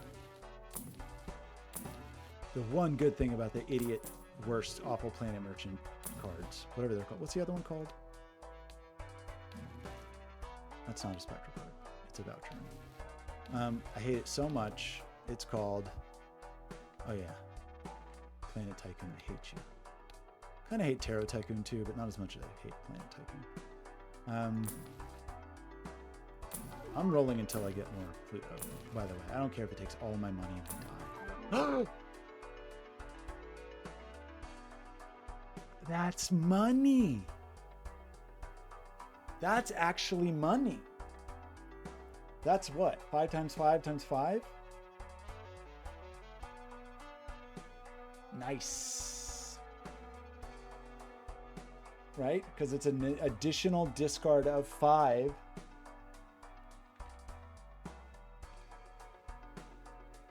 I was 25.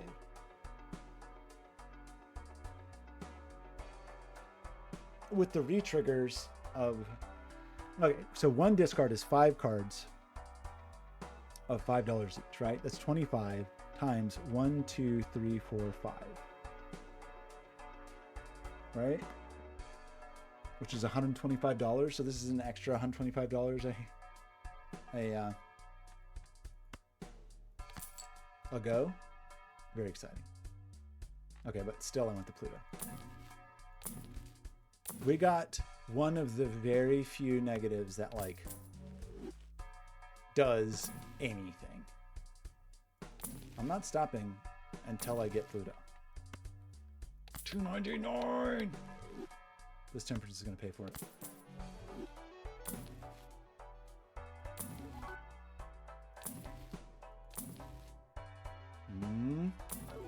Getting scary. 52.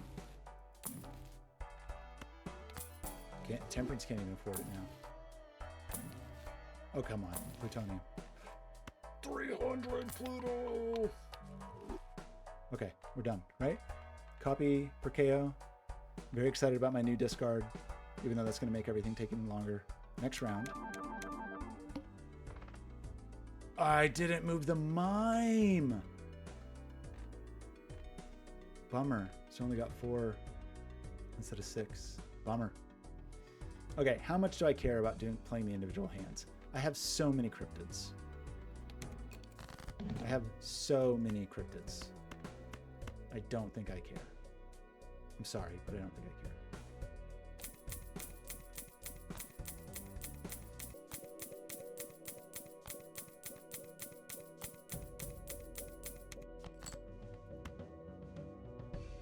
Oh wait, I forgot. Oops, I forgot I was on the serpent. That was bad to do. Okay. I just made a terrible mistake. That's okay. We're down 2 cards from where we're supposed to be, but I had an extra discard, right? No, okay. It's not negative. Do I really want to do this where I play these individually? It just takes so long.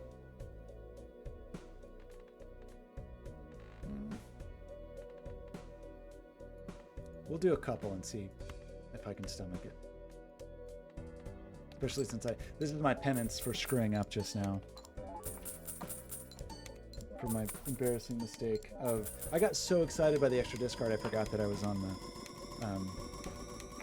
I forgot I was on the serpent. That's on me.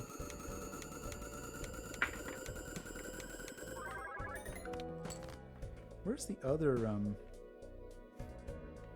Okay, I guess these don't take too long without... Okay. Play hand, right? We're just playing hands, that's all we're doing.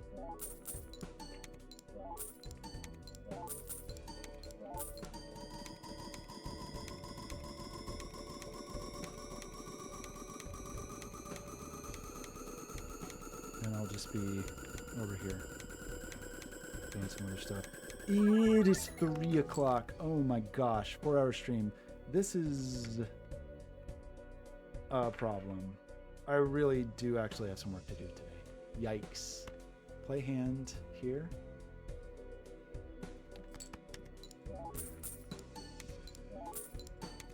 I mean, I know we're coming up on the end here, but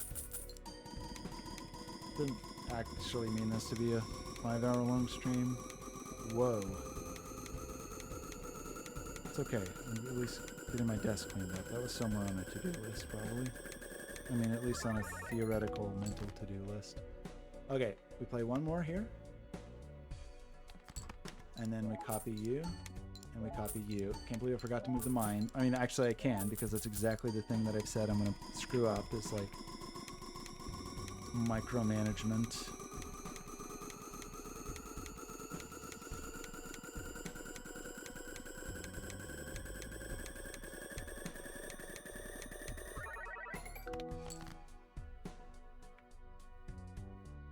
Okay, don't screw up. What do we need? We need, what, 31 cards total? Is that true? I think 31 cards total. 5 cryptids.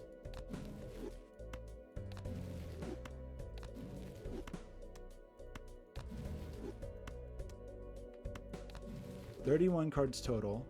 The Baron is in the right place. The Mime is in the right place. Right?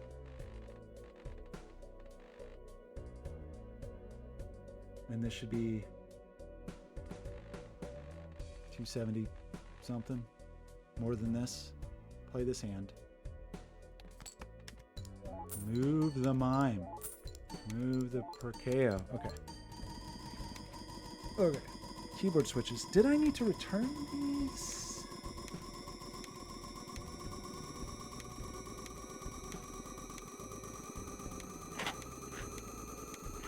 I can't actually remember what I ended up using in the end.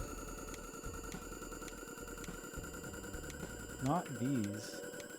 There were some other ones. I think I was supposed to return these.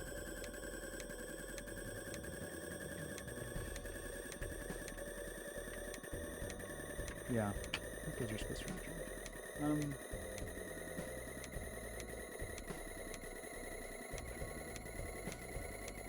what other.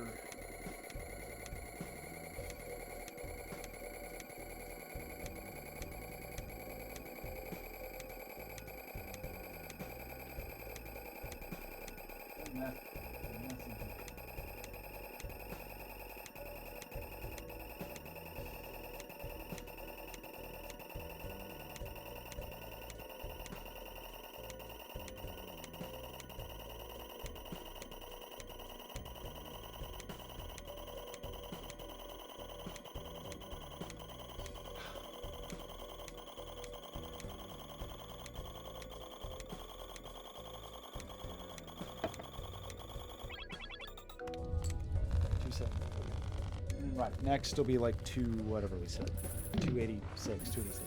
So if I go over here to this calculator and I say add 2 more kinks, it says 287. Confirmed. Let's copy the save file. Okay, how are we doing? Please give me a fun skip tag. Is that too much to ask?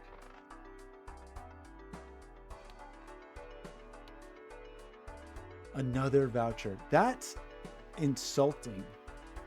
To not give me a voucher skip the entire run, and then once I have every voucher to give me the voucher skips is like actually abusive.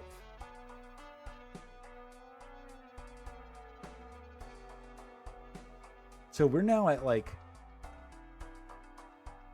what did we say? Is that 12 cryptids?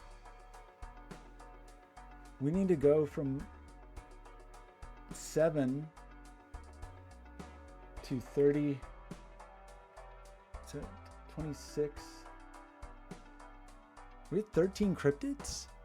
That'd be 13 cryptids. We still have plenty of cryptids. So like, which is wild though, because 14 cryptids is it. But I think just for my own enjoyment in life, I'm gonna wait to do the 14. Like, because bad things happen, right? When you do the Naneinf. The problem is this plus one more cryptid is Naneinf. Like, we get one too many cards. We would have to maybe be strategic. Or is it 308? It's 308, actually. So I think we actually can and do 13.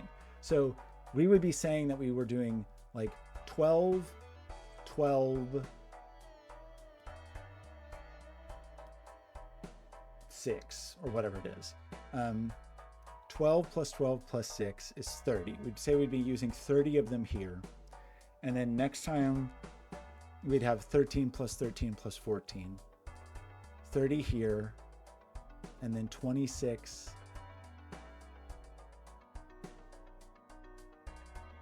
If we did it that way. We don't actually have to. It would be plus 7. 13 plus 13 plus 7 is 33. 33. We only need 66 or whatever, 63, something like that. So we don't need all these. So we should abuse them, I'm going to say. Watch, I'm going to do something. I'm going to play more seriously now. We did move the mime, which is a mistake I keep making. We've said we're not taking any more Pluto, right? High card 300, we are stopping. Did I say that? What if I didn't take anything? I almost took that. What if I only took hermits and temperances and negatives?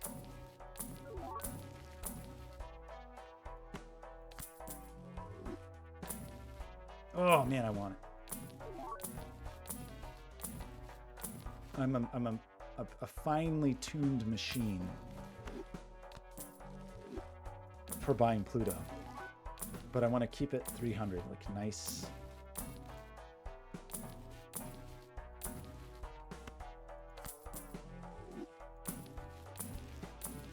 Because the funny thing is, we don't actually need to roll for Serpent. We just need to not roll for something that kills us, but we don't have to do Serpent. Like many bosses are totally fine. Don't take that. Man, I won't.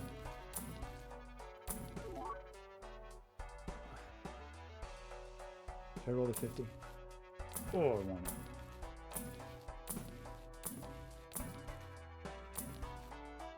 Remember, our goal is to die a pauper.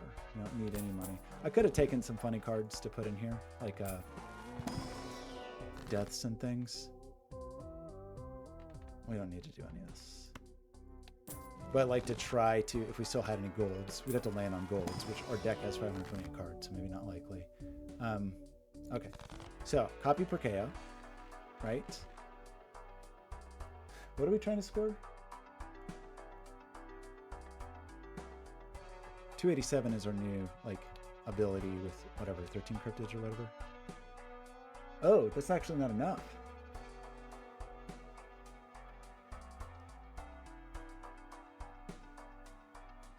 Wait, that was with. So what were we just doing? We were at. Was it 270 that we just did? No, I can't remember. Yeah, we just did 270. But now we have scaled slightly beyond that, where actually we need more cryptids.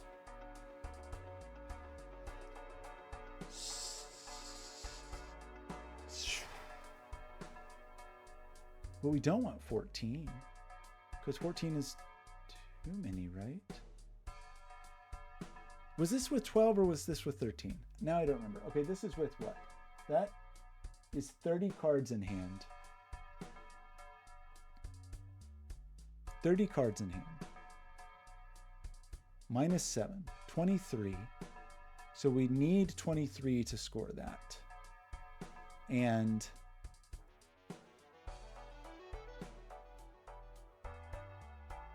no. 30 total. Gosh, it's 31. Minus 7 was 24, which was 12 cryptids. And now we're saying we need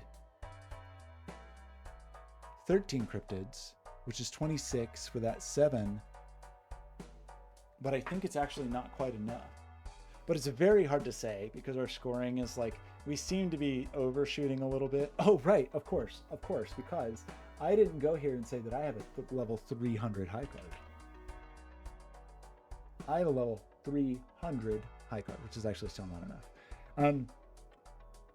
So 13 cryptids, annoyingly,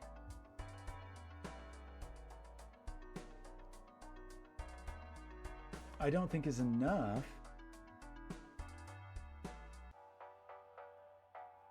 But 14 is too many?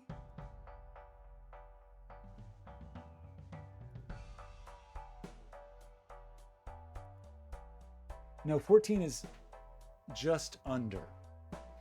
So I do think, unfortunately, we have to do 14 and 14 and whatever this is, 7 or 8 then. But I refuse to take... I will die with these vouchers if I need to. So what are we doing? We've already re-rolled. We've got Perkeo. We're going to do the next round. Let's go ahead and re-roll this to Serpent, I guess. I almost re-rolled again. Select this. Do our discards.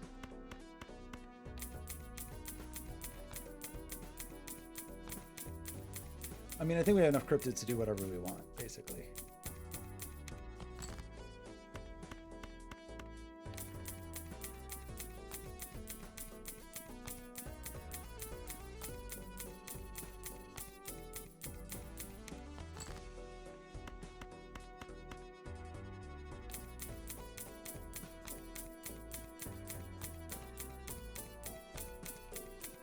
I mean, what's funny is, had I not gotten, I could have really screwed myself.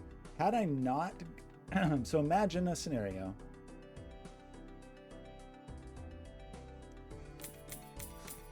Imagine a scenario in which the Perkeo did not land on, sorry, the Ecto didn't land on Perkeo. I might have convinced myself to sell Perkeo once I had a certain number of cryptids, which may not have ultimately been enough because of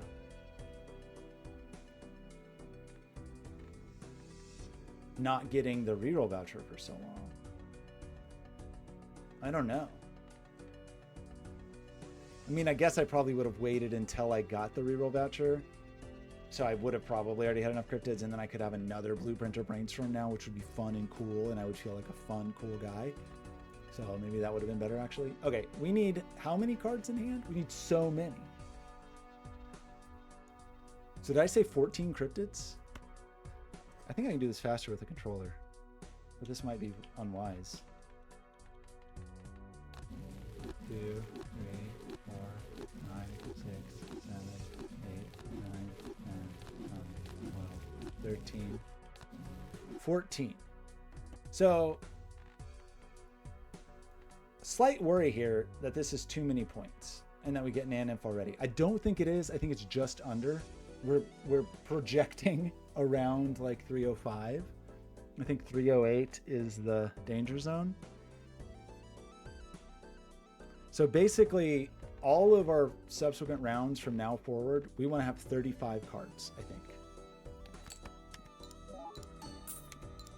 I think. The thing I don't know, one of many things I don't know, is what I've done with those other keycaps. Not keycaps, switches, key switches. Maybe I used them all? I don't think I did.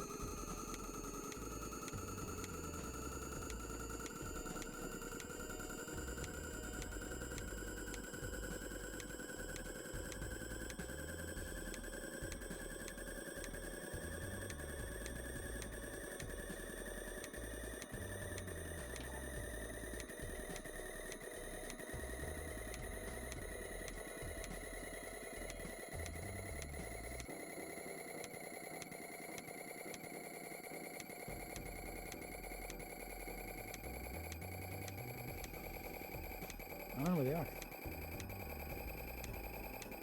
They're probably in one of these boxes surrounding me.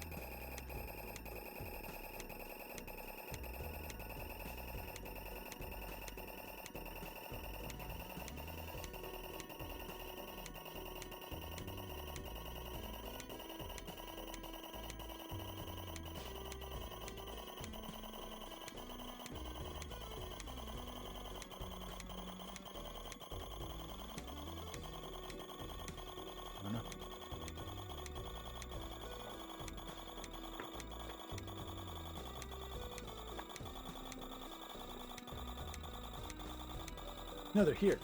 Here's the ones I used. Right, and I had to modify them. It was annoying. Right, because they did have a different footprint, very annoyingly. Questionable choices made by the designers of the Pico Tracker, which I still have not really played with, sadly. Okay, what are we doing? Copying you. We're saying we're just playing these as normal with 14 cryptids. And that's fine. We open you. I know this is a lot of like preamble, but this is my hundreds of hour culmination of finally getting Naneinf and Nan. So I'm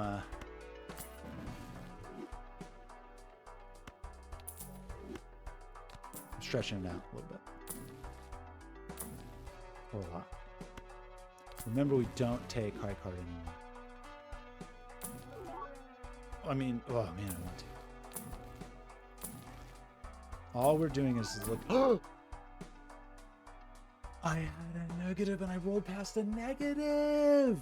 I rolled past the negative popcorn because I was talking. Oh no. I mean, slight consolation is I'm actually pretty sure I had a negative popcorn in this run and it expired. So I don't feel as bad, but we did just lose a negative because I was not diligent. And that's very sad. Deeply sad. After all my complaining about not finding negatives, I rolled right past it. I mean, we're pretty excited about the drunkard. Gosh, today is going to be a wash. That's okay. I can accomplish at least a couple things. The good news is I feel like everybody, including me on Earth, is still like recovering from holiday time. It's like this is kind of the first day of the year. Kind of. I gotta send an invoice.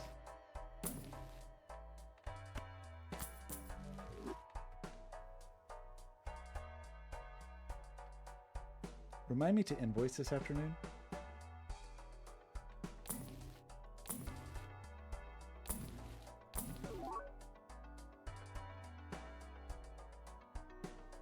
She doesn't know. Siri doesn't know what she's doing. When I rolled right past that popcorn, that's the saddest part of this whole run. Actually, the saddest part of this whole run was bending over backwards to get all of these vouchers, and then they're going to be useless. I mean, we got to spend them on the... We're going to pop them on the big blind no matter what next ante, I guess. A celebratory. Look at that beautiful ticket. Okay. Copy per KO. Sell these people. I'm going to take one chariot. Watch this. Okay. Mine is not where it's supposed to be. All of these people. I could have had 6. I could have had another blueprint. Okay. Next round.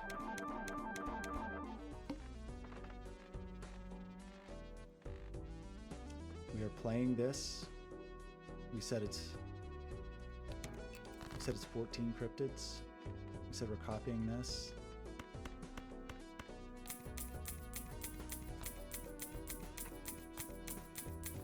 Okay, we did use these.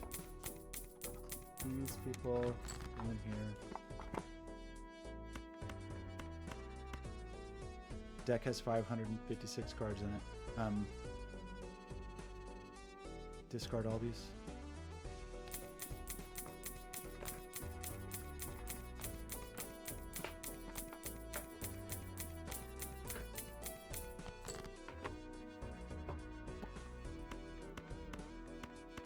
Getting rich.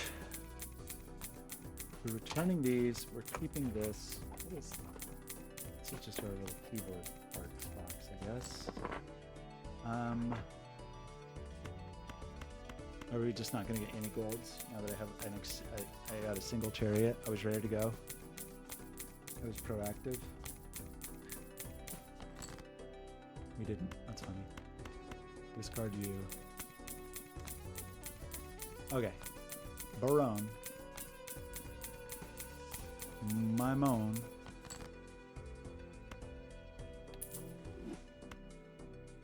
We need, what, 35 total?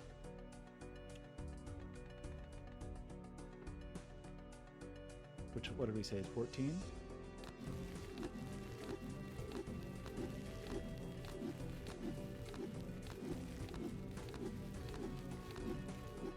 Okay.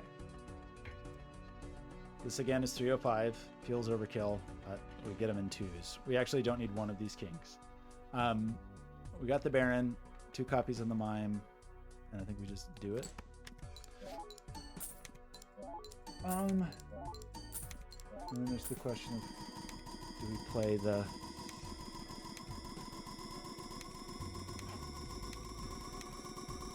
next round properly?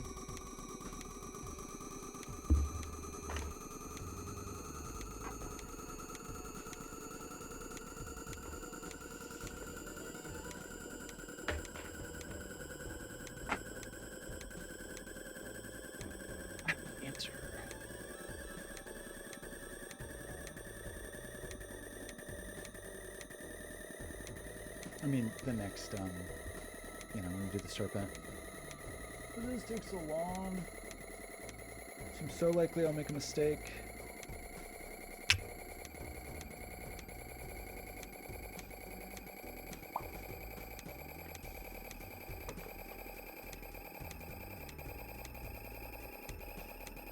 I'm gonna clean up. The desk is getting closer. We gotta find other parts of the office to clean.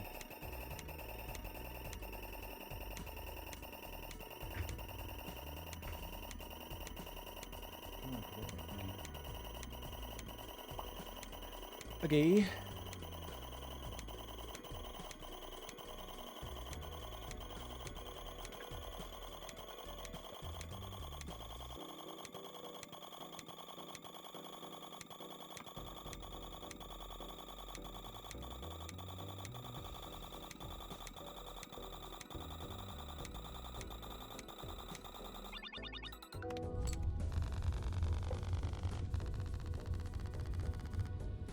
Okay, 3 or 5.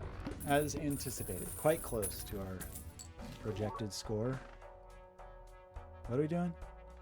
It's only $5 for these vouchers we don't need. We already rolled for Serpent, right?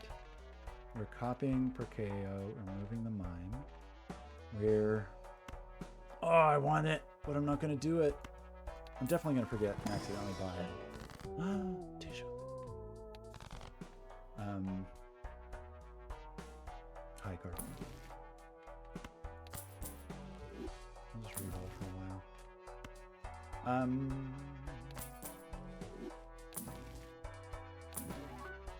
I just want negatives. We're really running out of places to spend money, so should probably roll to like 100 here.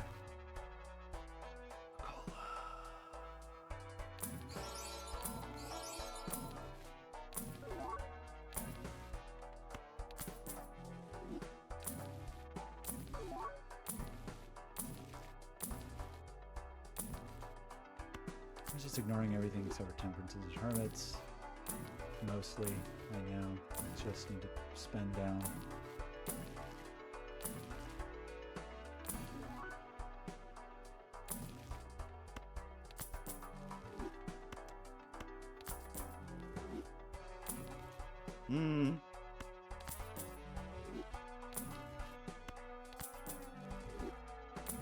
What if we had the constellation right now?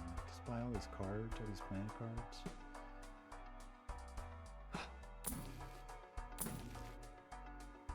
That negative bloodstone would be fun and so unpredictable. I mean, really, it wouldn't be fun. It would be 1 card is all we play. Not many additions that would be fun at this moment. In fact, the negatives that would be more fun are just negatives that were like extraordinarily useless. Oh, we can't even take the big blind one because we'll never see it. Well, it depends on what it is. No, we would never see it. We'd never see another shop because Ante 39 we will self-destruct. So we have like a skip that we just have to take if we want to see the results, which maybe we don't actually care.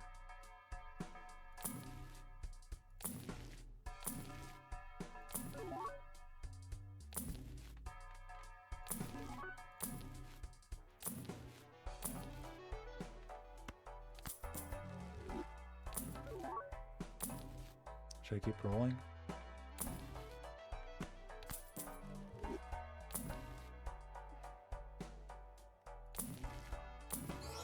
Mm.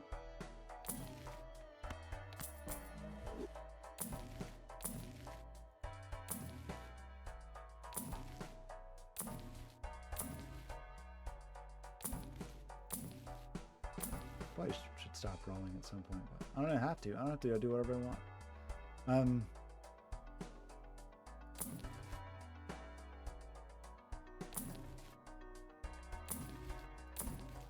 70 $70 reroll, no negatives, bummer. Okay, that's all good. Next round, we play this person. Only one at a time. 1, 2, 3, 4, 5. We have so many more cryptids than we need. Do I really bother with this? Yes, I do. 1.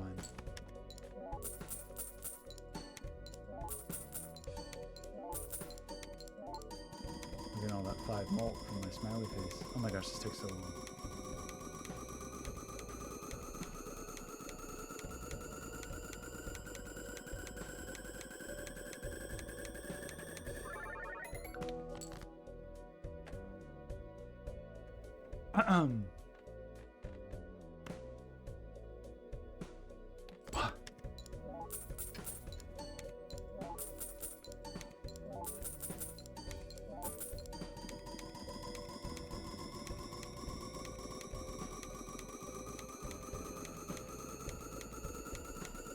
It's a mess in here.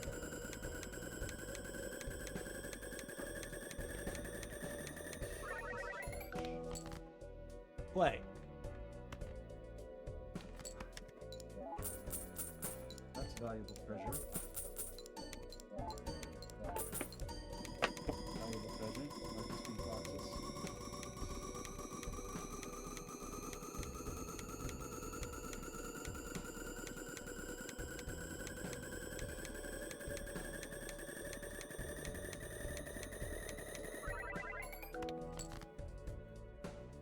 Play.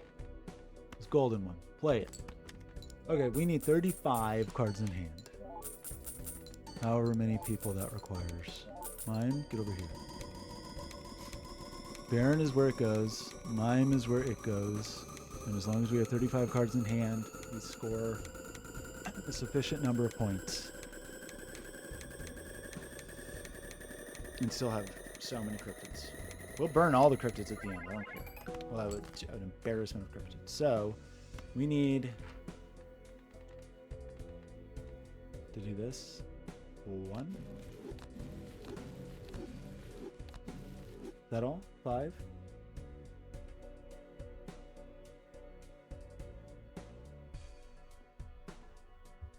Is that right? That was only 5? Seems like not enough. Baron is where the Baron goes. Mime is where the Mime goes. We have 35 cards, which will leave 34 in hand, which should be 305, right? True? What am I forgetting? I'm going to back up the save just in case, because this seems like a really opportune time to make a terrible mistake.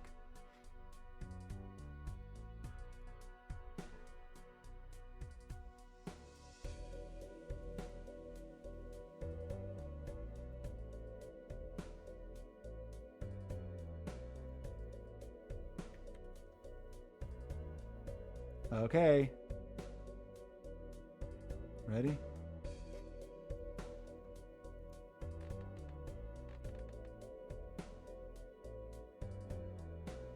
Mime is where the mime goes, right? You're the mime? You're happy? Baron's where the Baron goes. You're happy? Perkeo's doing Perkeo stuff. Okay. Play hand. I feel like I'm making a mistake now. Doesn't matter, just back to the save.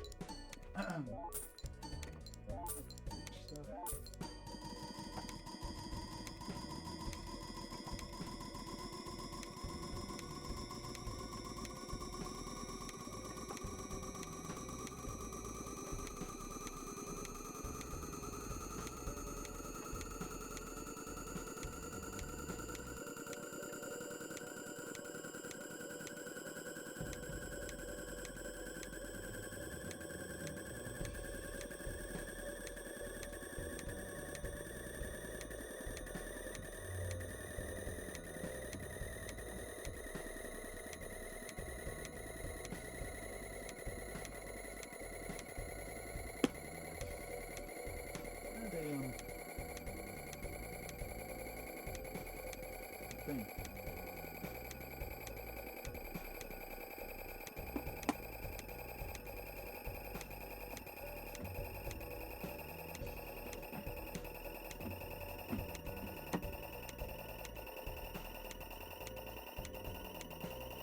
Okay.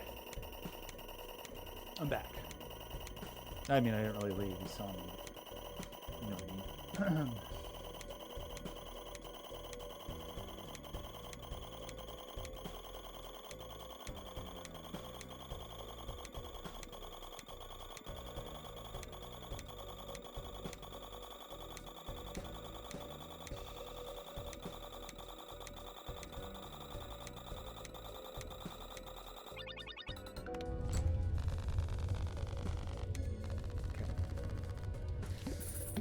So we're at basically our last chance to skip in a meaningful way. You dog. I mean, this is actually funny. This is actually funny. Because that's 30 extra. I mean, this is... This is...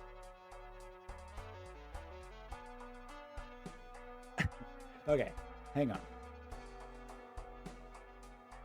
If we skip here,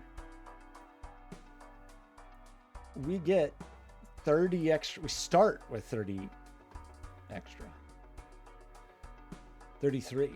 If we skip here, we get... I only played 171 hands. That doesn't seem like it. So, obviously, we're going to skip these two to get here. Do we care about this being the serpent? We may as well. So we're definitely, this is our last shop, right? Because we're definitely skipping here, and we're definitely skipping here. We're definitely skipping here. So we want to re-roll. We don't care that much, honestly. I mean, because we got a billion cryptids. Like, a little bit more is not that big of a deal.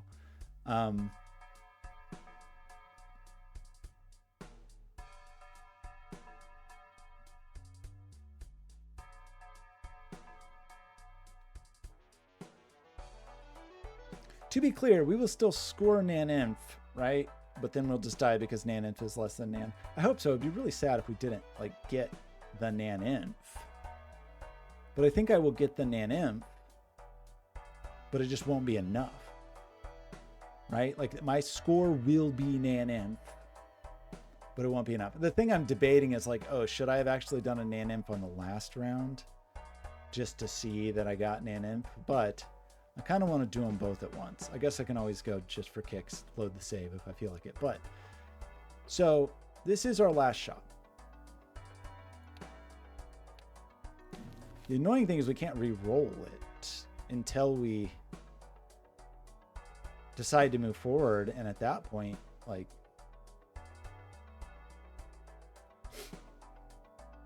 I guess the thing I'm saying is like, how much money do we roll down? Because we should probably save a little bit of money here. Okay. How do we make these decisions? We copy Perkeo.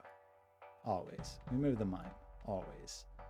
And we Choose to re-roll. Just looking for negatives. Like, we have nothing else to do with our lives, right? This game is over.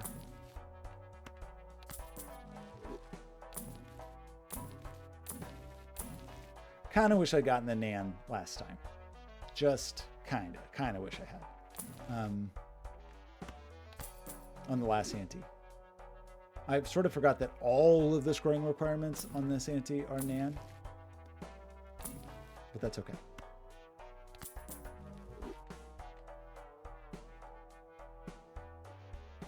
Part of the problem is are we going to run out of cards? I guess we're not. We're going to have so many cards. This is going to be an absurd. I mean, this will also be an absurd, like, theoretical total score. I guess we can put in the calculator all of our jokers and everything and kind of figure out what it would actually be if we didn't hit Nan. Which, of course, we will do that. At least as close as possible. I mean, having misprint, I think, makes things, you know, some slight fuzziness, very slight fuzziness, because of misprint would be so irrelevant.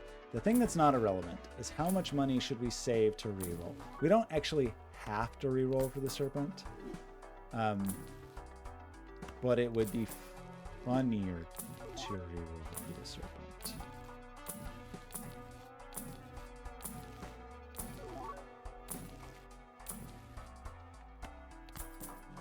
I mean, money's going to start going away real fast in a moment. Real fast.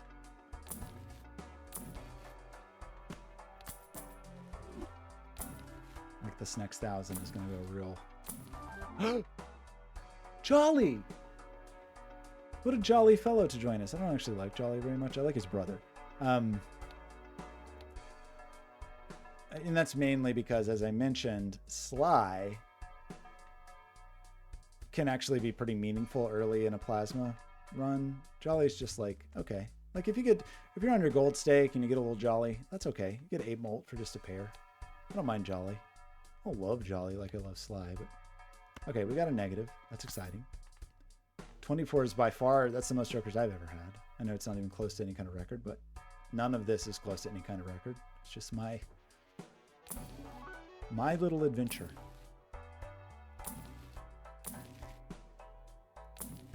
When do we have to be worried? Give me that negative bean. Like if we do we just say we re-roll to like $100 re-rolls if we can? Can we? Can we? I'm not sure we actually can. Like, we're going to eat through this. No, we can't. We maybe should stop. We did get our 1 negative this time. That's exciting. We have all these guys. I think we just go next. Go next. By the way, in case it's not clear, this isn't. This was not seeded. This was just me playing and playing and playing and playing for so many hours, and then finally getting.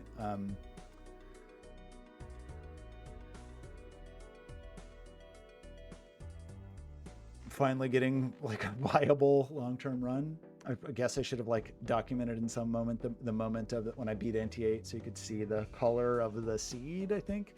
Or does that still show it? I don't know if there's a way to see that. I don't know if it shows when we die. Anyway, it doesn't matter. I know it was true. So here's the thing that is so ridiculous. We're going to do this and we're going to get so much extra hand size just from this without even thinking about the cryptids. We are going to try to re-roll for Serpent. It will be really funny if we run out of money before that. So we should be thoughtful. I think in $600, you're like 95%.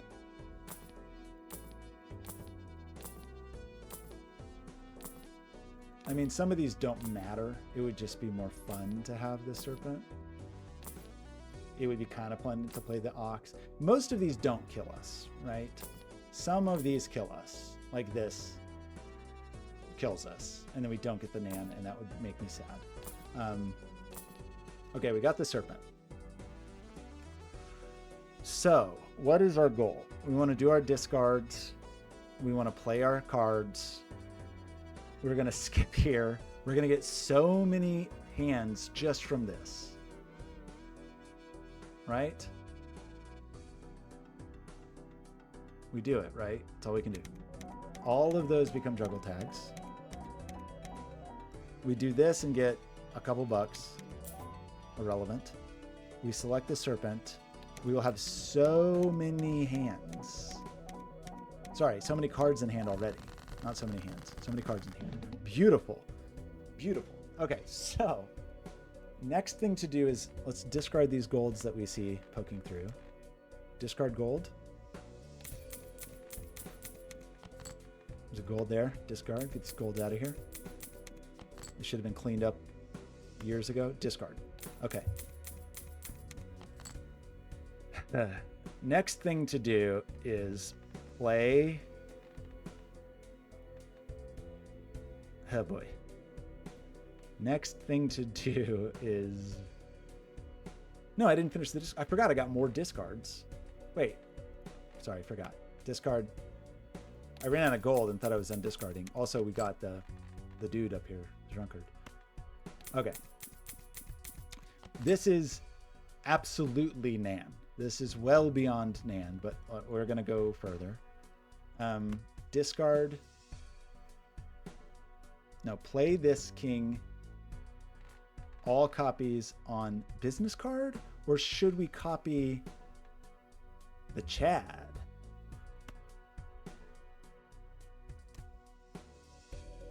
I think you copy the business card. Okay, play hand.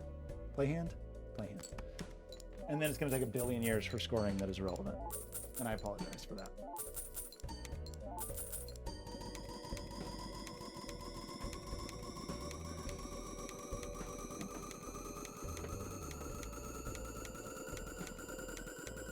I'll just be cleaning my office.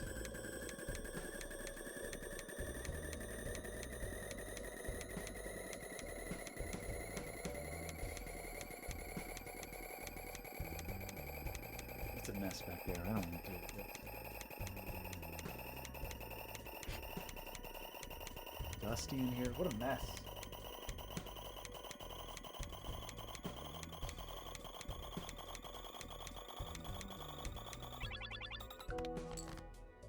Okay, play this gold card. Play hand. I think I put little jumper wires like this in the breadboarding box. Sometimes it's hard to know, like what goes in prototyping, what goes in breadboarding, what goes, I don't know. Jumper wires are like a breadboarding thing.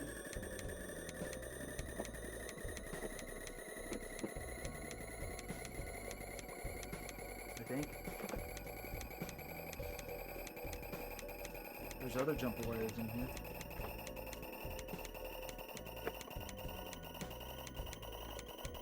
There's a lot of breadboards in there. There's a box. Dude, that's not what I expect that to be. Okay. Oh, play a card. 3 hands left. Play any gold cards in here? Sneaking around? No. Play.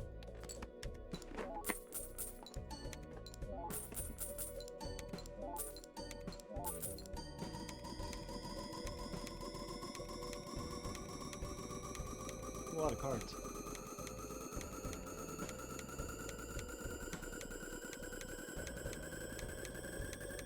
Now, this is a weird thing to say, but like, there's this weird way that now that I'm here and that I've done this, it doesn't seem that hard. Like, as far as like, okay, you do the thing, and like, I realize, you know, there's this partially accurate and this partially inaccurate. The partially accurate part is like, yeah, you do the thing, but it's like hundreds of decisions that you're making. How many thousands of decisions led to this? Of like, do I get the colas? Do I not? Do I do this? Do I not? Do I risk it? Do I sell the blueprint and get the showman and whatever? Like, so, okay, play hand. Okay. All of those decisions add up here, but like when you're here, it's like, oh yeah, you just need a bunch of cryptids, easy. That's all you need. Yeah, you just get your per KO early, get your 6 cents, get a cryptid, make a million copies of it. Easy. I've done that before. And I got fairly far. Into the 30s, I think, was the highest ante I'd previously gotten to. And somehow I didn't have the juice. Like, somehow I didn't have the... Maybe I didn't get the reroll voucher, which is why I was so intent on getting the...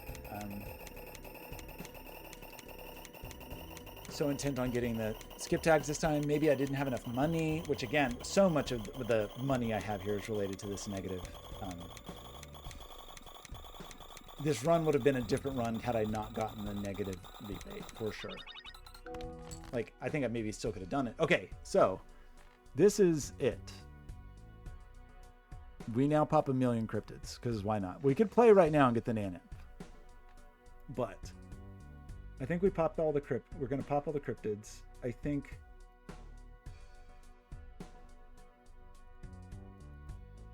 It feels like it's going to be a little underwhelming because we're never going to see...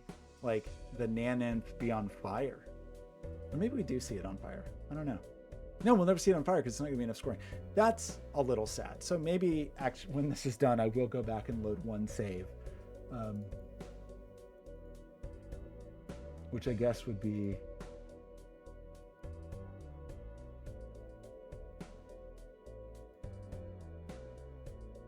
Okay. Copy paste this. So I think it's save number 3 is the one where we would expect to see the...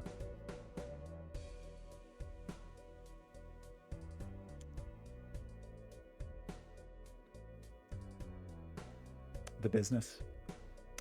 Okay, so I think the only thing to do now is pop a billion cryptids, right? And the fastest way I feel like I could possibly do that is... Oopsie. Oops. Controller went to sleep.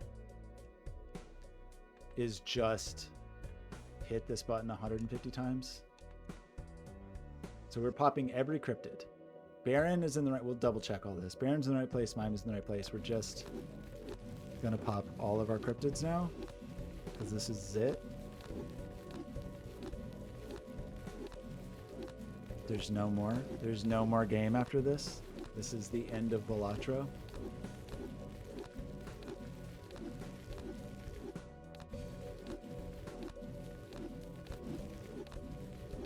A lot of cards, and we can at least see what our, our actual score is, ignoring what the overflow would be. We will definitely get the Naneinf. It will not be enough, which is sad. This is the one thing we won't see. I think I will reload that just for kicks, but the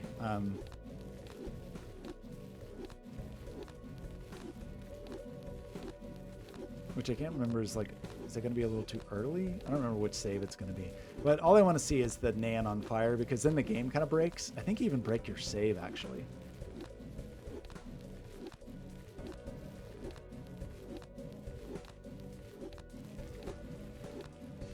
You're getting there.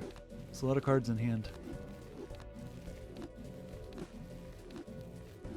Could have been more. We used a lot of cryptids because I was careless because I wanted to hang on to those tags, but...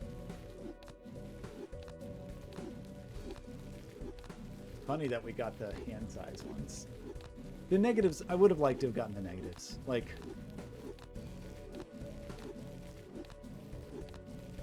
it would have been fun to get 10 more negatives.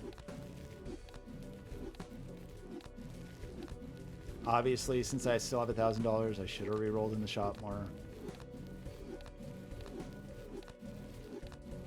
Okay, so what I would like to do, I think, before we send this, is I want to know what my score will be.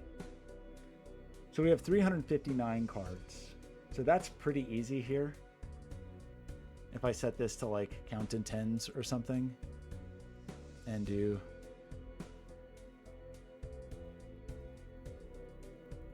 I mean, obviously we could do more than that, but 3... That was too many. Okay, 359, 359, right? So we are an order of magnitude in the exponent higher, because that like E308 is where we break. So even in the exponent, so we are at like a 1 with 3,158 zeros. But I want to be even more accurate. So what do we need to... Who else do we need here? We need a jolly fellow. We got a jolly joker. Doesn't matter because we're not going to help us. We have a drunkard. I just want to be sure the whole gang is included.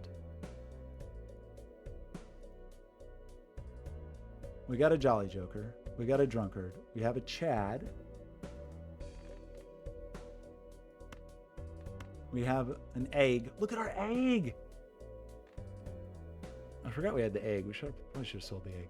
We got an egg. Let's get the egg in there for kicks. Again, the egg, not really doing much work, but hey, moral support. We got the smiley man, of course. We got Wiley doing nothing, but hey, where's Wiley, Joker? Where's Wiley? Wiley's down here. Okay. Let's get Wiley in position next to the smiley man.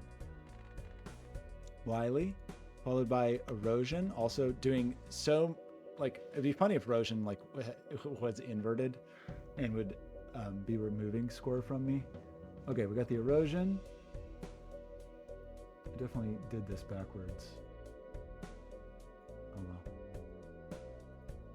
Okay, we had what? We had Wiley, Erosion. We got Halvesies, which is definitely putting in work.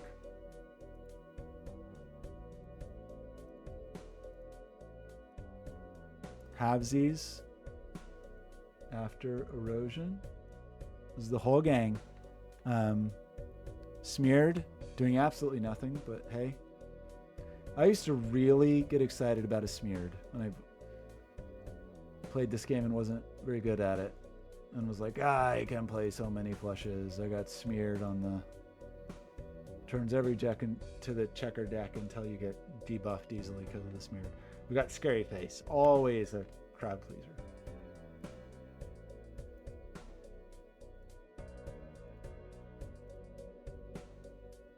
Next to the Smeared. Okay. We have Riff Raff, like truly doing nothing. But one of the best designs. I think Riff Raff has got that little guy on there. Negative Riff Raff is fun. I think the Negative Erosion actually looks really nice. Negative Scary Face, extra scary. We got a Riff Raff. Next to Riff Raff is our Clown, which probably, for as much re-rolling as we did, this Clown probably saved us trillions of dollars. Probably not trillions, but you know what I mean. I would say easily hundreds, probably thousands. Where's the Clown in this roster? This Balatro calculator is very handy, very well executed, but I have such a hard time finding the Jokers. It even has a search. There's the Clown. It's the second Joker.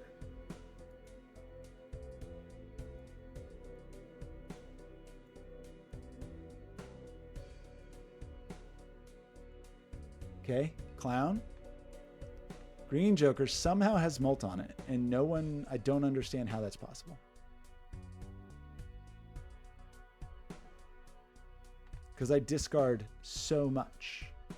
But I guess I have had this long enough that I mean, I don't really understand how I have net positive hands played. Because I have discarded so much. I must have just had this before I was discarding constantly. I don't know. So anyway, we definitely want to account for that 4 Molt. Okay, Green Joker. Wait, what's the Molt at on the green? 4 Molt. Yeah, we definitely need that. Okay. Finally, the misprint, which is not really helpful in terms of our score. Okay, misprint.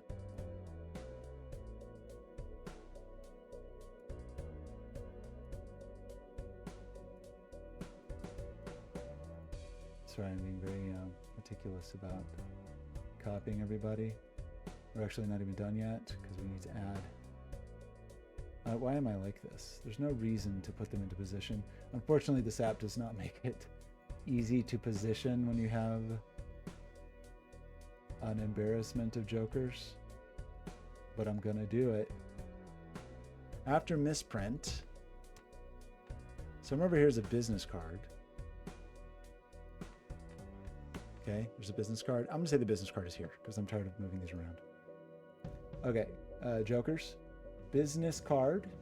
Again, not related to score, but I want everybody to get their due. Business card made us some money. If we had not blown it on that popcorn, where would we be? The MVPs of this run, the like true heroes of this run. Actually, I'm going to say Perkeo obviously is the only reason this run happened. There's just, this run would not have happened without Perkeo. Where's Perkeo? Perkeo? But the actual champion of this run, the number one hero of the run, was this negative rebate. I don't think this would happen. We would not be here without the rebate. And then we also have, like, you know, cast and crew. They're there for us always. Never fail us. The 3 brainstorms, one of which is slightly more, worth slightly more money. We've got our buddy the mime. We got our fancy blueprint and our less fancy blueprint, and the Baron. Okay, so that is our whole cast of characters. I have 1 card ready to play. I had 359 cards in hand. I have Baron where Baron goes. I have Mime where Mime goes. Mind you, none of this matters because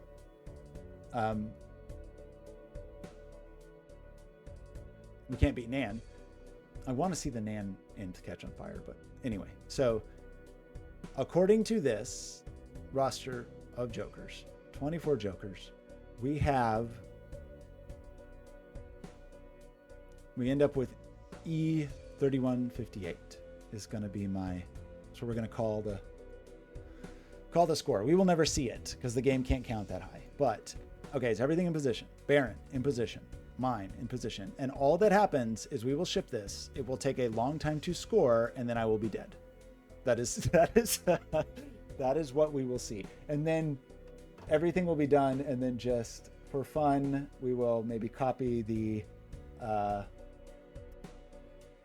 we will try our earlier save, which may have let us just like throw 1 Naneinf just to let us see it catch on fire. I should have done that before,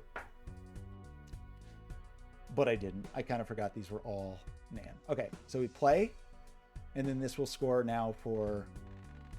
This will take a very long time to score. This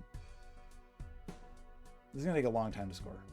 Like I might just have to like leave for a while.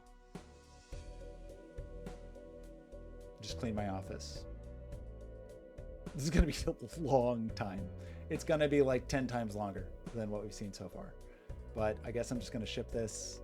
Baron. Okay, this, and I'm taking a lot of time with this. It's silly to record a 5-hour video, but I put so much time into this game, and this was kind of like my last thing. It was kind of like the last thing I wanted to achieve before just saying, maybe I'm done with this game.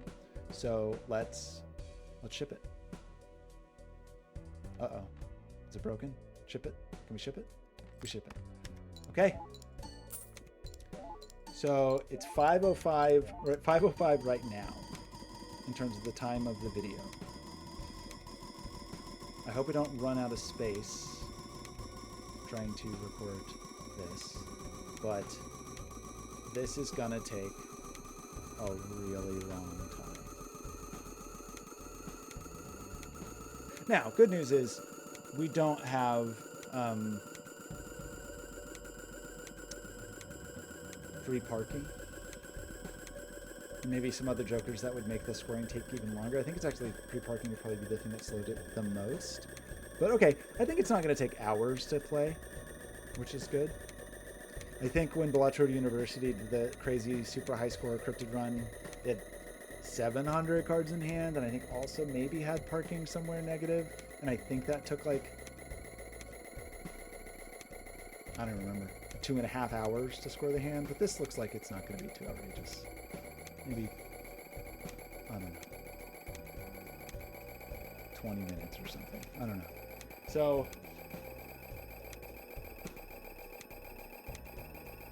I don't know, I feel like a little empty inside. Feel some sadness. But I'll just clean my office about it, I guess. We got Eco here, just floating around. But it's stuck to a breadboard. I think I will put it in the microcontroller box, even though it's on a breadboard.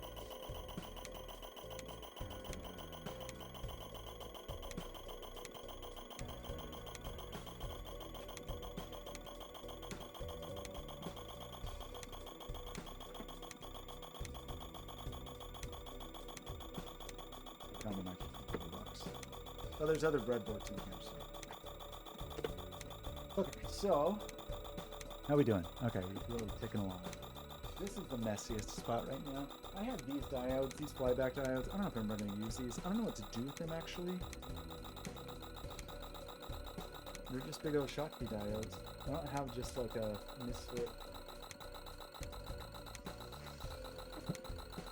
I think it goes in a prototyping mix, because right now that really is just a mix of garbage, largely.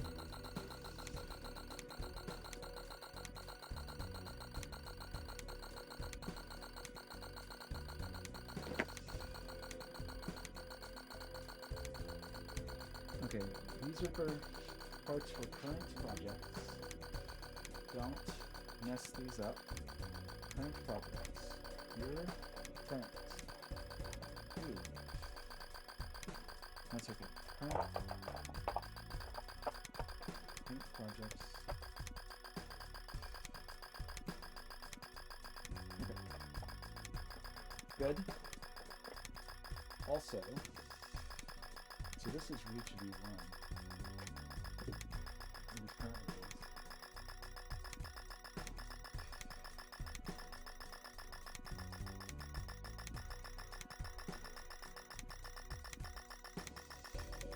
And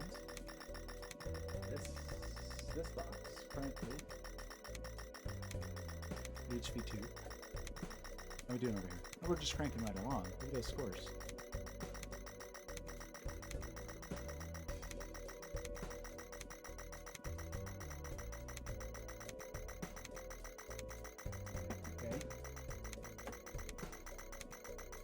So I ordered 100 of a certain resistor for that project, and they accidentally messed up and sent me 1,000 of them. So I have 1,000 16 mega ohm resistors, which is a resistor you will just like never use ever, because it's ridiculous to use.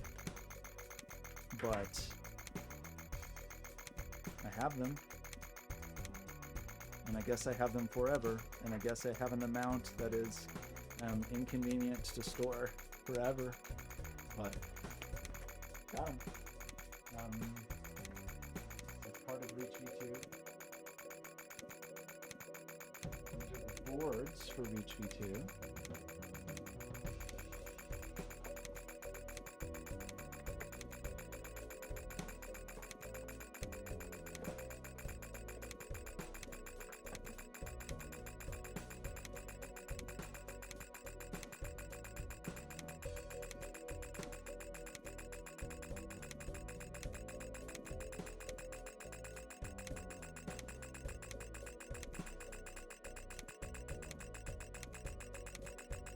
Made a mistake ordering something for a project. Now I have so many of these power supplies that I've since decided that I don't really want to use, that it's too late to return them. I think I meant to order 12 volt and got a bunch of 5 volts. I just have like infinity of these now. This also 5 volt. I mean, I'll probably use them one of these days. I just don't. I decided I liked a different way of doing things than this way of doing things, because There are downsides to this way of doing things. But I guess these can go in the DC power box. I don't think they fit.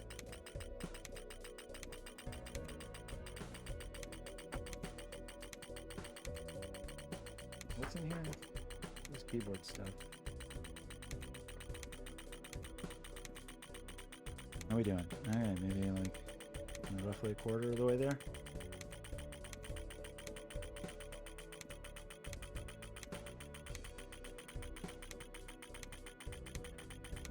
Keyboard stuff. Also have a bunch of like LED panel things that I don't know what to do with.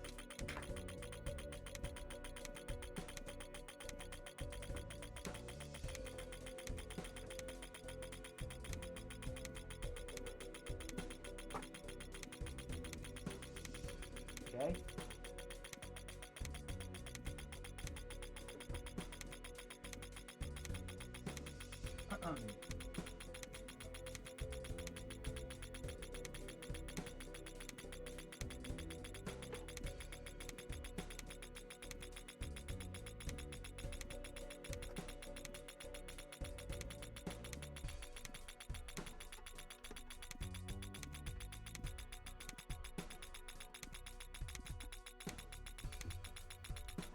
How we doing?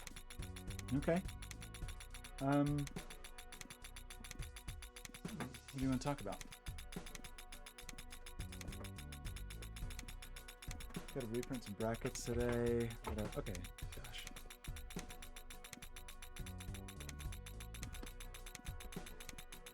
I hesitate to open Fusion while this is happening. Okay, this can go somewhere. Somewhere. I don't know where that is. It can go somewhere.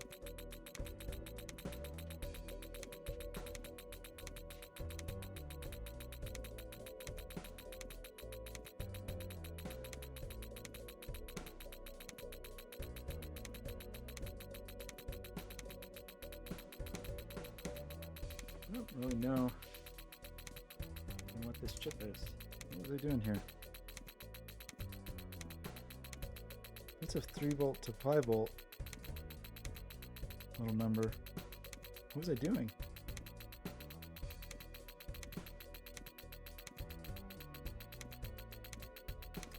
Are you trying to control LEDs or something? So this was a little sound.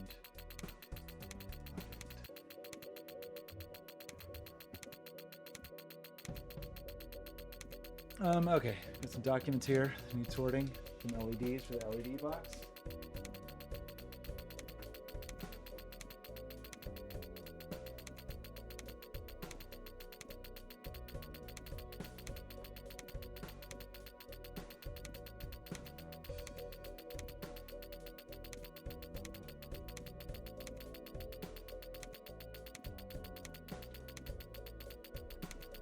Oh boy. Oh boy.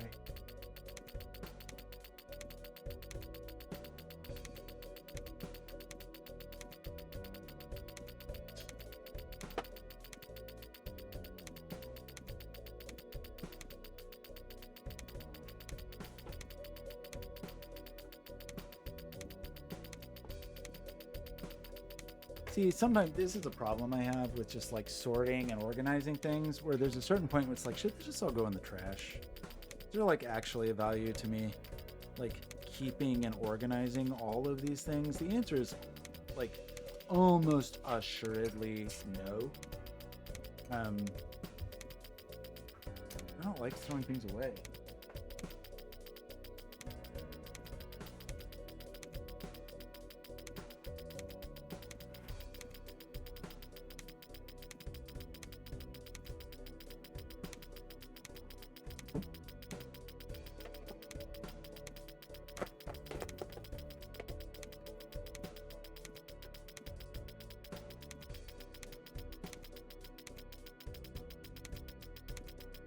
This cute little guy. What do you do with this? It actually goes to a prototype.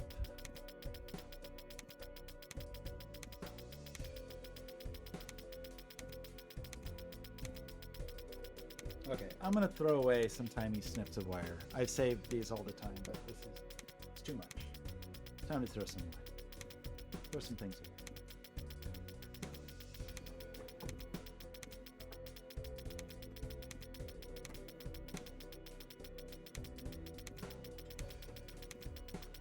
Okay, how we doing? I think we're getting close to halfway there. It's only been 11 minutes or something, so maybe around 20-ish minutes was a reasonable estimate.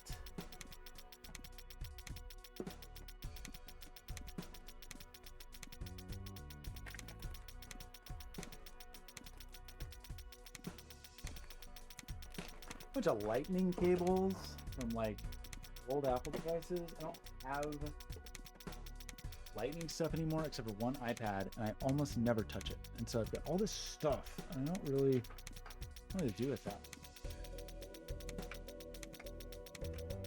Like, there's not a world where it would make sense for me to buy a new non-lightning iPad because I just so rarely use the thing, but I know what I can do while I sit here. I can solder some. And I put the soldering iron in. I need some capacitors on here. Forgot. Just the big board. Big like power conditioning capacitor.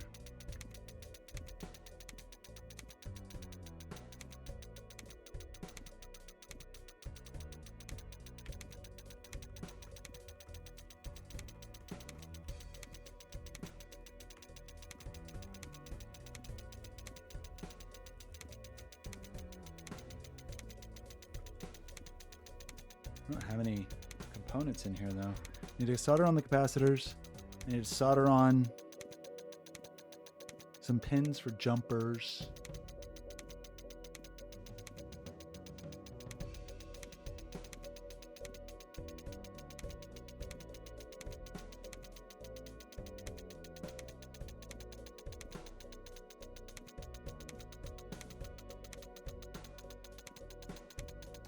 I don't know.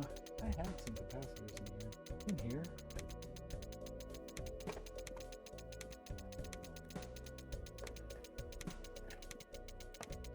Nope. Does it matter? Maybe.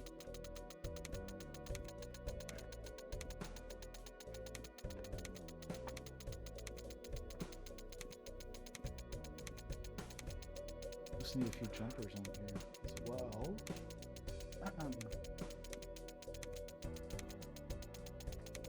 But I took all that stuff out of this room. Okay, well, we clearly have time, so I'll just be back in a moment.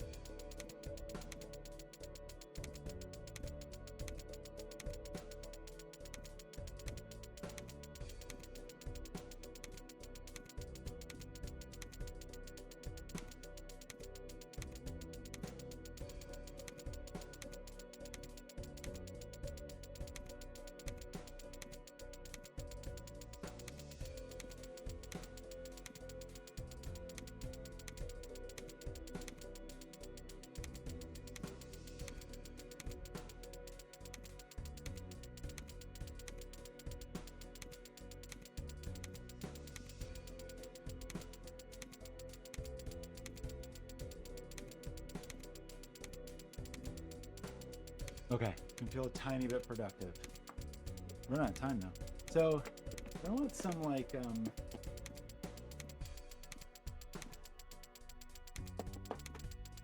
it's in 470.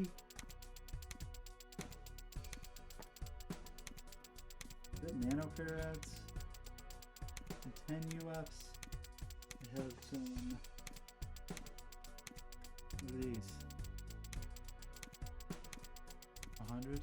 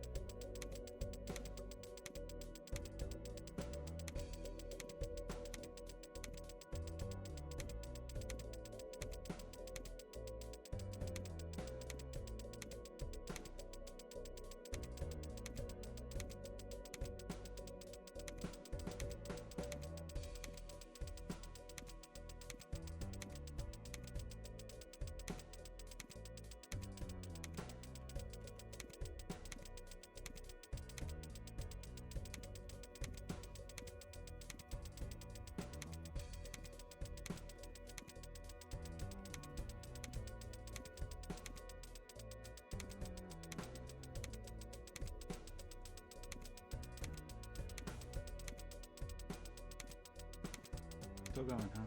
So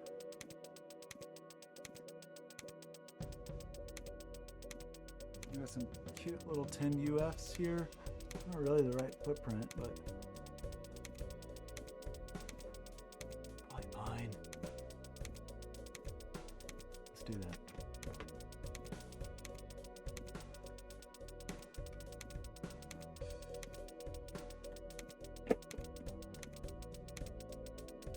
Okay, can I solder? How many of these can I solder before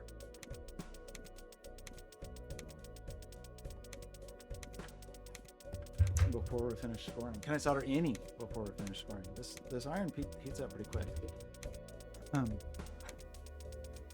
Okay, negative side this away.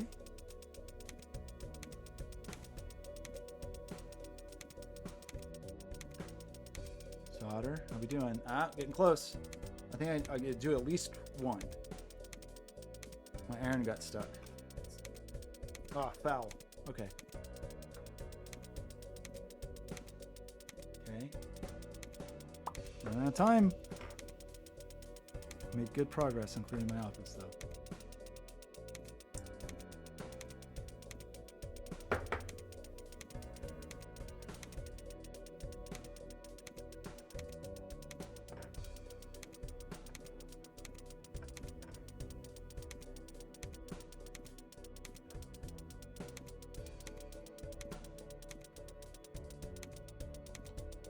One.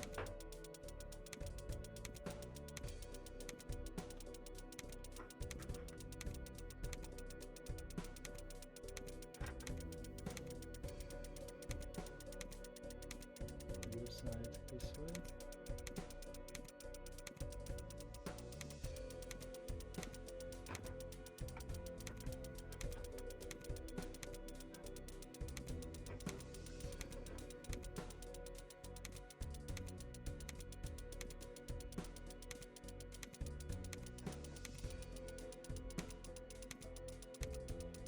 Two. One's not very good. Too much solder.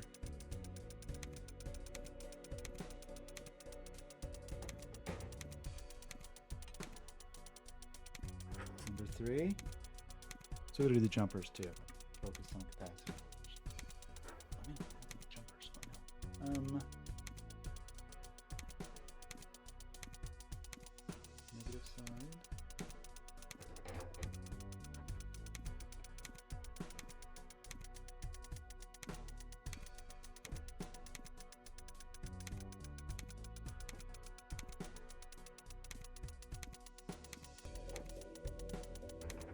Better solder. This one's not good. Too much solder.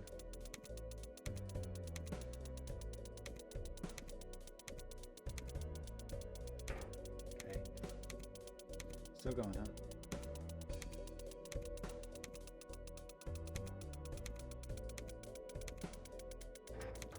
Okay. Angel.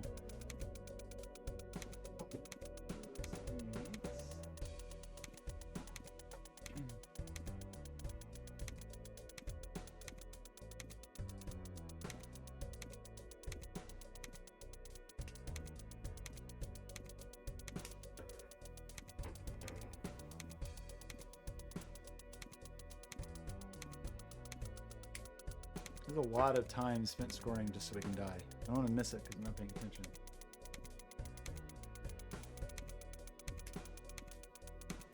Okay. Slightly reflow. Oh, that's it. That's it. We're gonna wait a long time for the cards to stack. Naneinf, and we're dead. We're dead. We did it. We did it. We Naneinf'd and we died. Very underwhelming. I mean, it's exciting. I'm excited. The payoff of the Naneinf, you know, I feel like there should be a thing that happens that isn't just you're dead. This game's been out for a long time. Feels like Local Thunk could have done something here. Like, I don't know, something fun or funny. But we did it. Look at that. Okay, the seed is not a color. I can't remember what that means, actually. Isn't it like blue if you put in a seed or something? Or red if a thing happens? I don't know. Anyway, it doesn't matter. You don't have to believe me because no one cares, but this was a random seed. It was a fun seed. I would, if you choose to play this seed, keep in mind, you don't get any vouchers ever. So just don't even bother with the colas, I guess. I mean, I can't really say that. Maybe there were moments in which some decision I made that was cola related contributed to the longevity of the run. Okay, I'm almost done with this.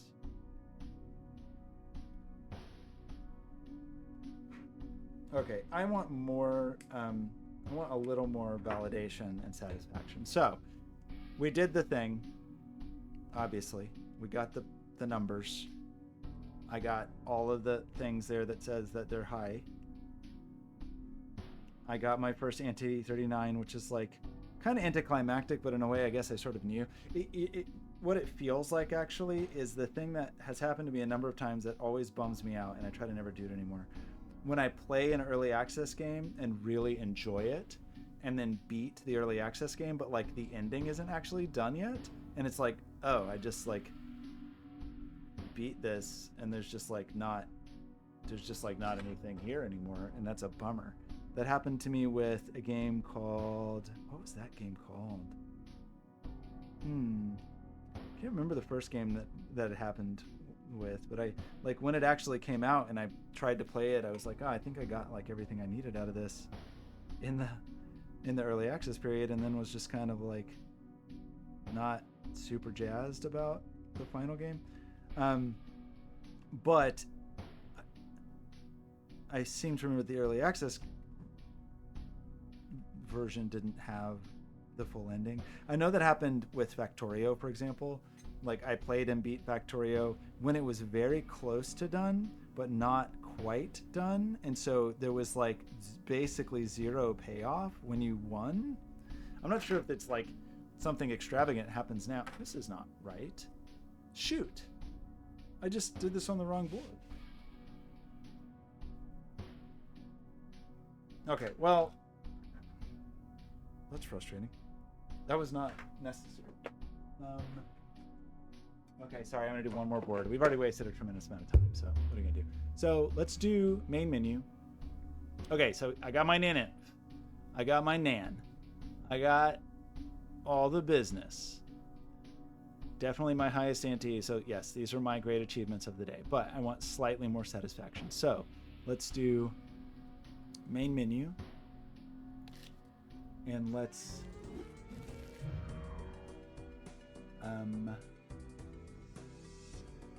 say that this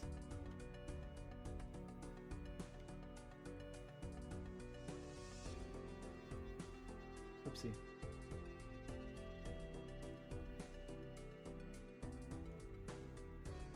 Is the save.joker file.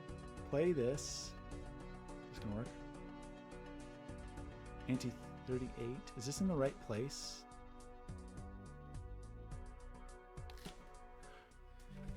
All I want to do is just, do the thing and see it all catch on fire, right? That's all I want to do. Sorry, I need to solder.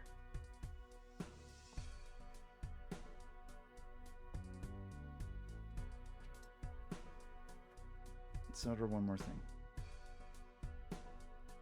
And I'm not going to do the whole rigmarole, right?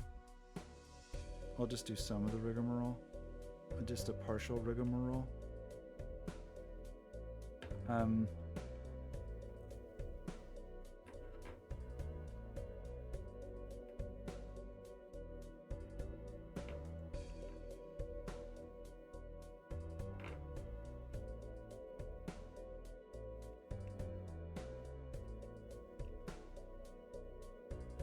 Just need a moment here to burn my fingers. That doesn't look like a good solder joint. Look, this is, I know, not an exciting epilogue, but now my attention is shifted, and I just want to finish this one thing while my attention is shifted.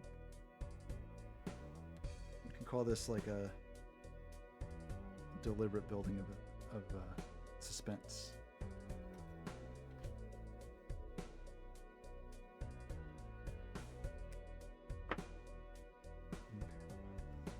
Teeny tiny little reflow here.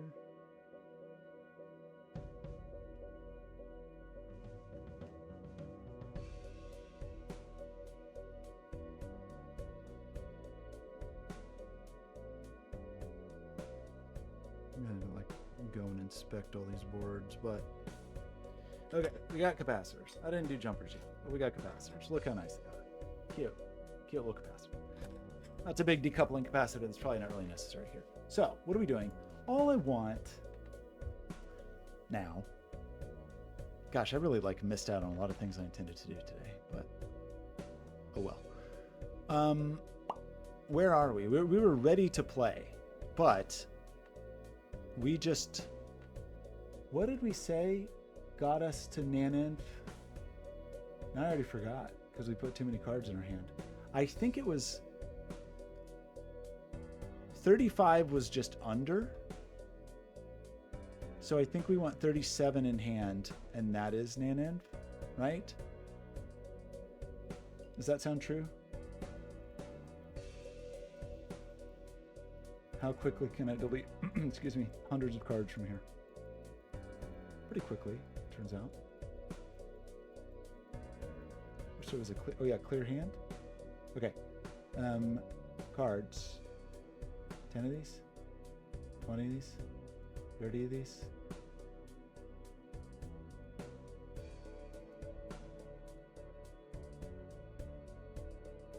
Oopsie. 30. So we were playing 31 in hand, got us 277. And then we added a cryptid. That was 295. This doesn't seem right. Well, actually, I mean, one difference is we put all of our jokers and we put our high card. So I think the short answer is that if we have 35 cards in hand, we can expect to get Naneinf. So let's just go with that assumption, right? So I think we were already all set up to like play. True or false? I lost my joystick input. I lost my Bluetooth sync. That's unfortunate. Why would that happen?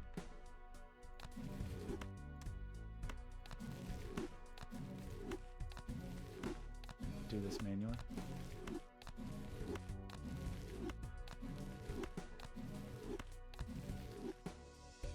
Oh, I played too many cards. Wait, I didn't need that many. That's fine. We'll just do a nice even 50, right? That's plenty. We're copying the Baron.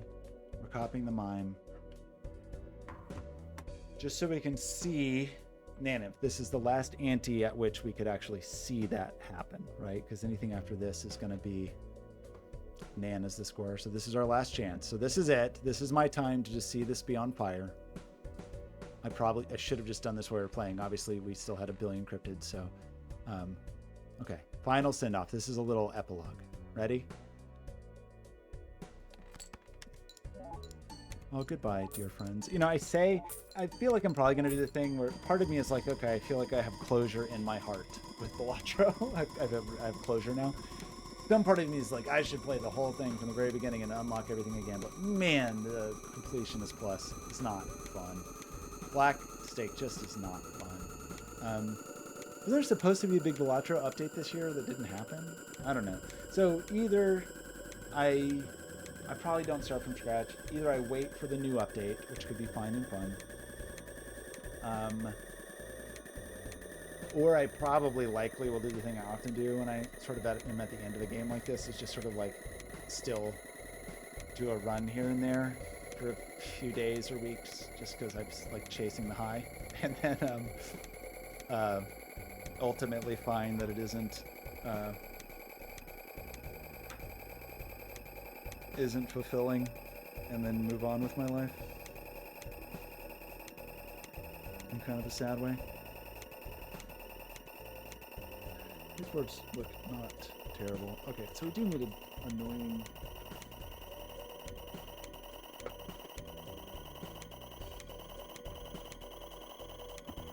We'll do some fun yellow jumpers. Oh, no, those are weird long jumpers. We'll do some unfun jumpers.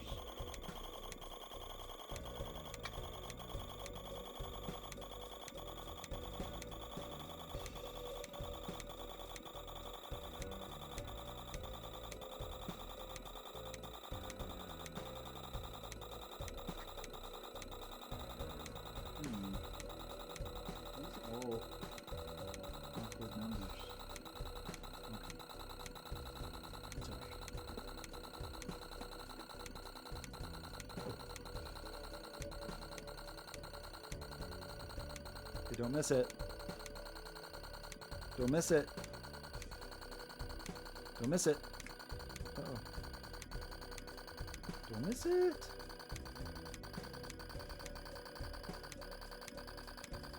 Don't miss it.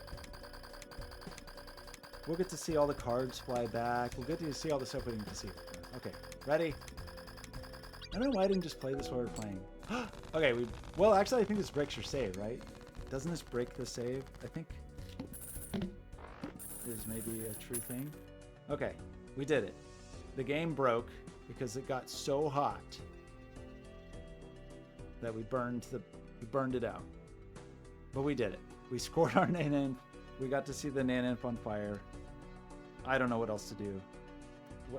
What is left for me to say? What is left for my Balatro program? It is fitting that at the end here I get distracted and start focusing on something else, because that is the thing that has killed me so many times in this game. It's just like, oh man, the scoring is taking a real long time. And then eventually I'm like, oh, I forgot what I'm doing. So,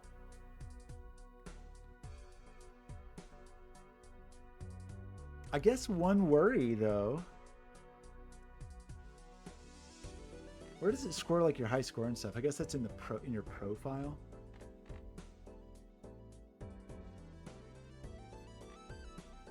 Like if we go now and just go main menu, I actually don't know if it shows some of those things. I guess when you look at the stats, that's the thing we didn't look at yet. You can look at my stats. So I did get an Naneinf. I did every single thing. Did everything. I think this run was my most money, it looks like. Best win streak, that's embarrassing. I don't want to talk about that. That's embarrassing. The number of pairs I've played. Ludicrous, especially because like for the last, I don't even know, 150 hours of the game I wasn't playing pairs mostly, but whatever. These are maxed out. That's exciting. Okay, what do we see here? Total completed rounds. Like this is going to be very skewed by a whole lot of me playing and not being very good at the game, but Chad is that's a hero there, right? Like that's a serious one. Well, you know what's really funny, actually, looking at this? I can see there were certain cards that when I was just doing Gold Stake Land were way more common, like Bust and Red Card maybe. But anyway, interesting to see. Like, obviously Blueprint and Brainstorm make a ton of sense. Chad makes a ton of sense. Photo makes a ton of sense with these. My most common Molt cards. Abstract is kind of wild, but Abstract is a reasonable place to start. It's weird that I finish. Oh, it's rounds, not runs. Rounds. I was a pretty big Supernova fan for a while, just as a way to be like, I'm going to play cards and I'll get more Molt from playing the cards. I don't actually love Blue Joker, but I always take it early. I think it's like, kind of sucks that it gets worse as you play, but it encourages winning in fewer hands, which sometimes you want to do anyway. So, but I'm a little surprised to see that here, because I feel like just in the way my play style now is like, I would maybe expect to see some different chips jokers up here. Kind of makes sense that my main X Molt card is Constellation. I think it's fun to play with the cat, and there's other Exmalt cards that can be fun, but it makes like Constellation's a pretty reliable one if you've got money. Green Joker as just like, let me get through a run, like let me just get through a gold stake run. Kind of makes sense to see here. I'm a little surprised to see business card as my only like econ card. Maybe because like in different circumstances, I'm choosing different things. Like if I'm discarding, primarily I'm using rebate. If I'm playing hands primarily, maybe I'm using golden ticket, but it is a little surprising. It's surprising to see these. And I think maybe, you know, the thing I would be curious about is like, okay, but what did this look like after 100 hours versus after 500 hours? Because like, there's some things I'm kind of surprised aren't here, and there's some things I'm surprised are here. I mean, I take this a lot. I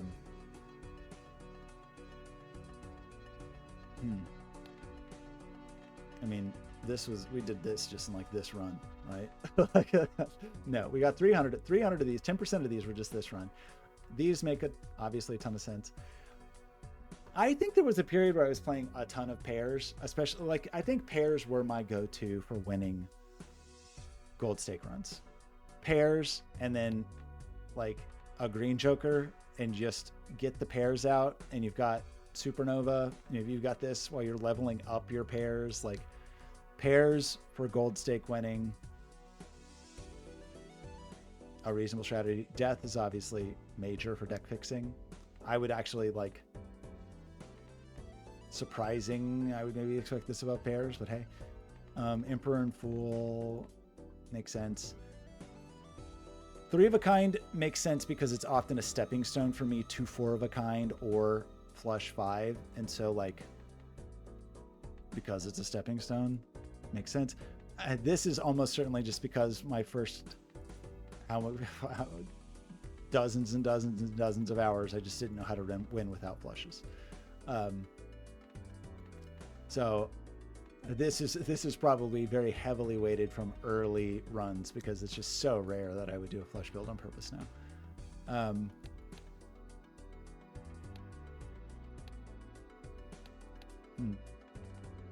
I mean, this makes sense because it sucks. No, Empress doesn't even rank. Hierophant doesn't even rank.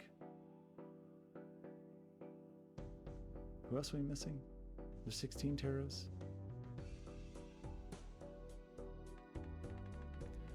These make a lot of sense.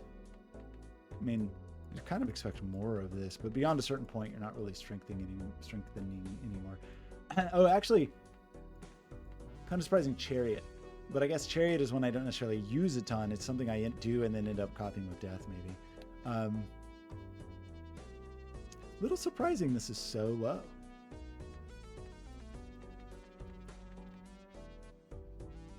But I've been doing a lot of high card.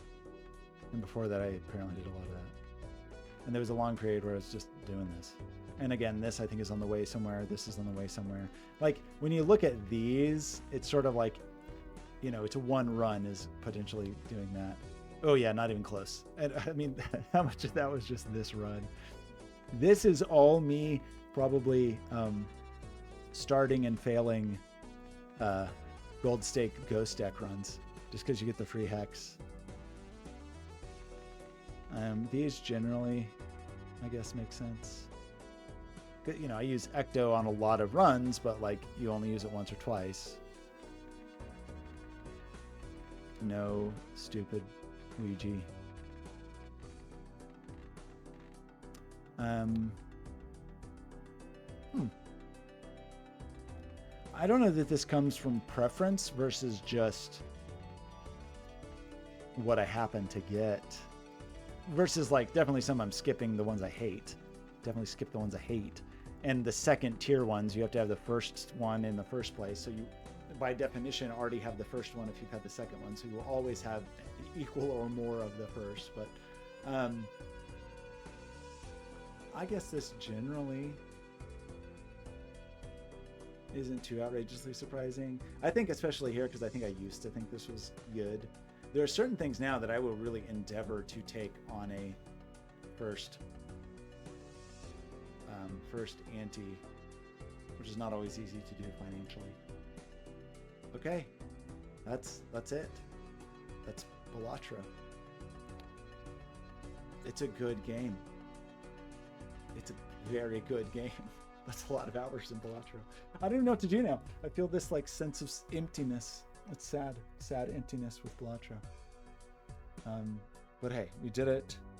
This was supposed to be a 20-minute stream when I just played the last couple of antes, and here we are, 6 hours later with no work done at the end of the workday. Maybe not ideal, but oh well. I don't know why anyone would watch this ever. I just touched the soldering iron. It didn't burn me too much, but that's not a good thing to do. All right, I'm going to finish the soldering, I guess. So goodbye. Thank you for watching this, and goodbye.